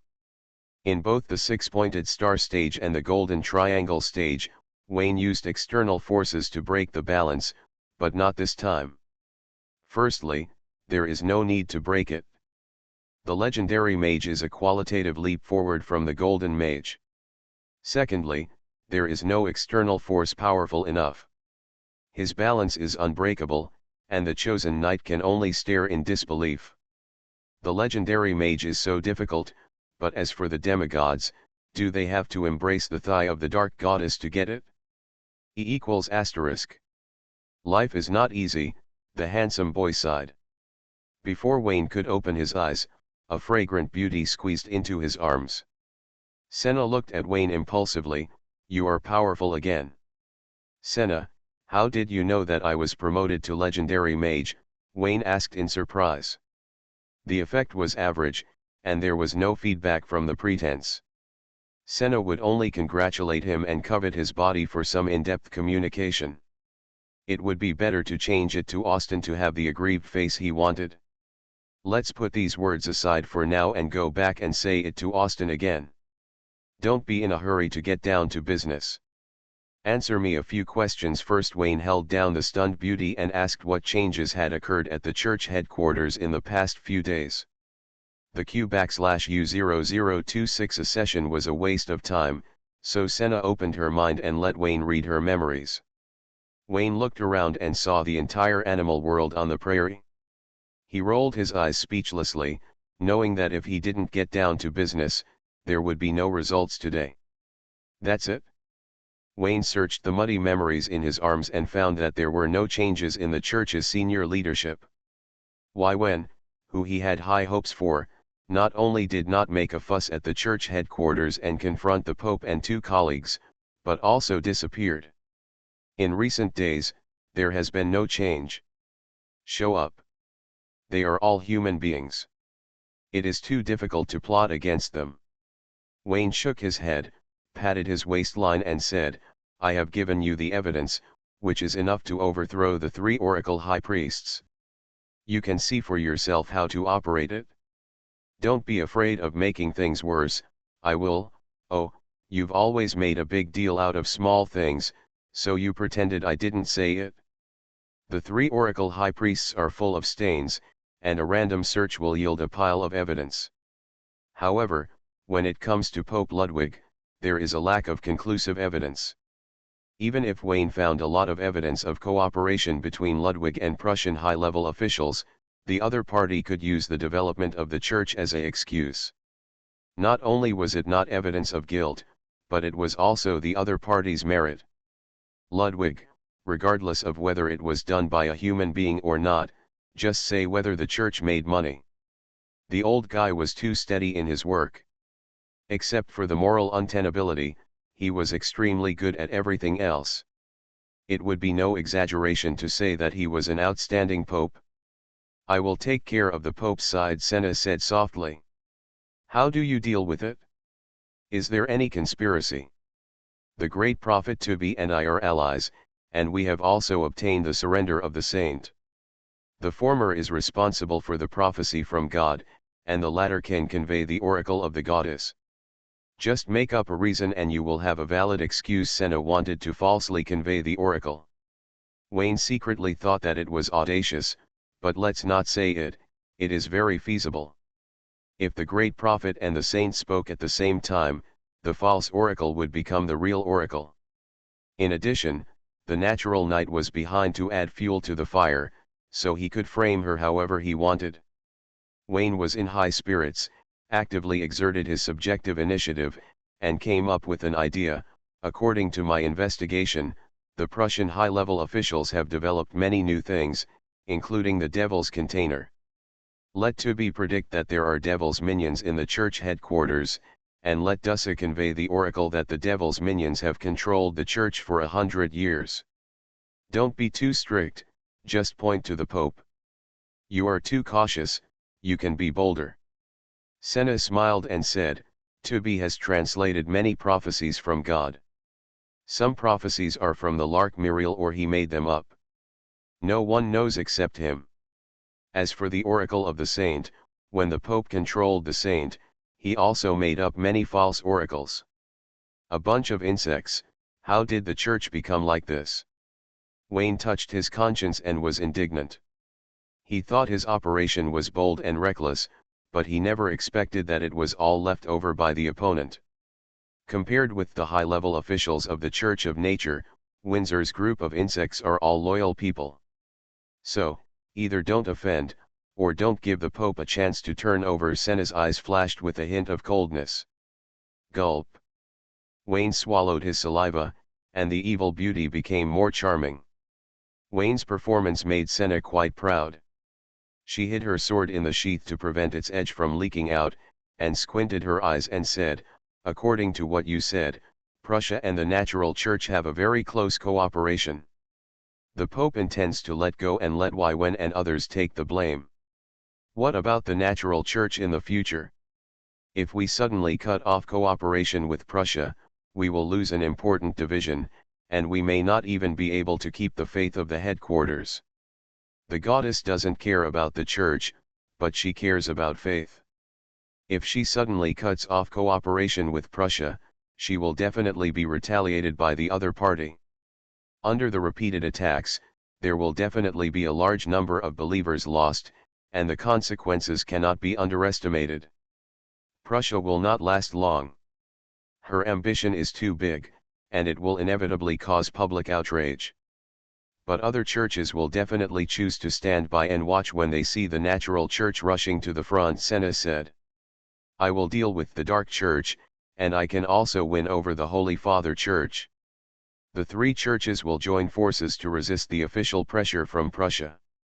Before conquering the world, she will not provoke the three churches, Wayne said firmly. What about after conquering the world? Wait until Prussia conquers. The copy of Winter is Coming before it is qualified to say that it has conquered the world. Wayne looked to the north. Prussia could not conquer the world. Senna was surprised and said, "You are so optimistic about those poor guys. The red flag will never give up. They have faith, okay."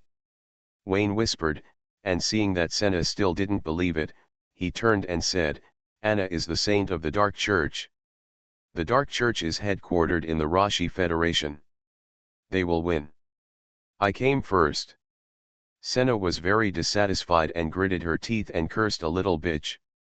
Anastasia must have used Mongolian medicine to make Wayne so obsessed. What a holy virgin saint in front of people, but she has many tricks behind people. Senna became more and more angry as she thought about it, and she stepped up her efforts to severely dampen Wayne's spirit. The effect was very average. As Wayne's followers, Senna and Anastasia had queen-like faces for nothing. They looked very capable, but once they got close to the faith, they became vulnerable. He was a strong-mouthed king. Prussia is indeed worthy of careful treatment. I will contact the Holy See in person. Wayne frowned. After the two generals returned to Burrow, he could no longer sense each other. There are two possibilities. One is that the distance is far, and there are restrictions such as space barriers in the Secret Technology Development Bureau, which makes him unable to sense. The second is that he is dead. He was found to have void pollution as soon as he returned to the headquarters, and then was killed instantly. Wayne hopes it is the first one. If it is the second one, it is not so easy to kill his followers, and it is even more difficult to kill them instantly. Wayne was very glad that he put the blame on Vivin. Even if he was found out, Prussia would target Vivin, not him, a passerby. When are you going to take action against the Pope? Senna asked with narrowed eyes. The sooner the better. You should start as soon as you finalize the plan with the great prophet and the saint. Wayne's eyes flashed with a gleam. The longer the night, the more dreams there are. He should sweep away everything with the force of thunder. Restarting the myth. Author, Fengchao Huang. Chapter 390. The Now River. A sightseeing boat sailed slowly. The curves of the classically decorated hull were smooth, reflecting the moonlight and cutting through the sparkling water line. The scenery on both sides was picturesque, the music was elegant, and the sound of the hull hitting the water surface was as high as 2 or 3 floors. Wayne was eager to paint. Unfortunately, he couldn't. His painting skills were average, and his realism was terrible, and he focused on abstraction. Although the mainstream aesthetics these days is abstraction, as long as the person is gone, there will be auctions to argue for it, but this is Osteria, the back garden of Prussia, and the mustache leader is most annoyed by the abstract school. If you dare to be abstract, he will dare to beat you. Wayne sat on the upper deck, with a breeze, holding a glass of juice in his hand, and looked at his watch. Calculate the time, they should be here too. Senna's meeting with the great prophet Tube and the Saint Dussa went very smoothly. Both of them said that there was no big problem, but they also had a request. There are risks in spreading the oracle randomly, and it is necessary to meet with the leader to prevent the leader from abandoning the donkey after the matter is accomplished, and taking care of them when dealing with the Pope. Be cautious and prudent, and focus on being steady. Wayne evaluated the two as insects. They are called the great prophet and the saint, and they have no spirit of sacrifice. They have an unshirkable responsibility for the church becoming what it is today. Seeing that Tubi and Dussa are not easy to fool, and they are unwilling to enjoy the cakes and chicken soup handed to them, Wayne had to agree to meet with the two. In order to prevent alerting the enemy, The meeting place was chosen to be the Seno River, which is the sightseeing cruise. On the other hand, Wayne met with Gavin, the deputy leader of the Knights of Nature, and showed Gavin the innumerable evidence, indicating his idea of rectifying the church's top leaders in the near future. Gavin has been unhappy with this group of insects for a long time. He has limited power in his hands and is unwilling to go along with them, so he stays away from the center of power. The future natural knights are very concerned about the church, and Gavin is happy to see it happen. When the knights come, there will be a blue sky. When the knights come, the church will be peaceful. At the same time, Gavin also expressed his doubts. In principle, the natural knights cannot interfere in the internal affairs of the church. Wayne has this status, but not this power. Once a precedent is set, it will inevitably bury hidden dangers. This is what Wayne likes about Gavin. It can be said that he is rigid, or it can be said that he is upright and a person who sticks to the bottom line of principles. Wayne said that he would not take the initiative to interfere in the internal affairs of the church. He would only let Senna produce evidence. If several senior officials refused to plead guilty, he would come forward as a natural knight to solve the problem. Of course, he is not a director or planner. He was invited by Senna to help Senna eradicate the insects that do not behave like humans. This statement is a bit far-fetched. Taking off pants to fart is the same as not taking off pants, but the natural knights have taken off their pants. Gavin can't say anything more, and he has made his position clear. He stands on the side of justice and leads the natural knights to maintain the order on the scene that day. Gavin was too upright to attend the small meeting tonight, so Wayne did not invite him over.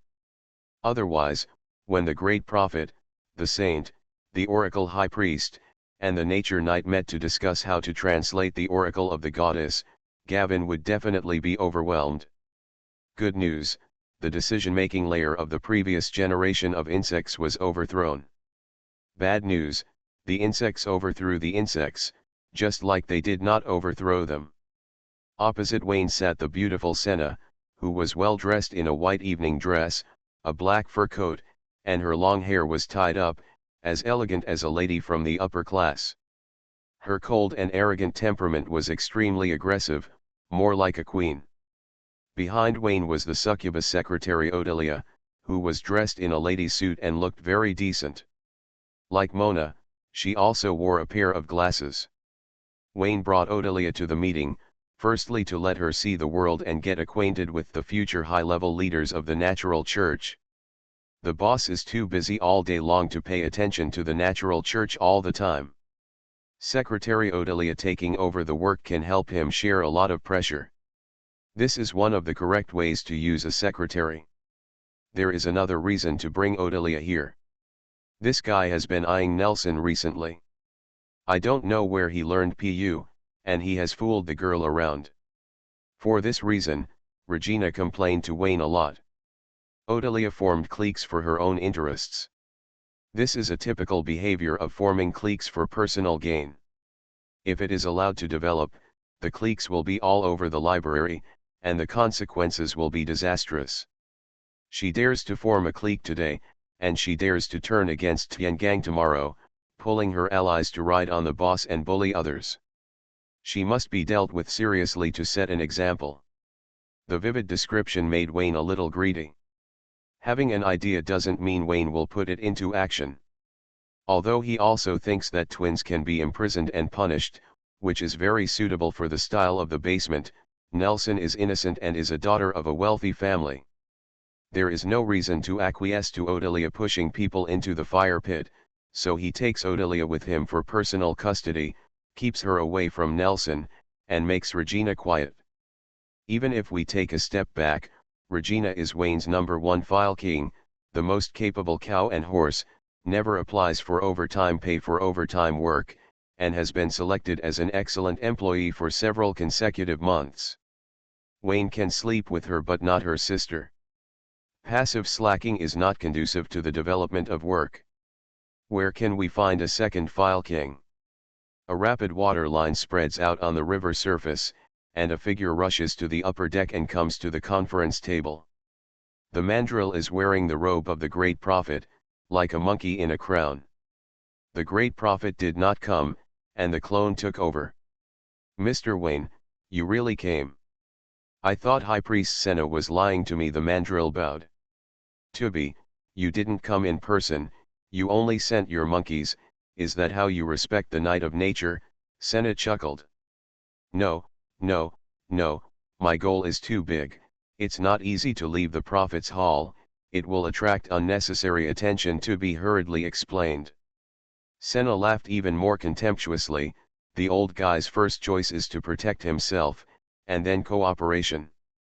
Wayne saw through it but didn't say it, and welcomed Tubi's arrival, and emphasized the transcendent status of the great prophet, who is an indispensable member of the team. Good words don't cost money, and it's worth saying a few more words. Before Wayne finished speaking, another black shadow stepped on the river and jumped onto the deck. Alex Lambert, Saint Dussa's brother, who served as the saint's accompanying guard at the church headquarters, now held the saint's sister in his arms, and put her down after getting on the boat. The saint must remain pure and cannot have close contact with the opposite sex. The brother is obviously not within the scope, and others don't think there is anything wrong. It's not the Landau family. "Mr. Wayne, we meet again." The brother and sister saluted one after another, expressing their respect for the Knight of Nature. A deputy director is also a director. This principle is universal, and it is the same after traveling through time. The two ignored the word heir and regarded Wayne as a real Knight of Nature.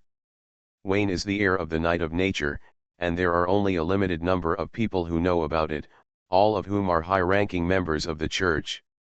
Dussa is a saint who has been framed, and she is also a newcomer. She is not qualified to know the secret.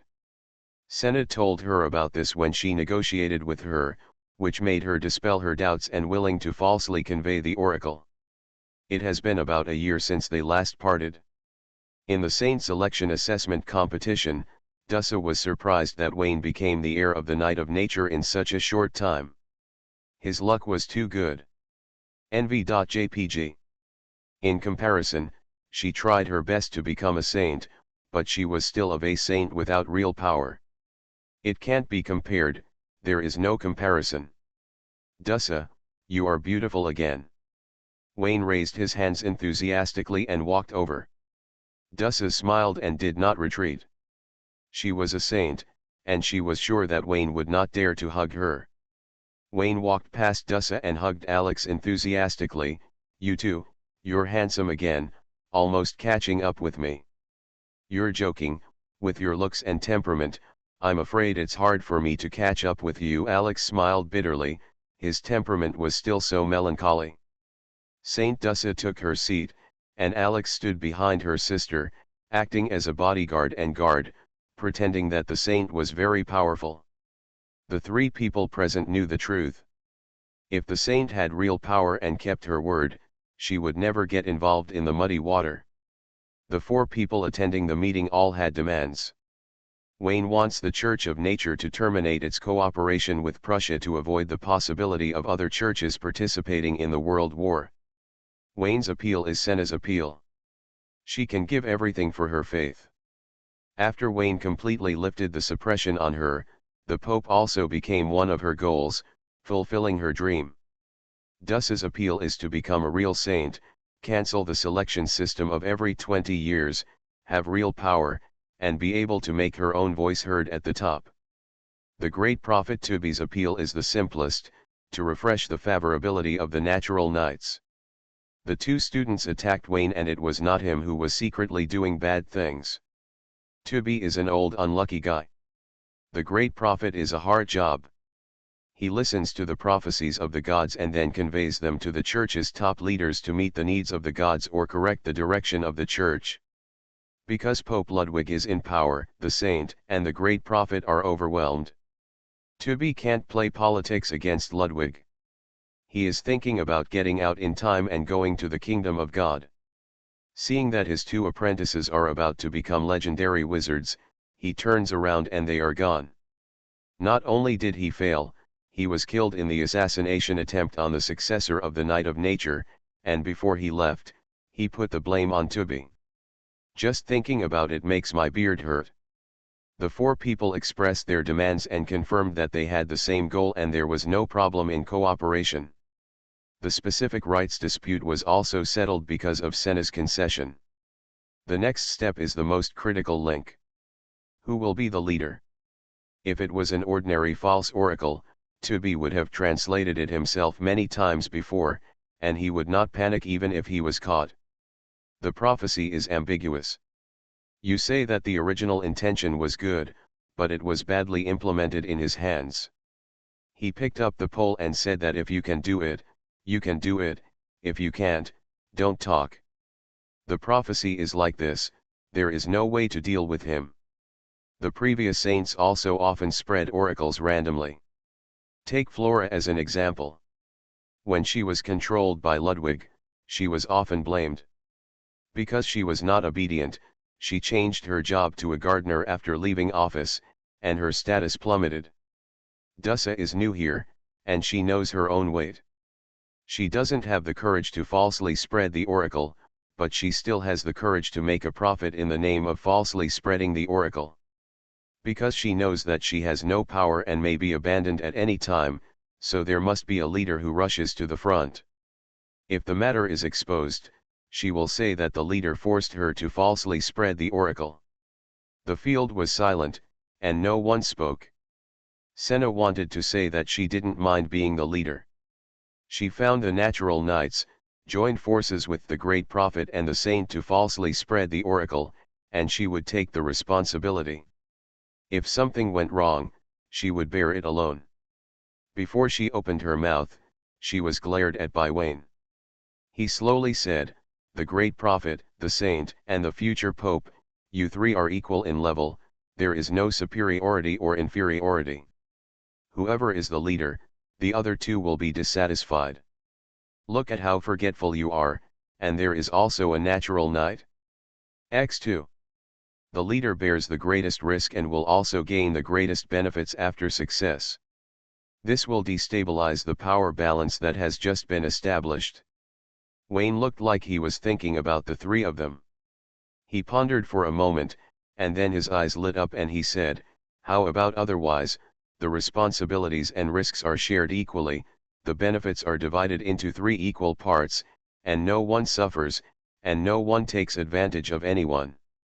How about this?" "Not really." X2.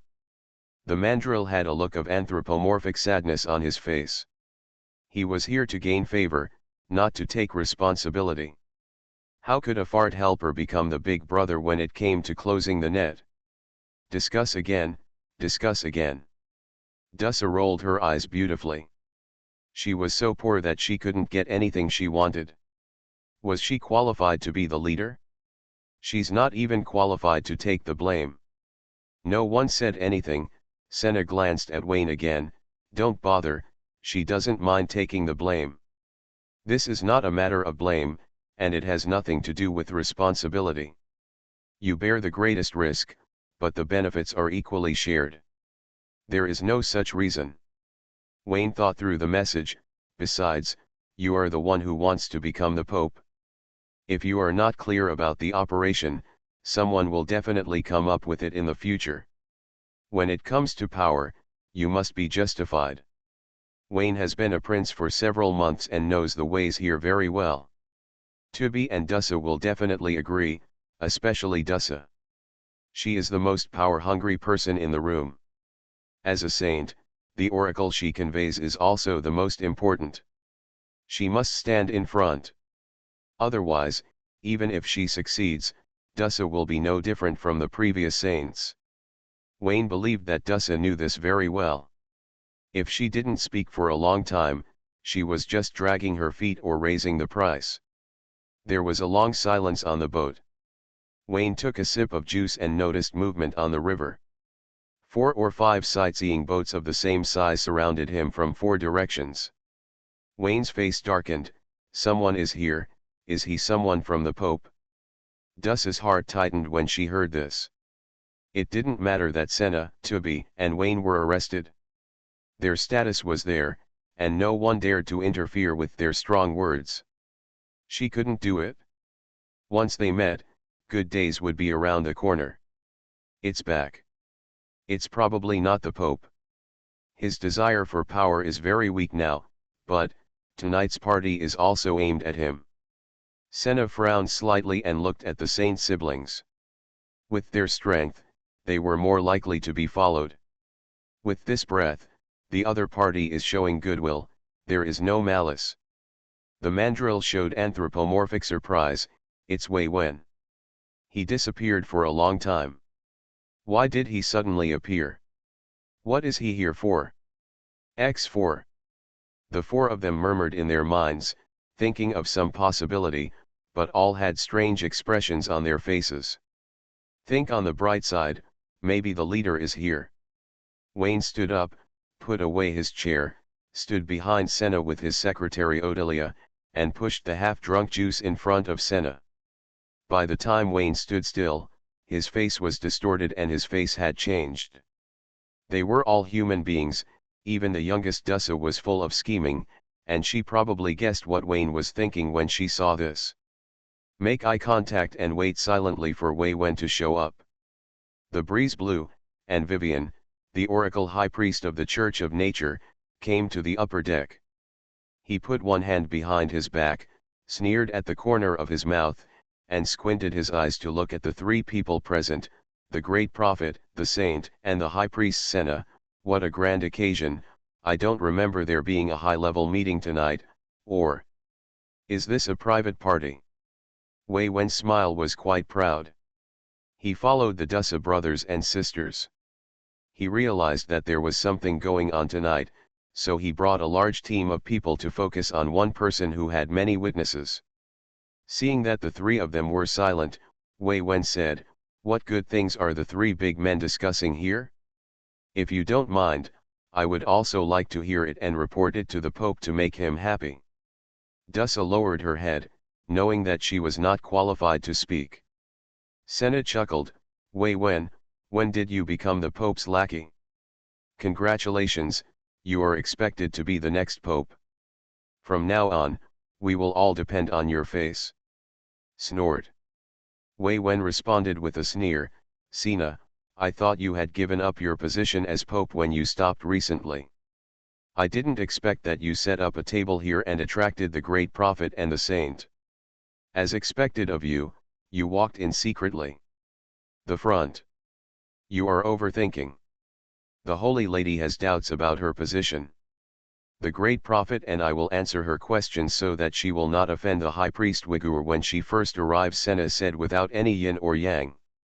"What a nice thing to say, but you don't even look at the way you are dressed as if you want to seduce a man."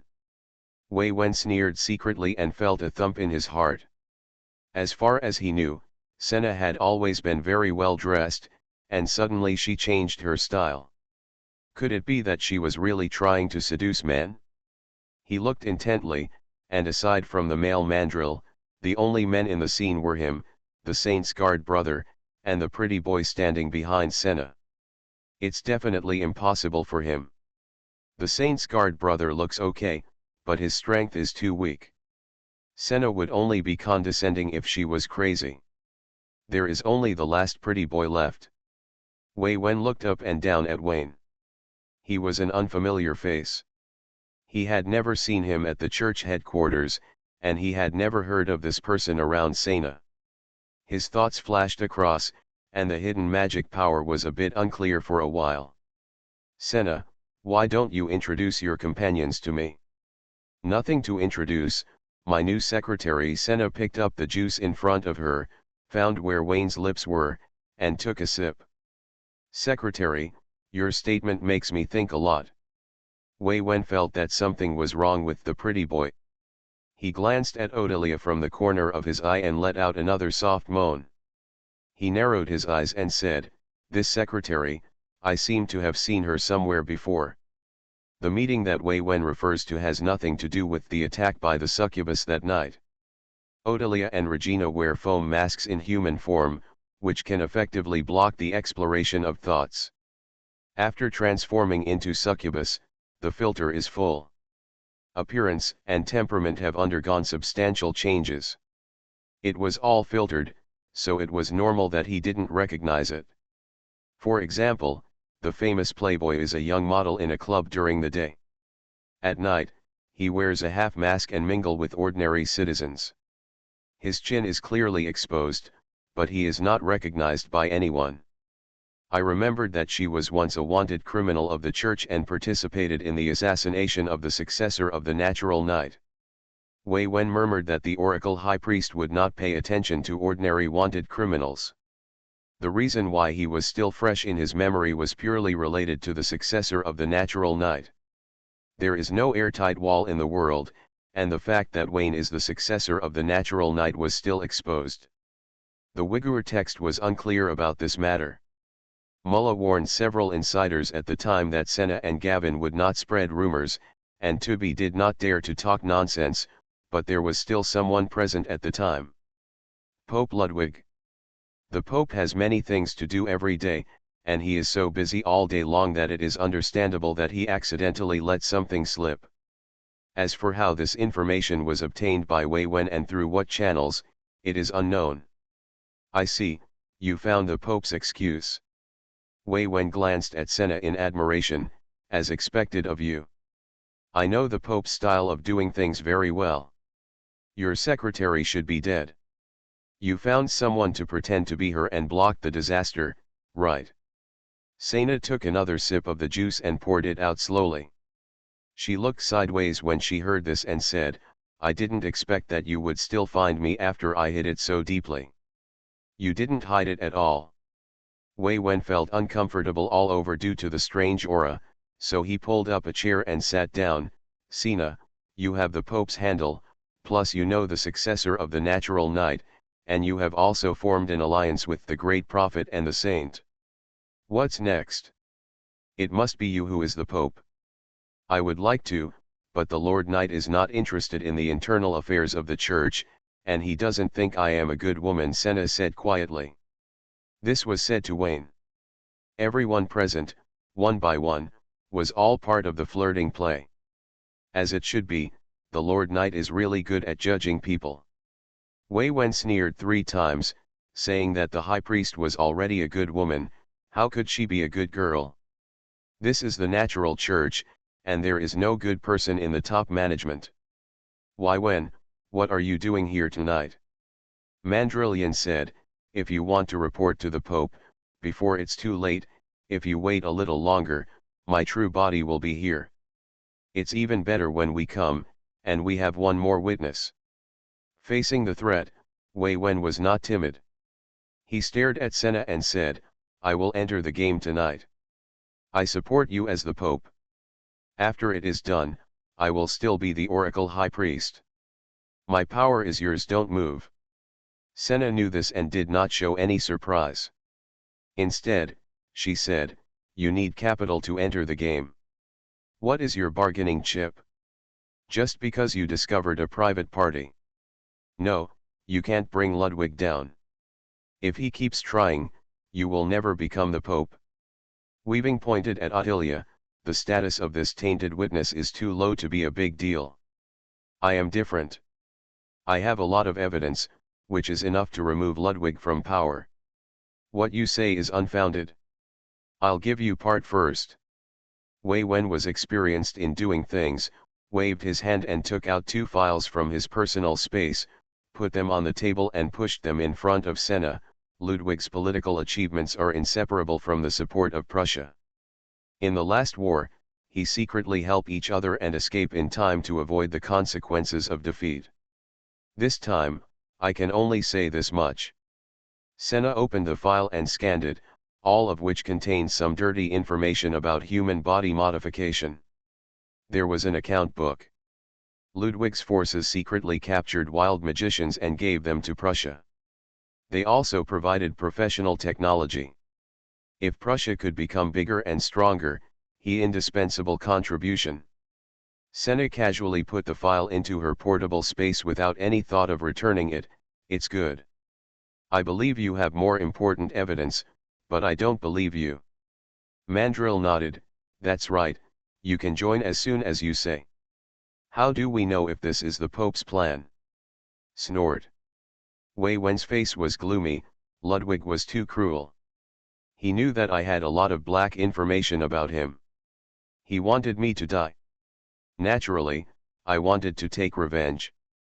What do you mean, he did something to you? Tubby said happily. He didn't take any action. He teamed up with the Prussian SS to set up an ambush and assassination. I was just a few seconds away from dying. Wei Wen touched his neck, the fierce light in his eyes skyrocketed, and he could not let go of his murderous hatred. He wanted to watch Ludwig die in the God's chosen continent instead of going to the kingdom of God to live happily. To tell you the truth, Baker and McCurry have been collaborating deeply with Ludwig. Ludwig recommended them to cooperate with Prussia. These two guys are not clean and participated in the ambush against me. Wei Wen gritted his teeth and said, you want to bring down the Pope, these two doglegs must be dealt with, you need me. Indeed, you have arrived at just the right time. Wayne nodded secretly. It was true that he cheated and pretended to be an SS and gained a lot. Not only did he hone his acting skills, he also earned a cannon fodder. The oracle announced that the high priest was in flames and the Pope died violently. How sweet it was to hear.